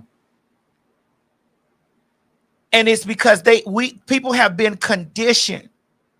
If it's a fag, a trainee, or anything queer, it's okay for any ill thing to happen to them because God wants that to happen. Yeah. Because in their mind, whether they say it out loud or not, God hates fags. Yeah. And so whatever ill thing happened to any one of them, it's okay. This is why y'all are all right when you see the president of the United States and the Republicans and Democrats together create legislature against queer people. You're okay with it, and then they hide behind protect your children from them because they're the predators, and you're really not looking at the government is the problem. And Trump's spiritual advisor was just arrested the other day for pedophilia.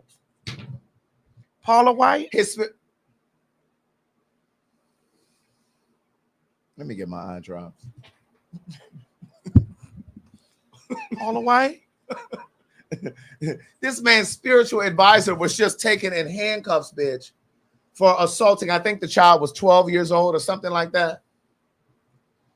Now, lest I remind you that when President Obama was running, when he was a candidate, and he was associated with his pastor of many years, Jeremiah Wright, who they had pulled up video footage of him saying things about white people.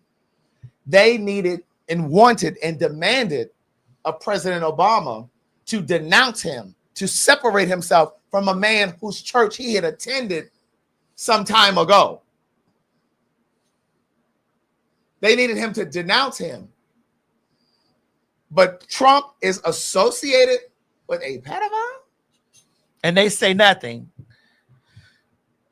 And for the black men who support Trump, I'm like, nigga, do you know you have one fella? This man has, what, 52?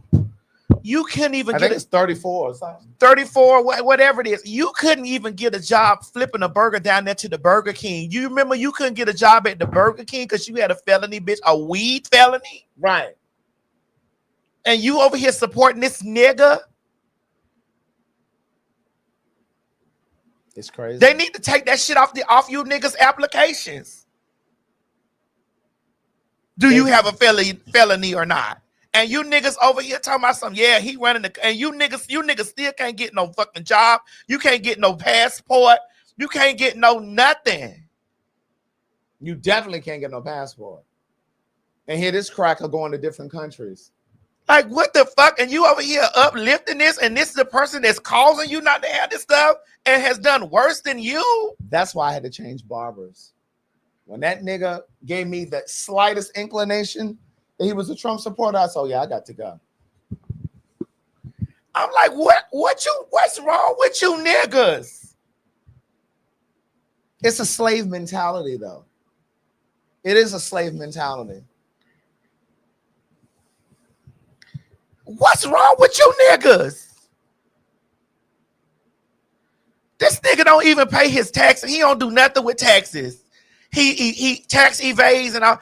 And you bitches, we wanted to listen. If you girls work, I'm finna say some very crazy shit. What you gonna say? Bitch, if you hoes is scamming and doing anything fraudulent to the government with taxes and anything like that, bitch, I'm never turning you in. And I know you doing it. I'm never turning you girls in, bitch. This man don't pay nothing with his tax. He's zero out on every fucking thing. Are you fucking crazy? You bitches be over here really, really turning in and caring about your sister and your president of these United States, bitch.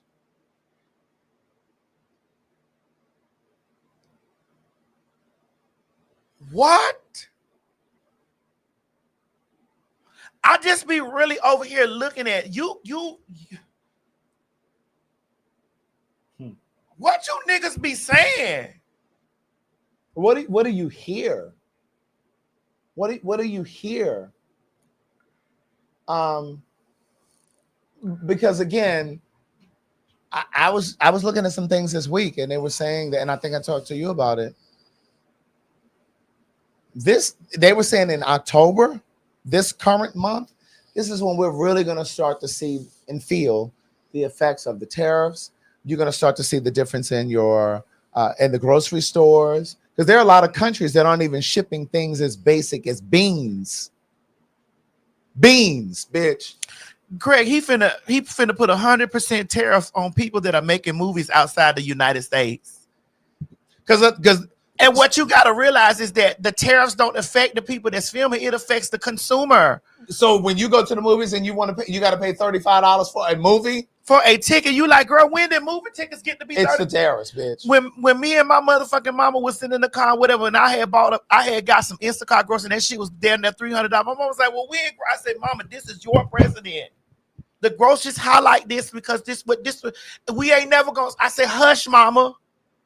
And thank the Lord that we have the ability to afford $300 or $400 worth of groceries. Thank the Lord that we have the ability to do that, because we're never going back in a time where the groceries not going to be this high.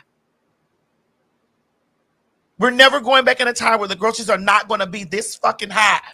Yes, Sandy. Food banks are closing. And I was talking to Madison, I think yesterday, and I was just saying how, with this government shutdown and them talking about Medicare and Medicaid and health insurance going up 3 times and like there are going to be hospitals that are going to start closing. So like if you live in the city of Atlanta, you may be okay in terms of being able to get to a hospital in terms of proximity, but then you may have to wait longer for service because hospitals outside of Atlanta, like Rockdale County and et cetera, will be closing. So then you have an influx of people going to metropolitan hospitals, and you're waiting forever. It's short-staffed. But one of the things that I've been seeing is there are countries who are no longer sending food, grocery items, because a lot of the groceries that we shop for in our stores, they're coming from someplace else. So it is important that you stock up on your pantry items, dried items, rice, grains, beans, pastas. You can't necessarily stock up on produce because produce will spoil. But you have to stock up on things like that. The toilet papers, the paper towels, like shit is crazy. If you can stock up. And this is why I preach over here a lot about paid for your say. I know some of you think that it's just a gimmick and we just saying it because we want to get a check. I'm saying it because I'm trying to help y'all have another stream of income because it's tax-free money and you're just getting paid for your opinion, for your input on something. But shit is getting real crazy. But again, we got to get back to community. We got to get back to community. Sharing, being in community with each other in terms of pooling our resources. And in some instances that may mean food and toilet paper and, those things, those essential things. Girl, potted meat. Bitch, I can't tell you how much tuna and salmon I got in the can. Girl, did you got you some can? You got albacore, bitch? Bitch, albacore and the regular. Bitch, I need that because that pure albacore be so good, girl. I mix the albacore with the regular because then it don't do that. I like it when it's mixed, bitch. Because the albacore sometimes be a little dry, man. Tell. Yeah, but you got to put that extra mayonnaise in there. The vegan mayonnaise. I use the vegan mayo. I use the regular mayonnaise, the egg whites, and the vegan mayo tastes just the same. It does not. Yes, it does. It does not. I do know because I've had the vegan mayo in there, and it does not taste the same, girl. It does not. Y'all girls that be eating that vegan shit. Down here talking about pay for your say is trash, sir, or them and they, however you identify. No, G Wells, that's his opinion. No, that ain't his opinion. No, listen, Craig. He either tried it or he just slow and don't know how to figure out how to Craig, make no that's money. their opinion, but it ain't factual. There are countless people who have made mega money who are actually buying their trip to Antigua. That's right. Run the damn money, thing. That's on you. Run the fucking thing to Antigua, bitch. Talk about what you know, not what you think. We wanted us to check for VD. For VD. And for you ain't I was in my phone. Where would you take your ass down into that welfare? Use a dummy, bitch. Calling all pin mob. Calling all pin mob. Honey, the fags are going international. That's right, ladies and gentlemen. August 5th through the 9th, 2026, PhagTawlk Live in Antigua will be going down, baby.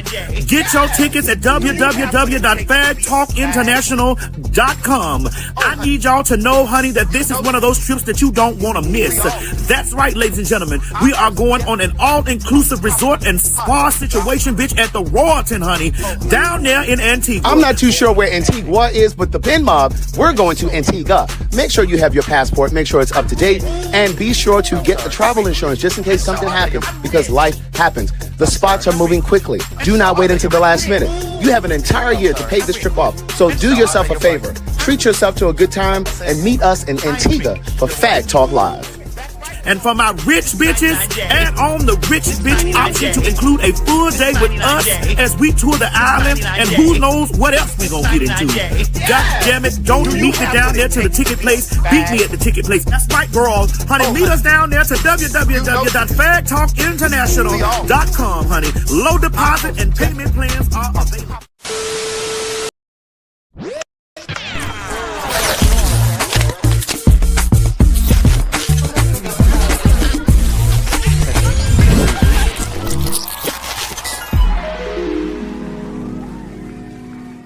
So Craig, hold on, I need to gather somebody. I don't give a fuck if you ever trust me. I don't give a fuck. I don't even know who you are. But there was somebody in the comments who said, if it wasn't for Pay for Your Say, I would be in the streets. Someone else asked, how do we join Pay for Your Say? It's scrolling at the bottom. If you are a member of Pay for Your Say and you have yet to make money, I say this all the time. Email Kim. She's there to hold your hand. Just ask for help. It's just like when you were in school. If you needed a little coach class, you got to go to the teacher. The teacher ain't gonna come to you. You got to go to the teacher. So again, email her. When you get over to the website, it's scrolling at the bottom. All you got to do is email her. She will help you. Don't get in these comments talking about some foolishness. I'm not going to steer you wrong when it comes to trying to support you, whether it's your health, whether it's a way to make money. That's it. That's all. So Craig, I had Jaya. Mhm. All right, Erica, put Erica thing under. Erica said she made $600 in what you call Erica made money. Right. So D Willie, what you got to say? Put Erica's thing on demo. Thank you, Erica. I appreciate it. And it was a 2-day mock trial. I talk about the mock trials all the time. Mock trials are like mock juries. These are actual cases that are going to go to court, but they try to do these mock trials to prevent them from going to court. It's like a mediation. And so they assemble 12 people, just like on a regular jury, and they pay you because they get your input, and then they try to settle it without going to court, and they basically pay you. So she's saying that she made $600 from a couple mock trials. There are plenty of studies over there. D Duty said I average $1,000 a month. Ooh, shit. That's right. Off of paid for your say. Again, this is money that you can make. Lori Harris said I made $2,600 the first month. Whoa, shit. You see the comments, and I don't know these people. I don't know these people. So these are not plants. Kados TV said I just made $300. So again, the money is there. It is. So go ahead on and make your money so you can get this trip to Antigua, bitch. Or pay some bills. Or come on out to this party. You know, me and Brandy tickets is the same by $80. Oh, C Plumber said I paid for my Jamaica trip. I know that's right. I mean, pay for your Antigua trip or come on out to the party. No, right. $80, girl. Oh, Nightly Topic said I made $3,000 last month. Oh, shit. Send that offering plate around. You children that are making all this pay for your save money. But no, what were you gonna say? So you guys, if you're watching, we talked about this show. We talked about the thing. If you look at my Instagram page, I had Jaya post slides, and my Craig, you can read it for yourself. Our caption was very simple. What is the caption? The Miss Cherry the Boom and my interview on Outlaws Podcast has caused lots of discourse around some topics. What are your thoughts? Let's chat. In these comments, these comments are correct. These comments are crazy, Craig. Yeah. These comments are crazy. Again, you all prove my point every single time when I'm having a simple conversation on little things. Like, Craig, these comments are crazy. Yeah. Crazy. These comments are insane. Insane. In this slide, I post differences of opinion. I post women who were opposed to the interview. I post women who agreed with the interview. I post gay men.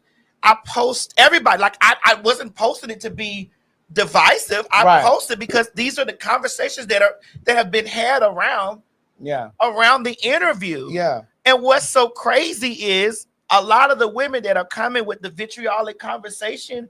It's so crazy to me because it's just like nobody disrespected you. No one disrespected you or said anything negative or ill about you. No one. Which brings me back to when I said we trans women can go under 100 women's pictures and tell them how gorgeous, beautiful, how bad they is, how gorgeous their dress is, how pretty their skin is, how beautiful they are. But the moment that when our comment section is turned on, the amount of vicious, nasty, low down, disgusting comments to us, nobody wants to talk about that. Nobody wants to point that out and be like, yo, be accountable. Nobody again, right? No one wants to be accountable and be like, ladies, you're doing this. We're telling you that this is what's going on. You're doing this. Yeah, this is our experience with you. This is our experience, and we're telling you, like, we don't got no pressure with you. Yeah. So what is the problem? What is the problem? Yeah. So again, we're back to the space of Let me play this. And the last thing I'm gonna say about this PrEP and HIV thing for right now, because a lot of you bird brain bitches is making it seem like you can only catch HIV if your nigga is DL. Let me just say this. You bitches don't know when your nigga is gay. So I don't know why everybody's acting like they have the highest and craziest gaydar. You bitches don't know. Y'all wouldn't know how to spot a DL nigga if the DL nigga was right in your face with a dick in his butt. Like, let's be so honest. You bitches don't know. Y'all fuck with DL men all the time. Y'all have babies by DL men all the time. Your father is DL. Your uncles be DL. It's a lot of DL men roaming around and you bitches is in love with them not knowing. So I don't understand why we acting like everybody's gaydar is perfect. Y'all don't have no fucking gaydar. Y'all label everything a nigga do as gay, and that's why y'all can't spot a DL man versus just a sassy feminine nigga. And really what it is homophobia. And this homophobia is gonna get a lot of you bitches caught up with something because you rather be homophobic than just listen to niggas who know what the fuck they're talking about, like gay men and medical professionals. Medical professionals are coming out and telling us that black women are the highest demographic to catch HIV as of right now. But within that demographic, married black women are at the highest risk of catching HIV right now. Not because their niggas are gay, but because niggas also sleep with bitches who are not clean. A lot of y'all go around and have careless sex. Y'all don't have condom sex. Y'all don't care to ask when a nigga got tested. Y'all don't care to make sure a nigga actually did got tested. Y'all don't care to make sure that their My Chart was up to date. And even if you are in a relationship, I don't understand why we will be so naive to put your health in someone else's hands when niggas cheat all the time. It has nothing to do with being gay or not. It has everything to do with niggas not being clean, niggas cheating, and niggas not giving a fuck enough about you to not cheat and not give you something. A lot of these niggas aren't going to get checked because their girlfriend is getting checked. A lot of niggas know that they're clean by their girlfriend getting tested. There are people like that, and y'all be fucking up. And y'all be knowing that. And y'all be comfortable with it. Let's not act like y'all bitches don't be doing that. And then when you call it out, niggas try to, oh, but you do it too. First of all, let's stop projecting. You bitches do that. I'm a lesbian. I just care about you guys. So if you don't want to get on PrEP, that's fine. You don't have to get on PrEP. But as a black woman, you should want to do more than just use condoms because condoms can break. And again, HIV is a lifelong illness that if you catch too late, which a lot of you bitches don't get tested every 3 months like it's recommended, even if you're in a relationship or not. A lot of y'all are not going to get tested every 3 months.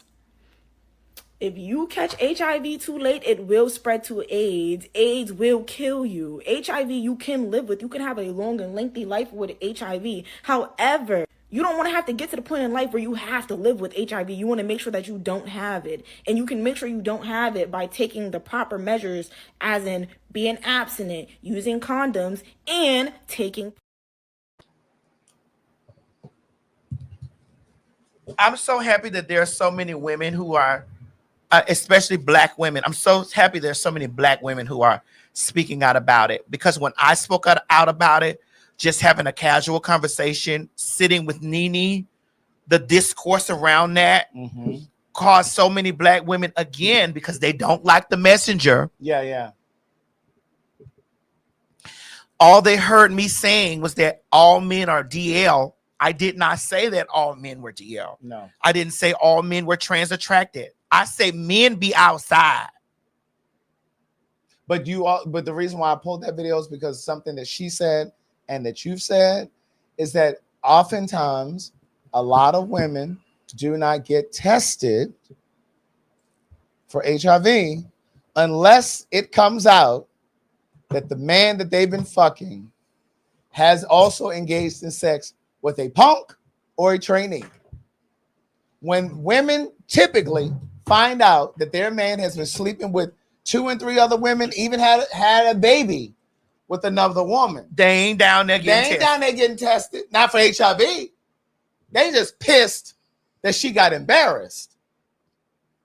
They just pissed that he cheated. They're not out there thinking about their health, generally speaking. Generally speaking. You've heard me say this countless times. Absolutely. And that's why I pulled that video. I said, bitch, you could have, this was you talking. It was just a different person up there. And they can hear that. Yeah. But they didn't hear it from me because I got titties at the top, dick at the bottom. Right. And so what I'm saying is I'm promoting DL men. No, I'm not promoting DL men. What I'm telling you is that men are outside. And because they think that HIV only exists over here in our community. They think that if they can disqualify the notion that their man has been with a queer person, they're in the clear. Well, we watched it on Precious, on the movie Precious. Yeah. When Precious ended up with HIV. Yeah. And she said, I know I ain't got it because I ain't get fucked in my ass. Yeah. He ain't no faggot. Yeah. I was like, oh. Yeah.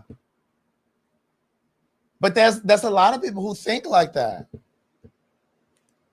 If he ain't been with a man or a trainee, oh, I'm good. They never think about that outside of, because how many times will a woman take a man back when she knows he's cheated with another woman? All the time. He's welcome back. But let her find out he's cheated with me or you. Girl, that's we ain't seen Chili back with Usher.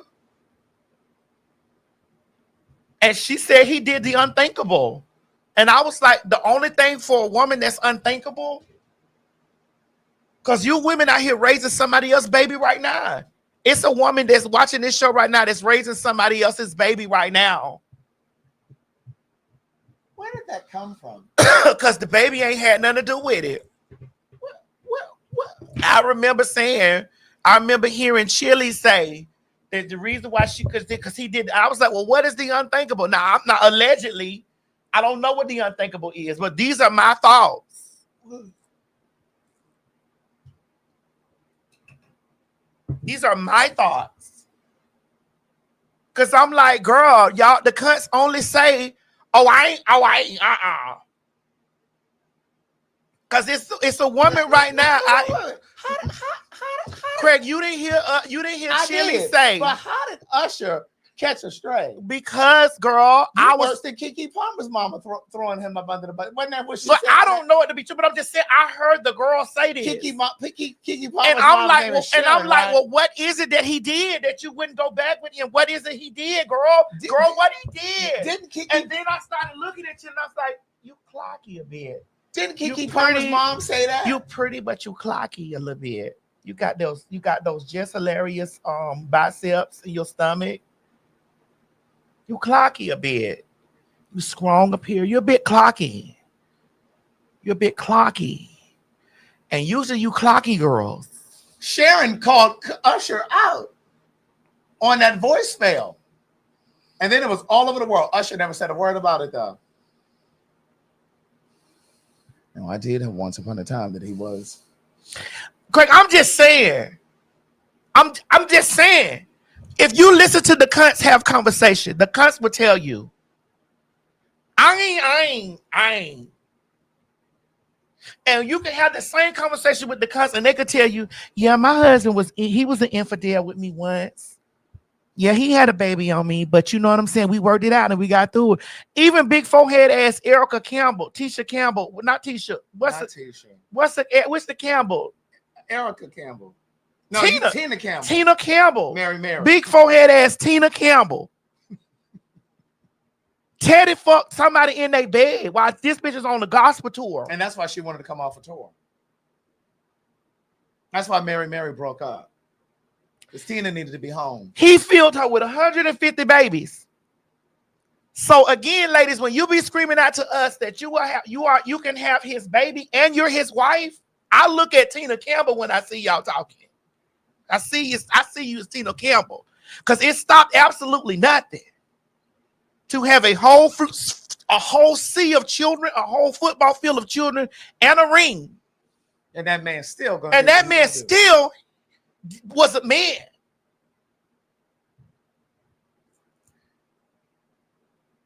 I'm sorry that you said that's mean, but it's the truth.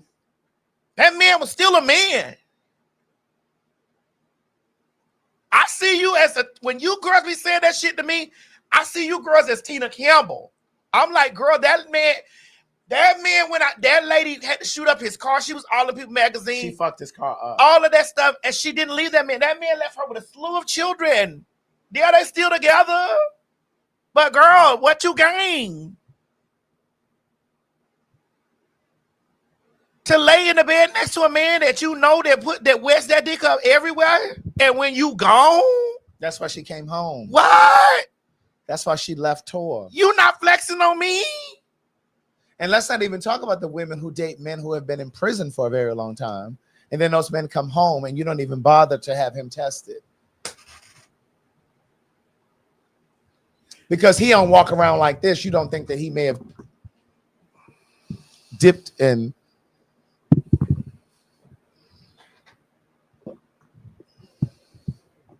You don't want to offend him, so you don't ask him to. You're not flexing on me. You're not flexing on me. So when you hear us trans women say, I don't want no period, I don't want to have no baby, that's not no flex to me. That's not a flex to me. Like, girl, you're not flexing on me. Because I know niggas is trash and garbage can. I know they trash, garbage can, trash, floor ass, dog ass, trash ass. Because I watch what he does to you.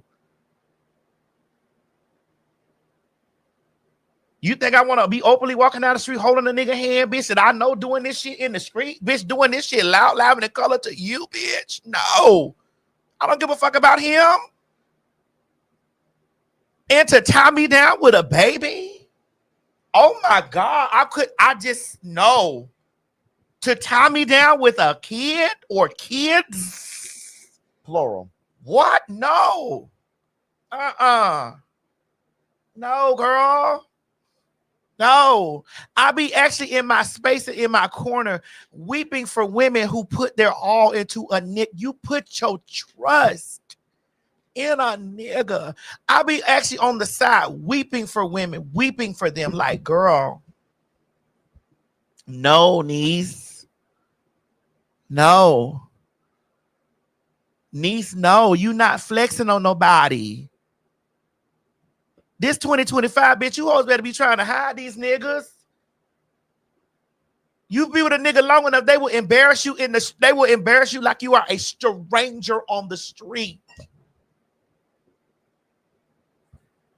They will embarrass you like a stranger on the motherfucking street. I don't want to no more. You don't? I don't. Craig, I said that to myself too. I don't want to anymore. I really. When you sit back and you start thinking about that shit. Yeah. And because the thing is, Madison, I love love.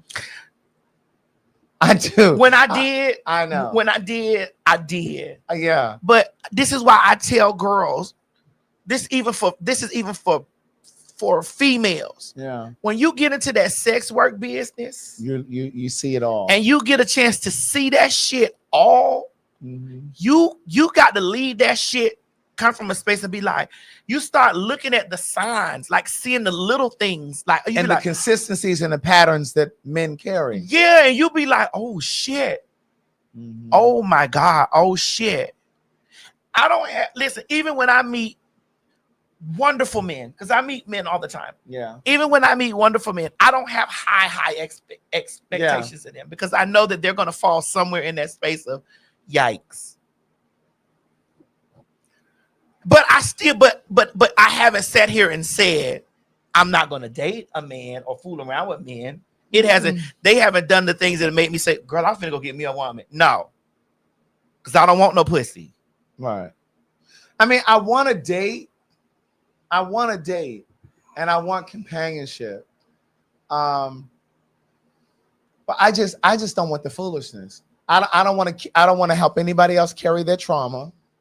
I want you to deal with your trauma in your time. And I think that that's the beauty of being single, is that you work through your trauma while you're single. You try to diffuse that before you get into a relationship. And I think a lot of people come into relationships with all of their baggage and all of their trauma, thinking that I or whoever you're in a relationship with is supposed to be your therapist.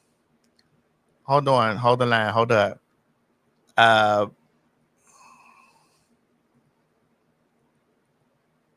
Someone asked me, would therapy help change that? No. Here it is. No, therapy would not help me change that. Therapy would not help me change it because I don't hate men at all. I just understand. I understand it differently now. And so do I. I understand it differently. I was like, you know, and then the way that technology has moved around and social media has moved in this space where it opens. Listen, a ugly ass nigga will embarrass you. A tired nigga, a fat ass nigga, a broke ass nigga will embarrass you because this social time has given them the strength and the what's the word, the wherewithal to get under someone's comment and say, "Hey, sexy," or to get in somebody's inbox, and then next thing you know, they're exchanging something. Yeah. And these people is in a whole relationship over here. Yeah. Yeah. And then you're on a business trip, and now they done link, and you got shit going. So no, there is nothing because a therapist has not experienced what I've experienced. So a therapist can't tell me nothing to let go, because a therapist has not. I could be telling a therapist, "Ma'am, your husband may be outside while we're in this session. It's a possibility your husband may be outside." Yeah. And I'm not saying that all men are X, Y, and Z, but that plant, that seed is inside of them all. And see, the reason that I struggle with saying that is because even with you just saying that seed is in all of them, I'm a man, and I don't think that shit. I'm a male, right? But I don't think that and Craig, it's in me. I know, but I don't think that. But no. Hold on. Let me square you. It's in me, but it's awakened because I'm a Libra. I'm an energy matcher. Right. I'm not finna be in the house flipping pancakes, baking cookies, and scrambling eggs. And bitch, I find out you outside. I want some water. When I know you out the door, right? I'm outside too. I'm actually outside. You gonna have to come out there and get me. Right. Then I'm gonna be outside so bad. But what I'm saying is, I don't think I have that seed in me that desires to be duplicitous. I don't know what duplicitous means. Well, underhanded, dubious. Like I don't. That's not a part of. Like I'm not interested in trying to get over on you or pull one over on you. But Craig, that's because you are a man. Because gay men are that way too. Yes, they are. That's why I said, bitch, I don't know if I want to be bothered no gay more. men are that way too. Yes. But it all depends on how the seed was watered. So what were you about to say about me? I believe that Gladys taught you better. Yeah. But here's the thing. I don't think that I'm a unicorn. I think that watch this. Gay men, listen up. I think that there are a lot of gay men who are moving and behaving opposite of how they were raised by their parents. Because I believe that there are a lot of gay men who have come into this community, and the longer they've been a part of this community, the longer they've been in this community, the more friends that they've adapted, the more relationships and experiences that they've had, they've moved further and further away from the values that their family instilled in them. And when I was in my 20s, I'm 49. When I was in my 20s, I had to pull myself back.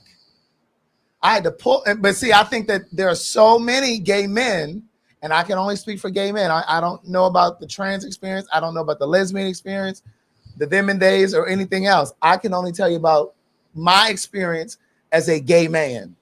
And as a gay man, I realized that I was different in the sense that anonymous sex didn't come natural to me. That going online and what is anonymous sex, Craig? Having sex with people that you don't know, whether it's going into a park, getting online, going to these sex parties. So you've never met a stranger on the street? I have. Oh, okay. Because I was finna say I write about it in my first book, Words Never Spoken. Because if you meet a stranger on the street and that bulge is sitting there, and you go to grab it for that bulge, like, what's that? But what I'm saying, because I've done it in the grocery store. Bitch, you in Publix looking for cucumbers and grabbing cucumbers? No, bitch, I don't look for cucumbers in the Publix. I'm in there getting some oodles of noodles or something, girl. And then it's just so something comes down. I'm like, oh, what's that?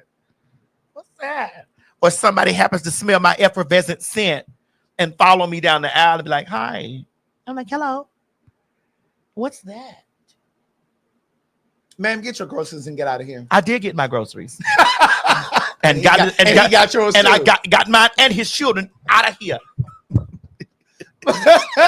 But what I'm saying is, that was my experience. When I was in my 20s, I was online. This is before the days of Jacked and whatever. This is doing BGC or Black Planet. This is BGC, Adam for Adam, Black Planet, Men for Now. Oh, you were on the real gay ones. See, I was all in the Black Planet. Listen, I was at the house on wherever the cunts was there. I was there too. Oh, okay.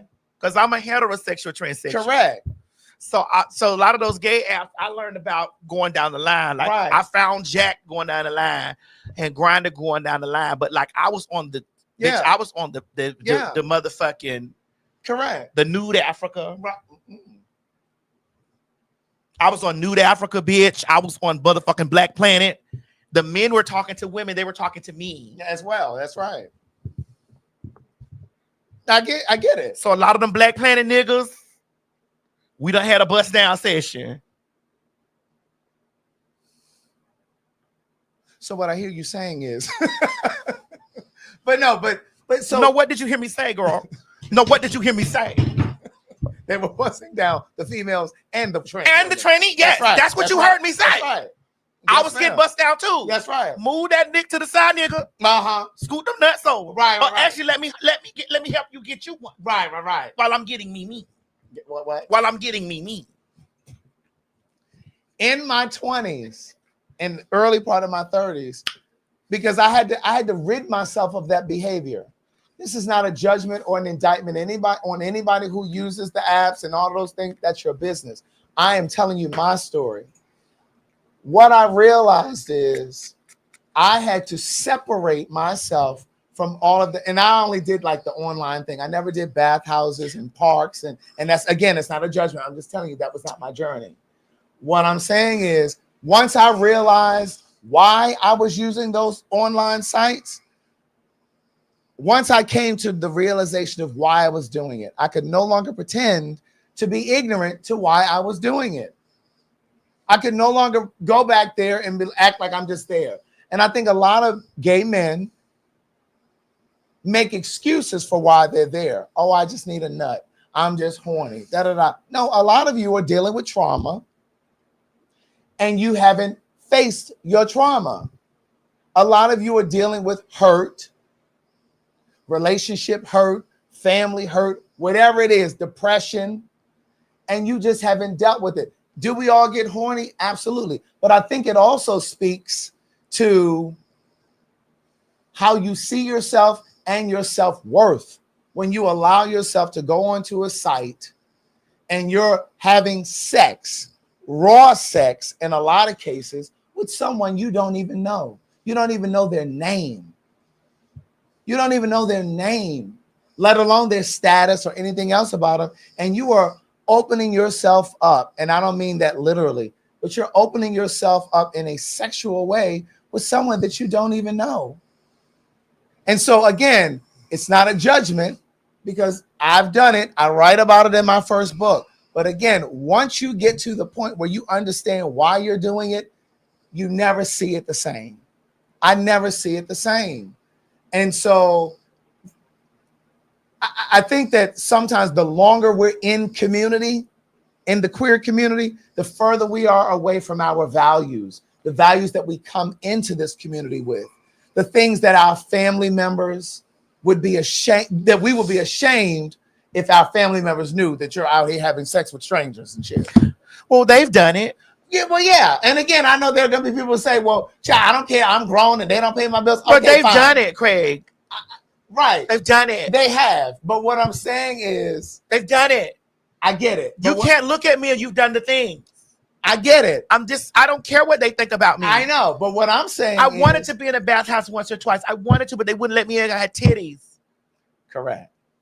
And the gay men in there don't like trannies. But I think so they were like, no, woman. Right. Go find your own men.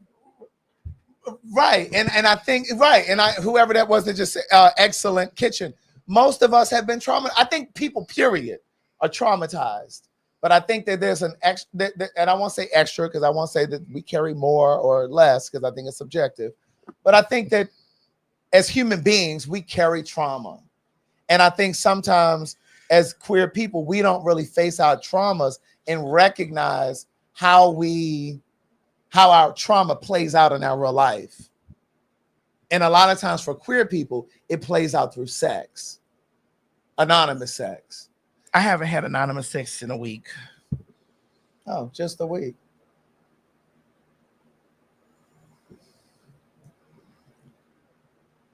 Just a week. Yes, TNL. Sometimes we're seeking validation. When was the last time you had anonymous sex, Craig? Me? Yes. Girl, you finna say years, girl. Don't do this. To be honest with you, the people that I've had sex Craig, with, don't do this to me. I was joking about it. Was it being a week? I haven't had sex anonymously. Oh, yeah, that's what I'm saying. I can't remember The males. I know. I'm sorry. The males. I know. I'm trying to think. The last time I had sex with somebody, like a one night stand, like I didn't know them. Do you find it exciting? I don't. Not anymore. But I never found it exciting. That's what I'm saying. I think that, and again, I'm not a unicorn. I think there are a lot of gay men who feel the same way that I do, but they go along with it because it feels like it's a rite of passage in the community that, oh, this is just what we do. But I think that there are a lot of gay men who do it, but don't really just like enjoy it. Like now, I don't encourage my girls to be sex workers. Correct. Like I've been a sex worker, I've been a thing, whatever. I try to really encourage my girls. I'd be like, listen, ladies, if you don't have to do sex work, don't. Yeah. And I'm not shaming you if you do. And that's what I'm saying. Because if you do sex work, get your motherfucking money, but have an exit strategy. Right. And again, I'm not shaming anybody. What I'm simply saying is, if you're doing it, make sure you're doing it because it's what you want to do, not because you're masking trauma. That's about seeking validation. That's what the T.S. Madison Starter House is about. The T.S. Madison Starter House is about reforming.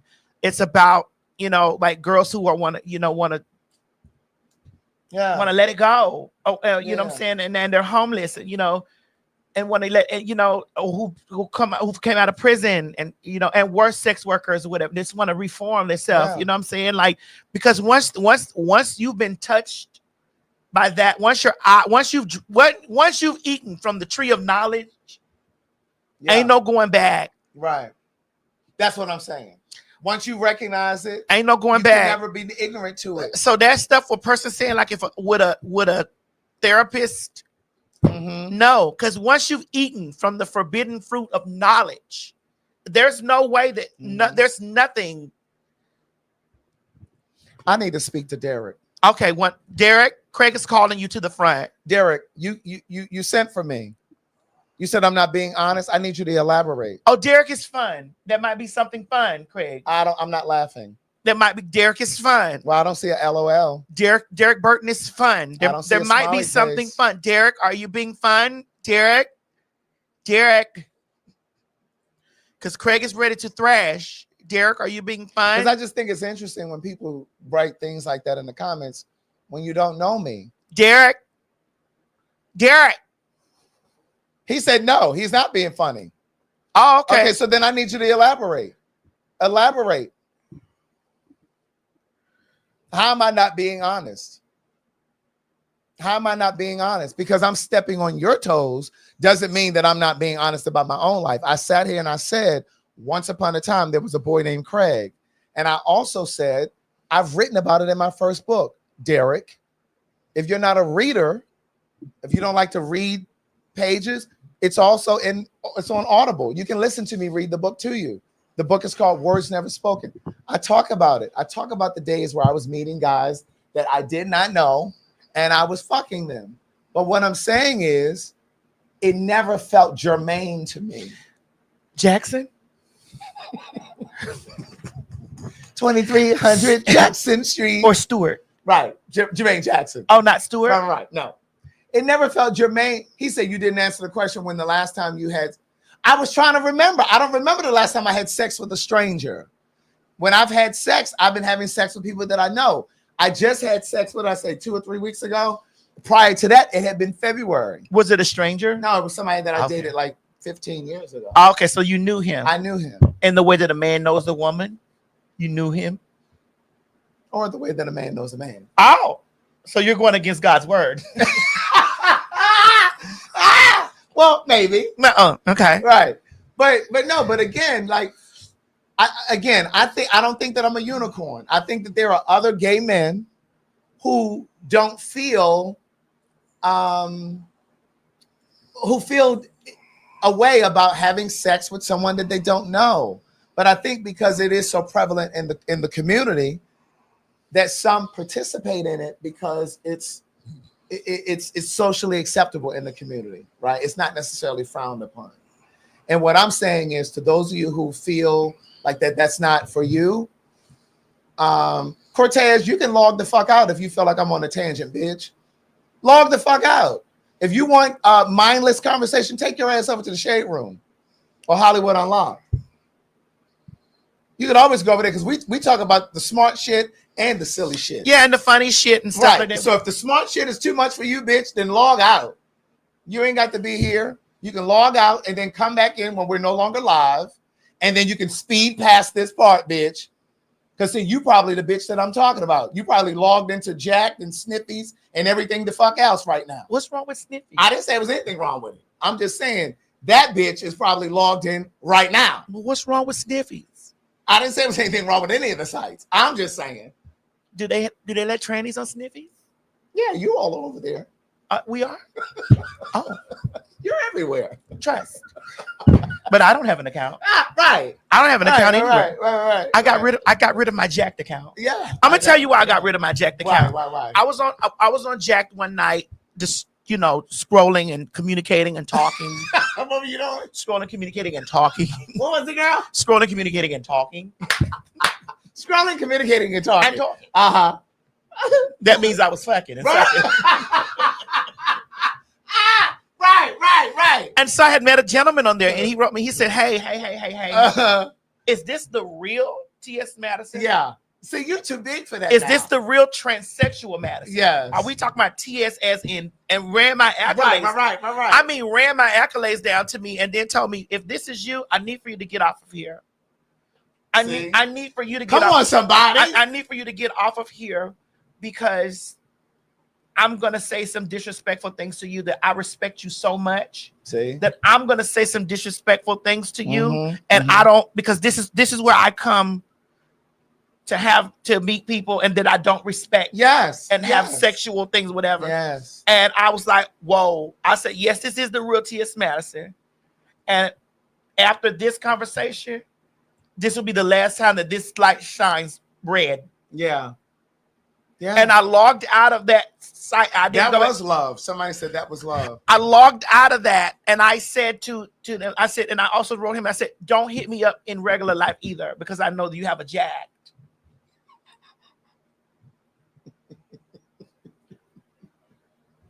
Yeah. Yeah. So this lets me know that you treat the people on Jacked away, but you also live this life of this like, or you find an upscale girl that you might deem this upscale and you treat her, but you still have a jag. Yeah. So I told him, don't hit me up off of anywhere else either. Right. Yeah.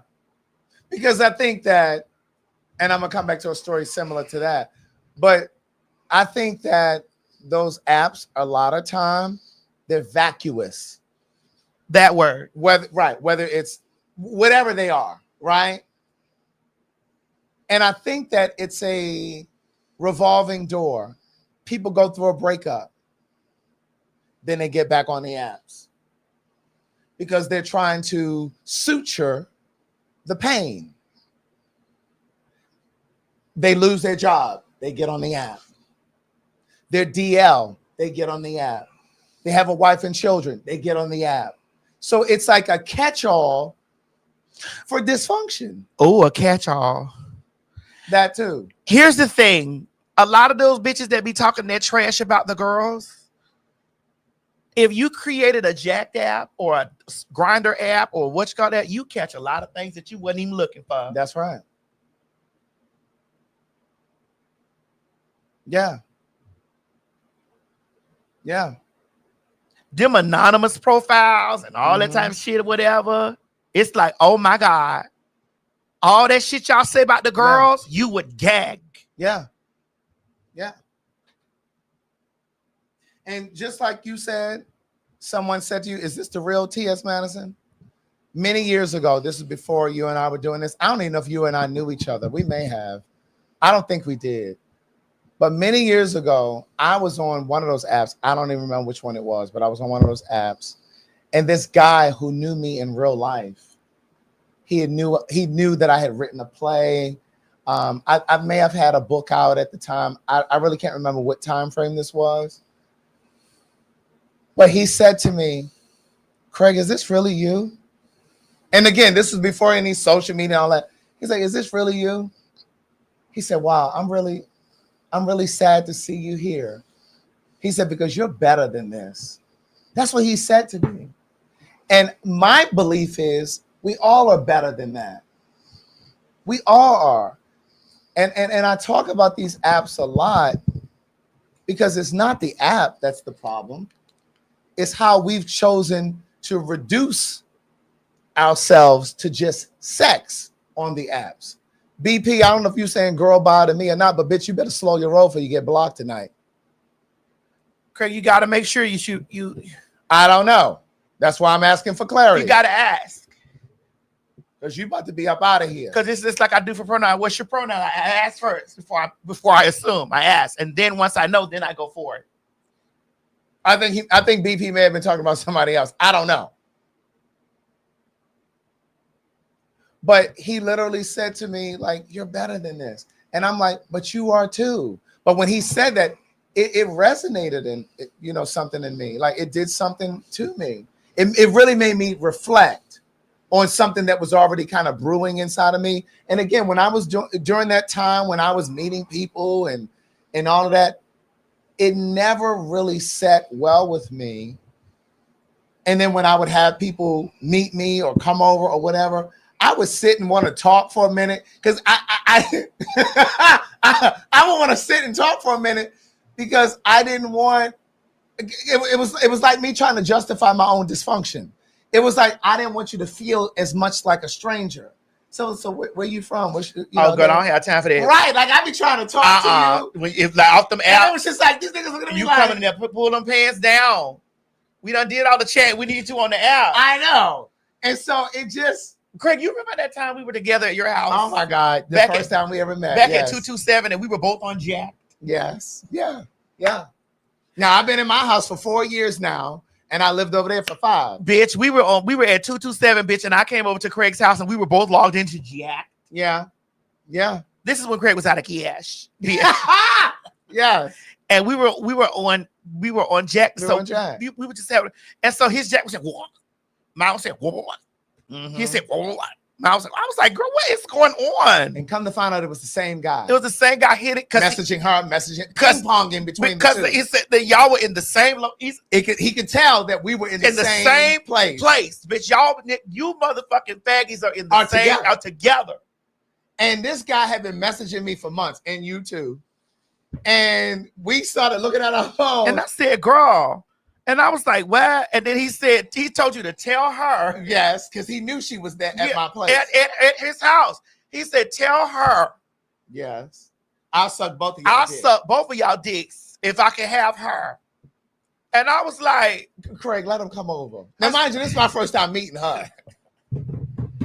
Listen, like Aretha said, I don't need nobody but me and my man. But that was not your man. That man. No, it wasn't. That was the street nigga. That's he was. And so I said, Craig, let him come over. He can suck both of you. Come on, let him come over. I sit on. Tell him we can lay on the bed and lay beside each other. And he can suck out.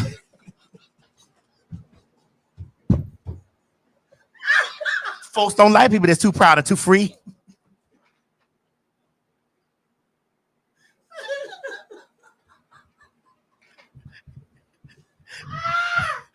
Oh God! Oh, somebody said because sharing is caring. Bitch, folks don't like people that's too proud and too free. Oh my God! I was like, Craig, just let's lay next to each other on the sofa. Let him come over here and then we looked at each other. We were contemplating on it, Oh my god. And then he was like, I don't want him having my address. I was like, well, girl. I said, well, girl. I mean, I don't live over here, girl. I said, how long you Right. gonna, how So you long? trying to set him up I with was my like, well, girl, house. how long you gonna be living in this house?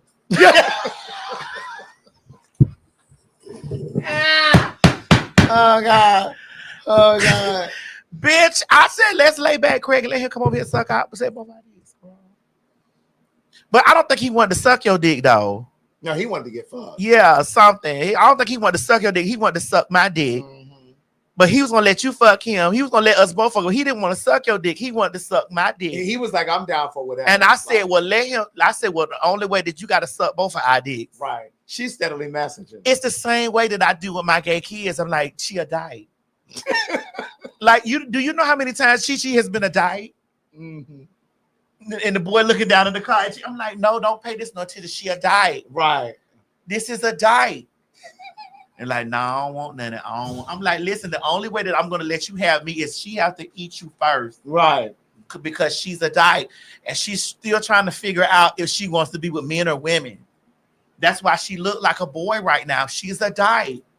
Bitch, I'm telling you, I've done it. All my gay, like my feminine boy gay kids. Yeah. I done it to Chi. I did to my daughter Mario. I did like all my daughters. They be like, I'm telling you, like I told y'all, I tell y'all this story all the time. That boy that came to my house with that motherfucking big gigantic ass dick. That boy dick was so fucking big. I was like, oh my God. Did you try it? Yes, of course. I don't let ain't nail size dick you keep up at me. But the boy dick was so big, I was like, I got to go tell somebody. And I went across the hall when I lived in Miami. Yeah. And I went across the hall and got my daughter. And I brought my daughter to the door. When I opened the door, he was like, this is how I tell y'all so many times. I tell y'all this shit all the time. Men see shit different than y'all do. Mm-hmm. That man looked at my daughter and was like, no, right. That's a boy. Mm-hmm. Yeah. You not no boy. Right. That's a boy. Yeah. Yeah. He said distinctly, he can't have none. Right. I remember you told me this. He cannot have any. You good, but he can't have you because you are a girl. Right. You can have some dick. Yeah. He can't have none. Mm-hmm. That's a boy. And I said, that's a diet. He was like, listen, what you say? That's a diet. He was like, listen, bitch. Don't play with me. Don't play with me. Right. Stop playing with me. So you couldn't convince him. And I tried to pull it. He picked that dick up like this and put that hard dick down. He lifted that long ass dick up hard like that and put that bitch back down in those motherfucking boxes. He was like, no. Nard is asking, where is that man today? I don't know. Maybe he might be in the realm. I think one of them perished because they were two brothers. I had two of them. One brother dick was bigger than the other ones though, but they both had anacondas. Right. I think one perished recently. I don't know which one perished, but he put that dick back in there. I was like, oh no, girl, you got to go. You got to go because I need to get because I got to handle this. Right. You got to go back over there in that room. Right. No, it wasn't the sweep doing him. No, he didn't have the sweep, honey. Because one thing about it, he got his dicks up, but he never put those dicks in those booty holes. Because there's some men that think like that. Yeah. They think that, There's some men that think like that. Like y'all don't, like this shit deeper than that shit y'all be talking at the air be shit y'all be talking. Right. You can't speak for no man. You can't speak for the male gaze. You can't do it. And when she said gaze, she's saying gaze, G-A-Z. You can't speak for that. You can't do that. Cause that motherfucking man, he went fuck a bitch. Now the brother fucked. Yeah. The brother put that dick in. Uh-huh. He didn't put the dick in because he was like, nah. Yeah. But he got his. And probably because even in his mind, he wasn't there yet. You know what I mean? He hadn't given himself permission to go to that extent. He got that dick sucked though. Yeah. He loves. That doesn't mean he didn't eventually start putting it in. I don't know, but he never fucked me with it. But the brother fucked me with his. Yeah. But bitch, he used to love to see them two hands. He loved to see a bitch gag. He loved to see them. He loved to see lipstick and eyes and shit like that and makeup and because I'm from Miami. The girls told her. Yeah, I have told the story. No, the older brother was shorter but fatter. He had more girth. The other brother was long and it was a lot. It was that bitch was I was like, yikes. What were you saying? Yikes. I had to call for backup. But then the backup couldn't The do backup was like, he was like, nah. And so he would not get hit. He wouldn't fuck. But the brother fucked. The brother did it. The brother fucked, got his dick sucked, but he wouldn't touch no piece. The other brother with the long dick, he touched the piece. As long as you look like this in the face. Right. As long as you gave pussy in the face, he touched the piece because the piece was like, it's like looking at a woman, but she got a piece. So he touched the piece. The brother didn't touch the piece, but he fucked and got his dick sucked. But he liked the girl. The other brother just got, bitch, you put that lipstick on. I'm from Miami. The girls always talked about how they don't do nothing but put on lashes. Right. The shit a lot of y'all be reading us about, the men like that. Bitch, put on that lipstick. Put that lipstick on. Bitch, put that lipstick on and suck my dick with that lipstick on. That's why when I'm fucking a man, I'm not finna put no bonnet on my motherfucking head. Ain't no man hit me from the back or the side with no motherfucking bonnet on. Ain't no man fucking me without no heels on, bitch. Ain't no man fucking me without no motherfucking earrings, bitch. In my ear, I remember being in the car. I told you the story before, sucking dicks in the car, and my motherfucking earring fell off in the car. And I'm in that bitch, and my earring fell off, and I was like, "Oh, bitch, my earring off." And the boy said, "Come on." I was like, bitch! Right, I got to find my earring. Find my motherfucking earring, bitch. I ain't sucking nothing in this bitch. What was that about? Why? It's because the women that I have admired, not you girls that be talking about I want to be like y'all, not you basic, not you BWs. Talking about I want to be like, especially not that bitch that was sitting up there in that bonnet talking about somebody want to be like a woman, yes, but you know. Right. You sitting up on a bonnet with a filter on. No, I don't want to be like you, Keisha. Look at your background. You don't have any pictures on your wall. I can tell you sleep on a motherfucking goddamn air mattress, bitch. You don't have. I don't want to be like you. It was girls that I looked at that was sickening, bitch. Yeah. Those girls that sold sex. Yeah. I used to look at those girls with such admiration. Those girls that were seductresses, bitch. Bitch that had on that fucking red lipstick, and them bitches had on their earrings. Right. Their hair was curled and whooped and given. Bitch, that's probably why I got into the porn fantasy, because I used to see those white bitches in porn with that blue eyeshadow on. Bitch, and those hoes had and what hoes don't really understand. This why your nigga be caught up in this shit, because this is what you're not providing. You're not providing him a fantasy or an illusion. You're not providing him these things. You say I feel like tears is an emotional pain. Why would I be in emotional pain? Because I'm telling you, bitch, that's not the bitch I want to be like. This bonnet walking around there, asshole. This bitch not glamorous. You're not a glamorous broad. I used to see those glamorous white bitches up there with those motherfucking hair tees like that with that Farrah Fawcett hair, and them bitches had those big earrings on. And I would watch them men take those big gigantic dicks and put them in their mouth and looking at those niggas with them big eyelashes, and them men was like, "Oh my God, oh bitch, I love you, bitch." And those women who I looked at into a place, and those niggas was breaking their neck trying to handle them, like take care of them, like really put them up, and them bitches talking about they living in the penthouse and they got sickening mansions and jewels and all this stuff. Those bitches were done. Those bitches were done. So you girls that's walking around here, girl, with these bat wing eyelashes on and these bonnets, girl, and lip gloss. No, I don't want to give. No, bitch, I don't want to be like you ever. You're not giving it, mamas. You're no maintenance. You have no maintenance on you, girl. You have no maintenance. No maintenance. You're a low maintenance girl.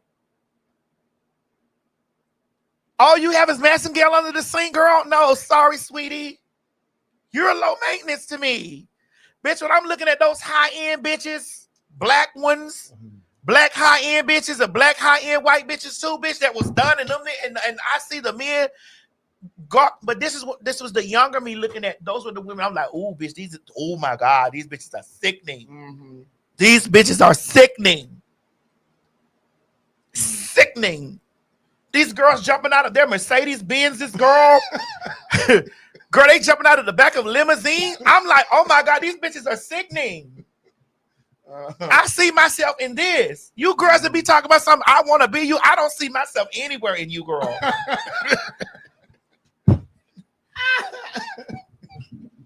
Oh God. No, you're thinking too highly of yourself, girl, with that bonnet on. Oh my God. I'm so sorry. The only man that's looking at you in that space, if that man is motherfucking see you, bitch, you are floor trash to me, girl. You don't have no upkeep, no nothing, girl. You won't take a motherfucking lipstick. You won't put lipstick across your lips. Where is the lipstick?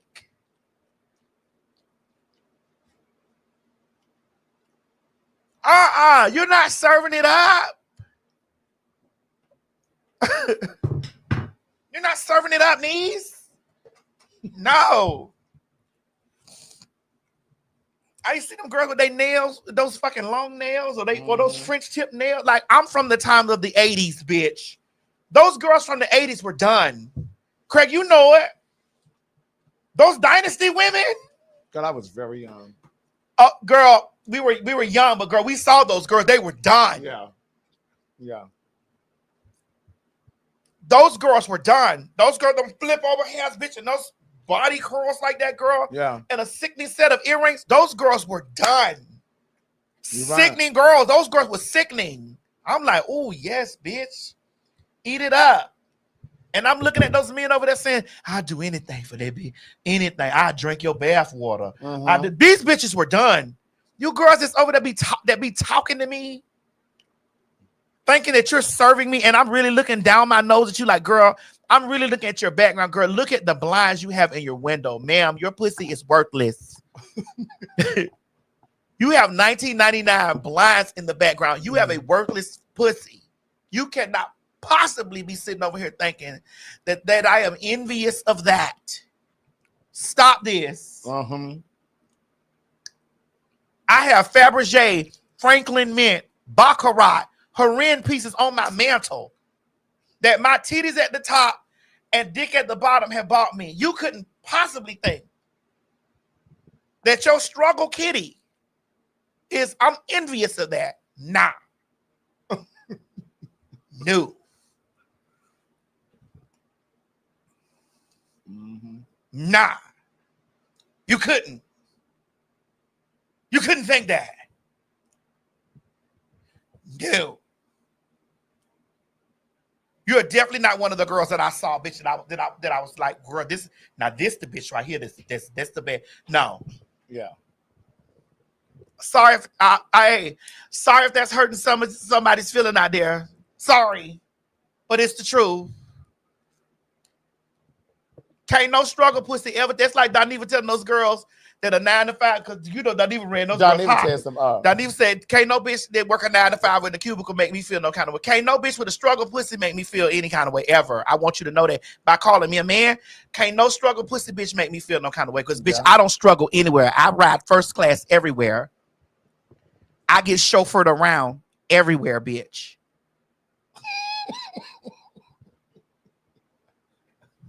Did you just tell me at the top of this show that I'm elitist? Bitch, I have a 10,000 square foot home, bitch, and a motherfucking goddamn 4,000 square foot home, bitch.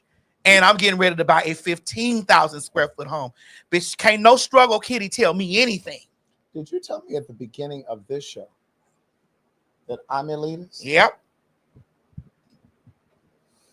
Well, what was that? That's not elitist. That's just letting the girls know that love to scream that out. Can't no struggle pussy tell me nothing. You trying to figure out why your man doing this, or you over here, motherfucker, you over here calling me delusion or whatever, and you arguing with your baby daddy to try to get infamil in the house? Nah. I'm not arguing with a man about anything except running me that. You got that? You don't? Well, sorry. That prostitution shit did a number on me, didn't it, Craig? Bitch. Hey. Come on, M. Strickland with the line from Dynasty.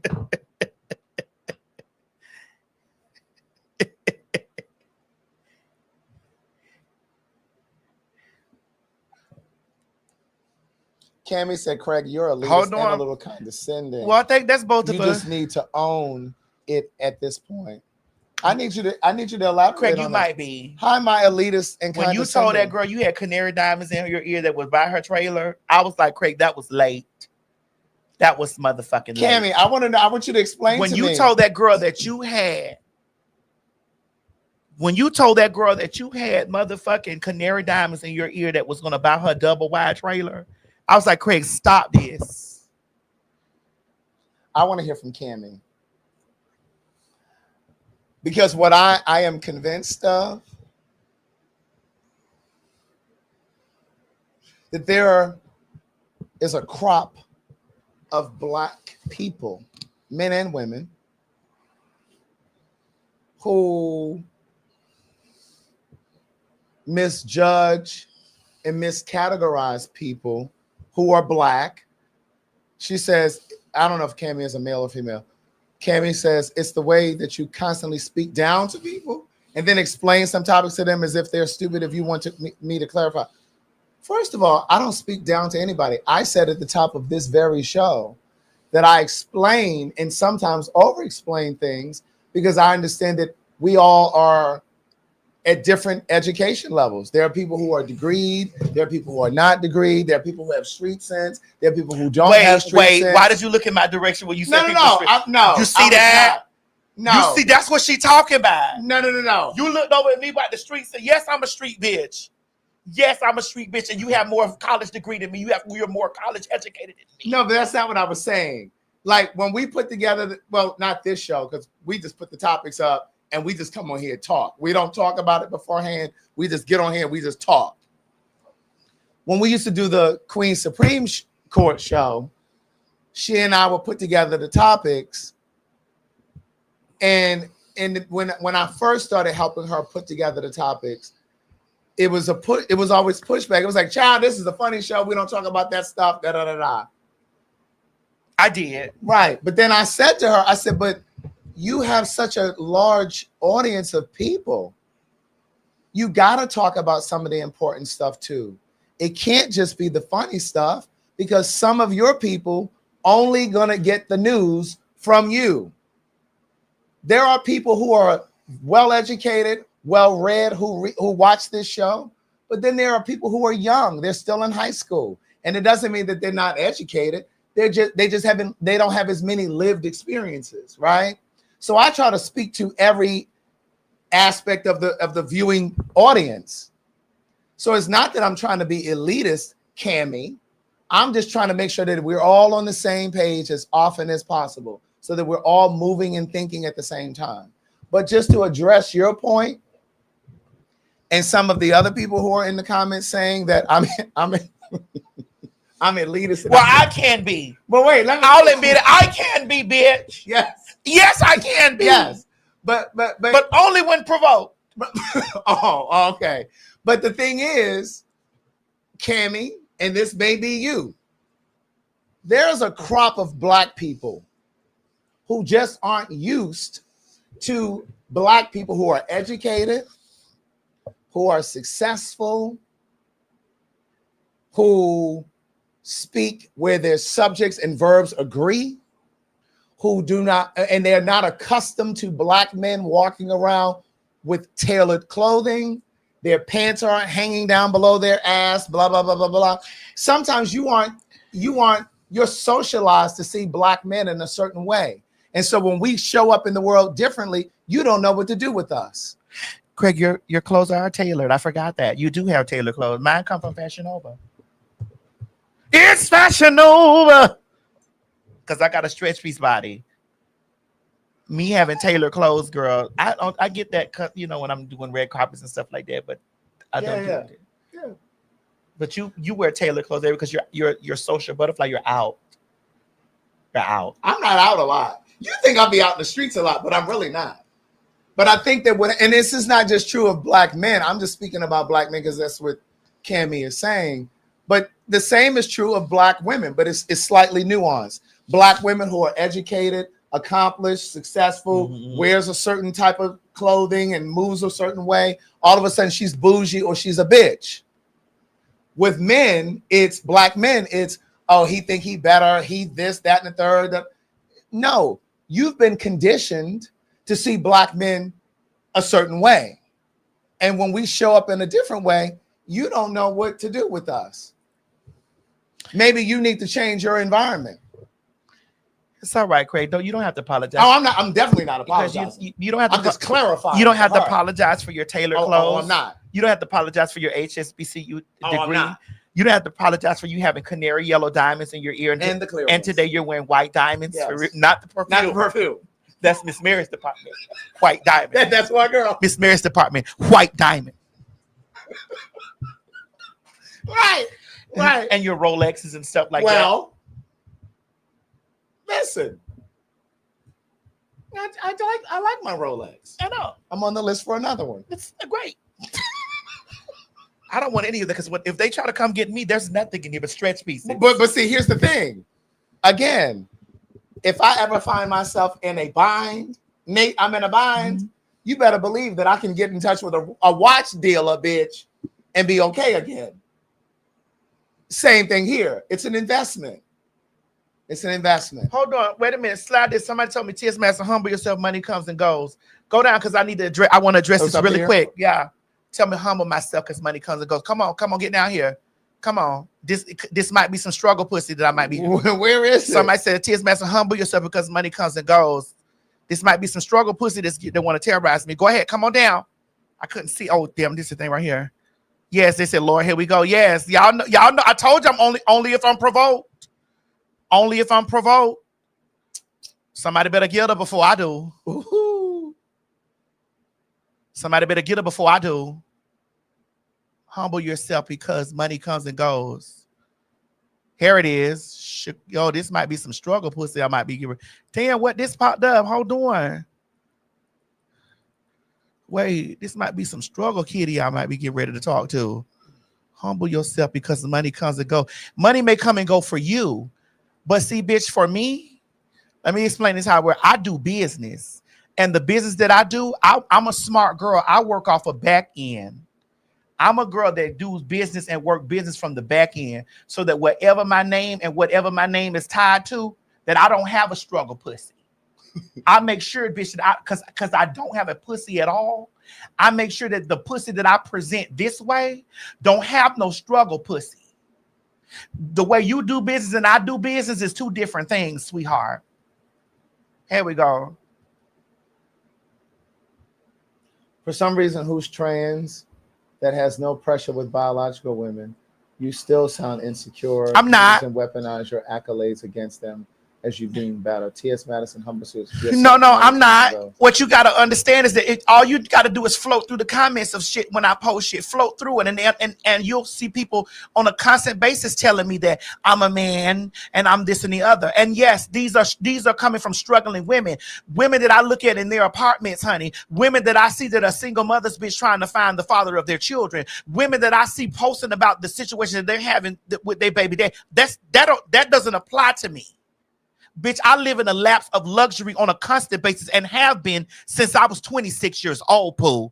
That's all I've known. All I've known was to demand men to pay me or demand men to have my motherfucking money.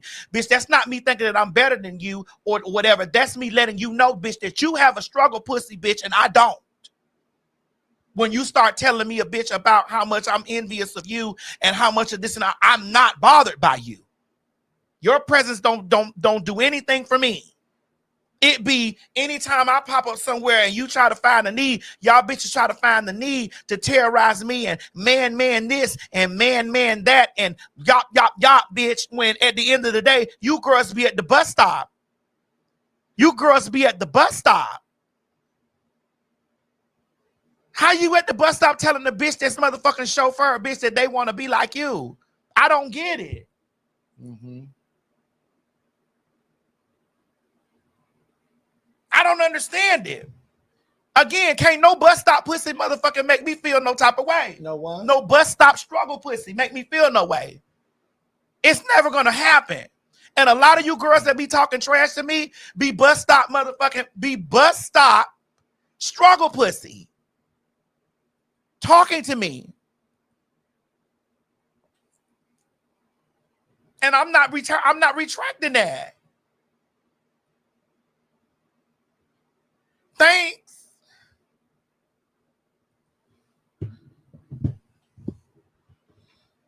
Thank you, JoJo.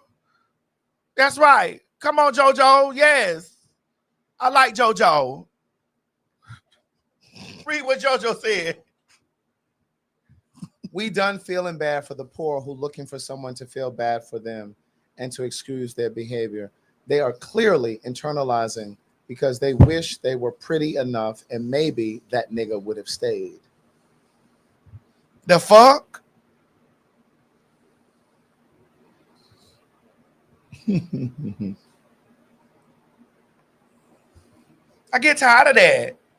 Yeah. And then they be telling you to be humble, be humble, be humble. Because, bitch, why? Why you want to humble me? Bitch, I am humble. Right. It's a lot of shit that I don't tell y'all, bitch. It's a lot of shit that I could say that will really break your stomach in half. That I don't, that I choose to sit over there, that me and Craig may be off the line. And I'll be like, girl, if I say some shit like this, girl. I mean, and that's what I'm saying. Like, because for those of you that are saying, I'm not humble and this, I don't even talk money. If I really talked about shit, then you really would not like the shit that I say. You really? If I really got into the nuts and bolts and the nickels and dimes and quarters of it all, if we really sat back, and I don't even talk about that. If we really sat back and talked about the shit, the girl. I mean, if you think this, it's not humble. If you think this is elitist, girl. There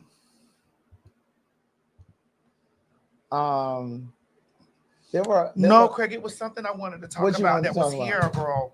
I was going through it was this that I wanted to talk about. The one with Lexi.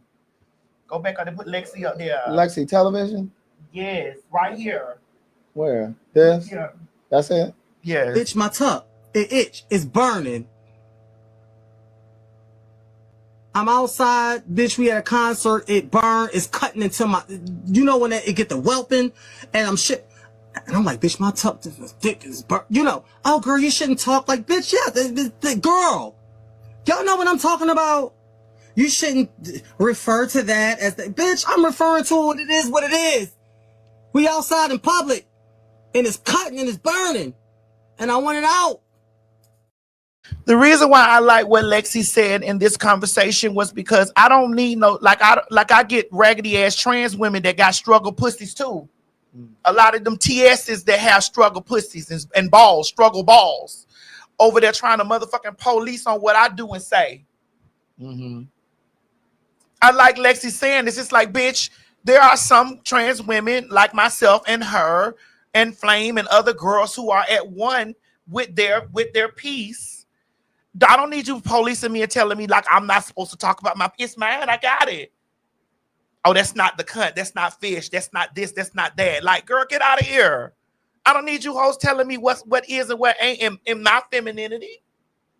I don't need you policing me. I don't need you standing outside policing me, telling me not to talk about. That's mine.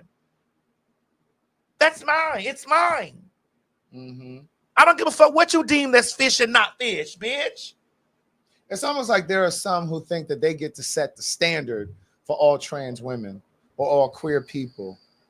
It's just like, that's your journey. If you don't want to talk about the fact that you had a penis or still have a penis, that's your business. But you don't get to tell every other trans woman what to do with theirs or whether or not they should speak on it. But here's another discourse in our community too.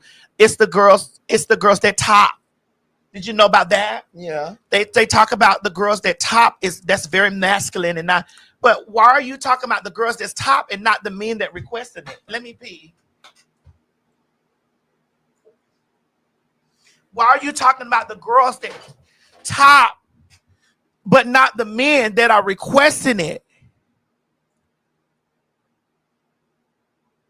But that's no different from gay men. Gay men who think that if you're beyond a certain height, you shouldn't be a bottom. Like, there are men who are tall or very masculine who prefer to be a bottom. But there's this certain standard in the gay community where it's like, oh no, you're not. You're too masculine to be a bottom, or you're too tall to be a bottom. Like, who gets to decide these things? Who comes up with the rules? It's like I've had so many motherfucking trainees, goddamn transvestite, transvaginal mess, transunion motherfucking machines, try to police my existence or police the shit that I say. It's like, bitch, you a trainee like me, ho. So what the fuck are you even talking about? Yes, Derek, or too muscular. What is you even talking about? Bitch, you a transvestite like me, ho. So what are you saying? What are you telling me that I can't have no connection to my piece? Because you don't have no connection to yours? That's a part of your transition. That's not mine. Yeah. That's the part of your transition that don't got shit to do with me. So now I can't have a conversation about my piece? Yeah. Because that's not ladylike. None of us got no handbook on how to be nothing. Yeah. We learn it from our mamas or our gay mamas. But the same way that there are trans women who think that they get to set the rules for all trans women, it's no different than what these Republicans and white people think that they're doing with religion and laws. You don't get to decide for the entire society. It's correct. The same thing. It's like, what the fuck? So now you gonna tell me, oh, well, because you topped me and you low down and disgusting. But the men ain't disgusting that got topped. And then when you hear me tell people that, I'm like, don't you understand, bitch, that I topped in my videos because that was the requirement for me to make money. Right. Because the men wanted to see top, bitch. I'm the puss. Yeah. But there was an audience. And for me to reach an audience that paid more, I had to get on those niggas' backs. And on those backs, I climbed. And laid them on their back, I did. And put them on their sides, I did. And got my meat sucked, I did. But that was not my personal life. I've talked to you in numerous occasions and said, my man is not getting fucked. Now, my jump off, I don't give a fuck what we do. Me and my jump off, we can long dick each other all day. What? Bitch, it's hoes and poles over this bitch. It's hoes and poles over this motherfucker. It's hoes and poles over this bitch. And so because there's hoes and poles over this bitch, we can work. But my man, no. I don't want my man getting fucked. And if he getting fucked, that's not my man. Mm-hmm. Now we could be the closest and tightest of friends, and we could be that, and I can long dick you when I'm in the mood. But I'm not walking around looking at motherfucking a man's asshole saying I want to fuck him in the ass. That would be me. That's you. That's not me. Yeah. I'm actually the type of men that like me, and I'm afraid to go near their anus. Afraid. Why?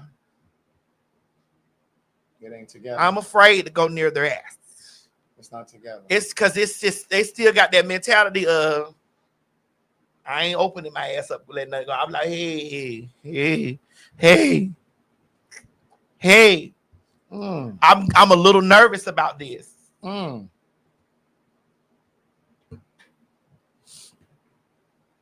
so my thing, sitting here talking to y'all, I get policed, like Lexi was talking about. I get policed by other trannies. Yeah. Transgender women. Yeah. And I'm like, puss asshole, who the fuck is you? Who the fuck is you to sit over here to police me on the connection that I got with my piece, bitch?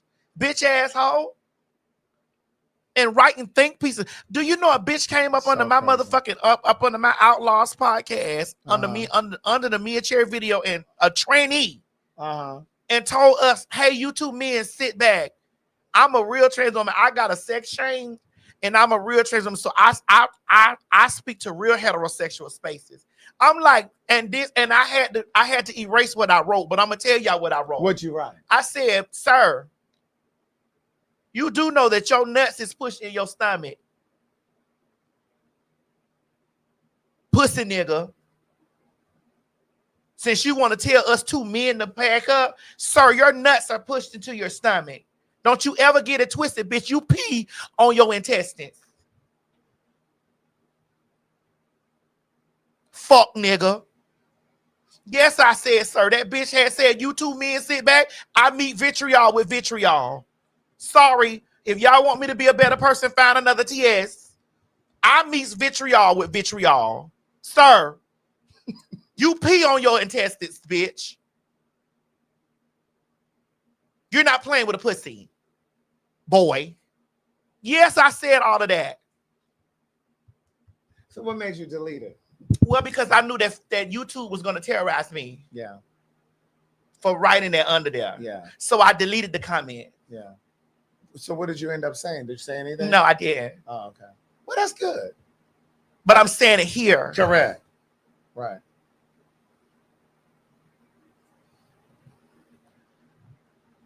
But was I wrong, Craig? No. Because she came under there.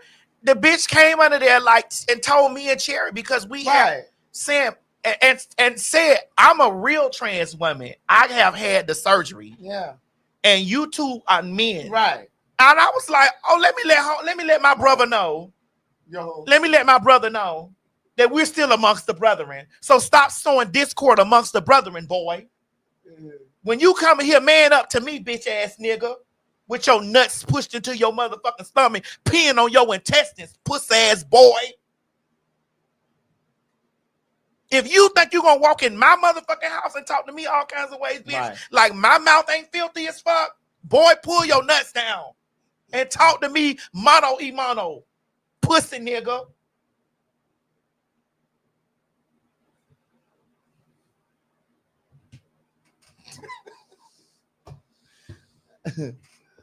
Peeing on your intestines is insane.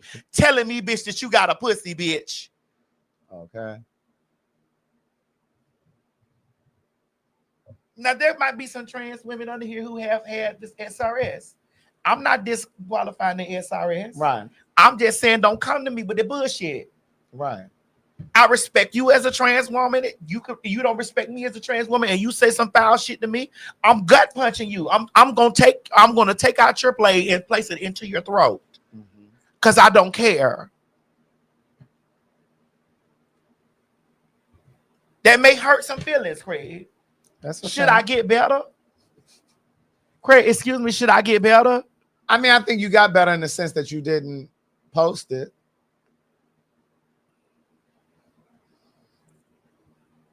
Yeah. Yeah, I said we're all amongst the brethren. She called me a cherry a boy. I had to remind that nigga. Well, since you here on my page, let's have a conversation amongst the brethren, homeboy. You are peeing on your intestines right now. Fuck nigga. Beverly, you have a little doo-doo on your tip. Let me pee.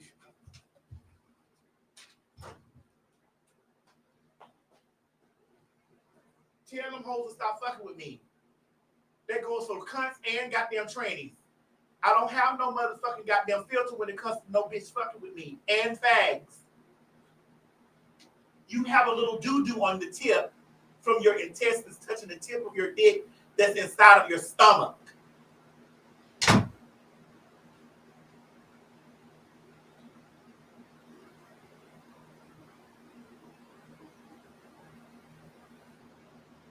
Did she just walk away?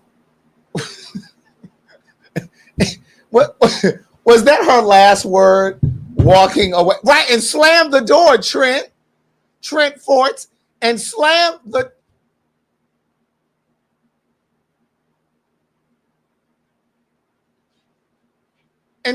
door.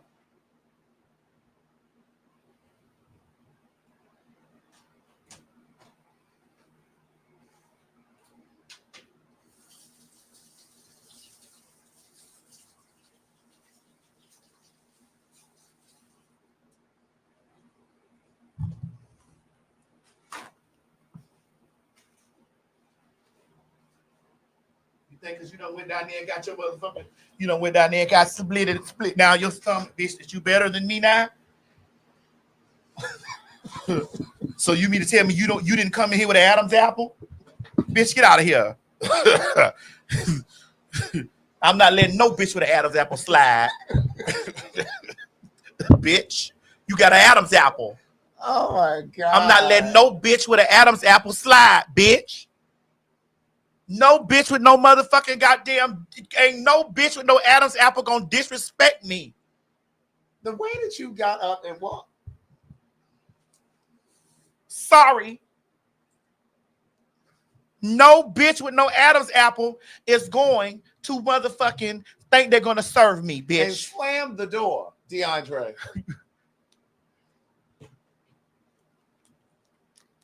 That's why I be on Jess' ass. Dude, with those testicles. No bitch with no motherfucking six-pack in their stomach.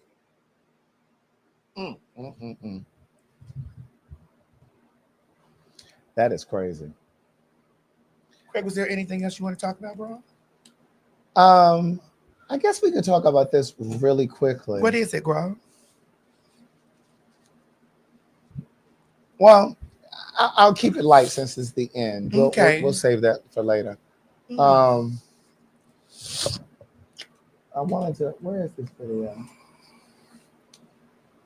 I don't even see it in here. We may have taken it out. I don't see it now.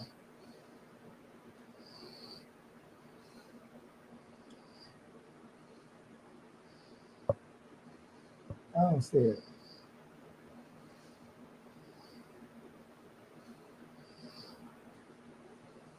Wait, you put this in here. I did.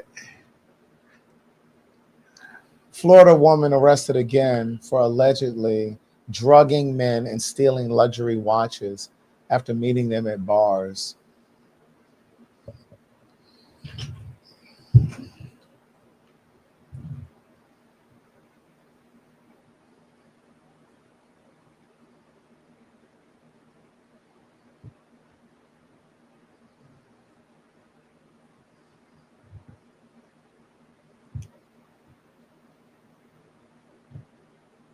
It says Florida woman. Girl, it's somebody that's Florida girls. I put us in that. We need to see, all of us need to be a therapist. We need to see therapy. We need to seek therapy. For Spot 'em Got 'em. It's something called Spot 'em Got 'em. Spot 'em Got 'em.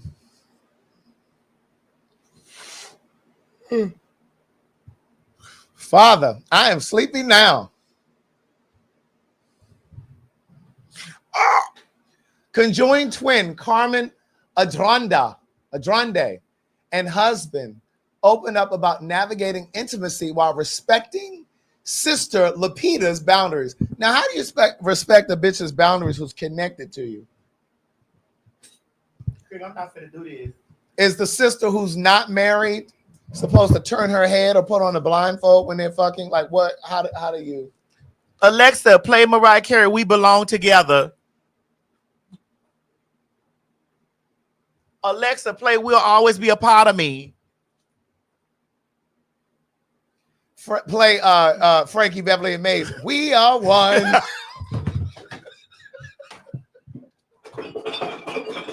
We are one.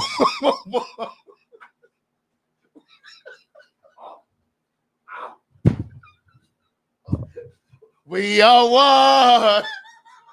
Oh God. Of all the nasty of all the nasty things I've said tonight. Of all the nasty things I've said tonight. This by far has been the We are one. Oh my God. Oh my God. Oh my God. We are one. Oh my God. Oh my God. Oh God. Oh God. Oh my God. Out of all the things that I've said tonight, that might have been the nastiest thing that have been said. Oh my God. Oh. Oh my God. Oh my God. Oh God. I gotta get out of here.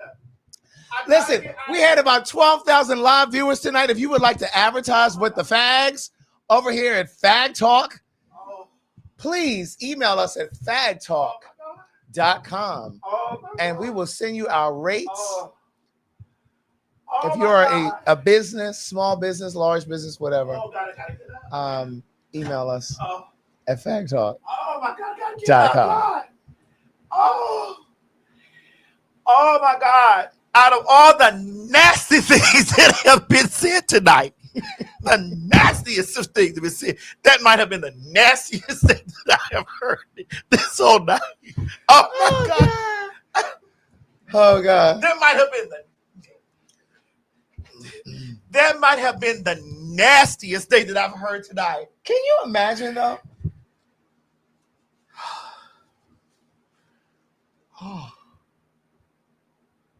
Now that's the threesome that you can't avoid.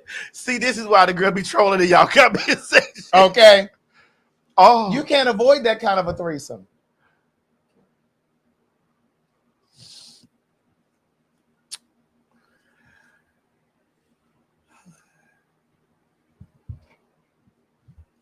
Oh my God. Craig, that might have been the nastiest thing that I heard today. That frankly, Beverly and Mace, we are one. We are one. Bitch, that is my song too, bitch. I love that song. We are one.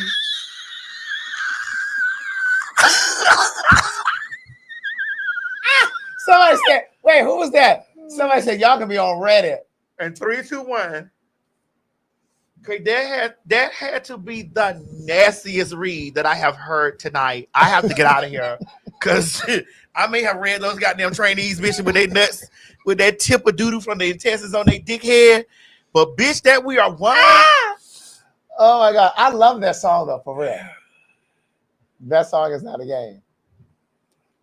But listen, join us in Antigua.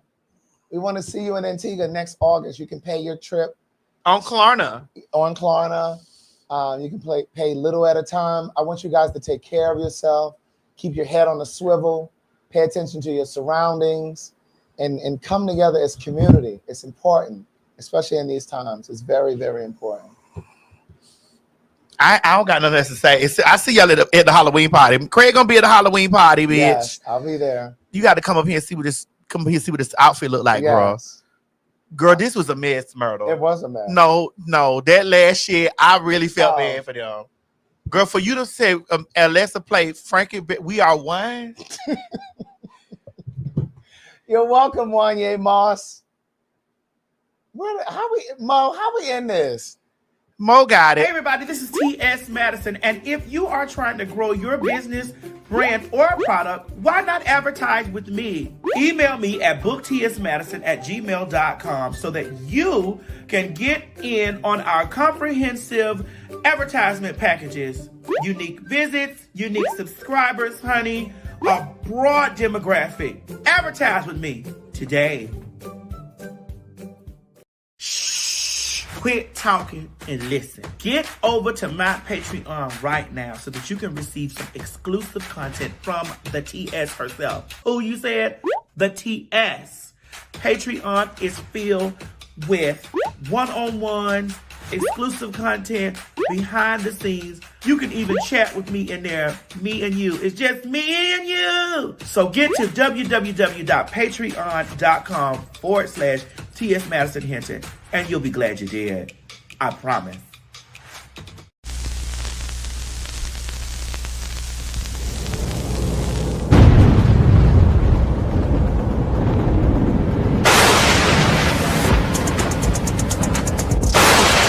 Calling all covens, calling all covens, calling all covens.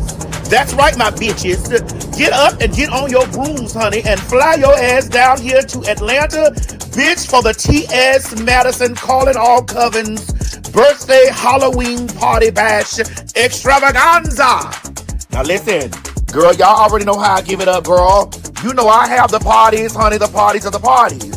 Visit www.sickeningevents.com, honey, to get your tickets, bitch, or just click the link in the bio, because this year's theme is Calling All Covens. So I need you to bring your cauldrons, your brooms, your black cats, and your wands, bitch, because the TS is turning up all night, honey, at the Cirque Bar and Grill. Listen, don't meet me there, bitch. Beat me there. Baby, this is the party to rival all parties. This is the T.S. Madison birthday bash, Halloween costume party extravaganza. Bitch, I'm giving away $1,000 to the best dress. That is correct. $1,000 to the best costume. Now you gotta stay on theme, because I'm coming there to tear you girls up. So get ready, honey. Keep oil in your lamp, a cat on your broom, bitch, and an ass on a, well, see you at the party, girl. Don't meet me there, bitch. Beat me there. Click the link in the bio for information. Bye. You met me as me. You wanted them to check for VD. For VD. Now we are coming back to Chicago. Chicago, Illinois. Child, we done mended our situation with the city winery, honey, and they done called their good sisters back. That's right, honey. The Phags are coming back November the 24th, 2025. Yeah, it's Thanksgiving week. You think I can get somebody in Chicago to bring me a little vegan something? What's up, Chicago? That's right, the Phags are coming back. That's Monday, November 24th. That's Thanksgiving week. You know you ain't going to work no way. Come on out and chill with the Phags. Get your tickets, www.PhagTawlk.com. That's November the 24th, 2025. Get your tickets. Don't meet us there, Chicago. Meet us there. I sure hope somebody's going to bring me a plate. We wanted them to check for VD. For VD. And for you ain't girls, it's like, oh. Take your ass down into that welfare. Use a dummy, bitch. Calling all pin mob. Honey, the Phags are going international. That's right, ladies and gentlemen. August 5th through the 9th, 2026, PhagTawlk Live in Antigua will be going down, baby. Get your tickets at www.PhagTawlkinternational.com. I need y'all to know, honey, that this is one of those trips that you don't want to miss. That's right, ladies and gentlemen. We are going on an all-inclusive resort and spa situation, bitch, at the Royalton, honey, down there in Antigua. I'm not too sure where Antigua is, but the Pin Mob, we're going to Antigua. Make sure you have your passport, make sure it's up to date, and be sure to get the travel insurance just in case something happens, because life happens. The spots are moving quickly. Do not wait until the last minute. You have an entire year to pay this trip off, so do yourself a favor. Treat yourself to a good time and meet us in Antigua for PhagTawlk Live. And for my rich bitches, add on the rich bitch option to include a full day with us as we tour the island, and who knows what else we gonna get into. God damn it, don't meet me down there to the ticket place. Beat me at the ticket place. That's right, girls. Honey, meet us down there to www.PhagTawlkinternational.com, honey. Low deposit and payment plans are available.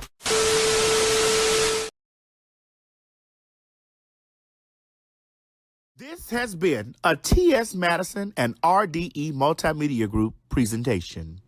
Hey guys, if you just enjoyed watching this video, don't forget to subscribe to my YouTube channel, www.youtube.com/TS Madison Hinton.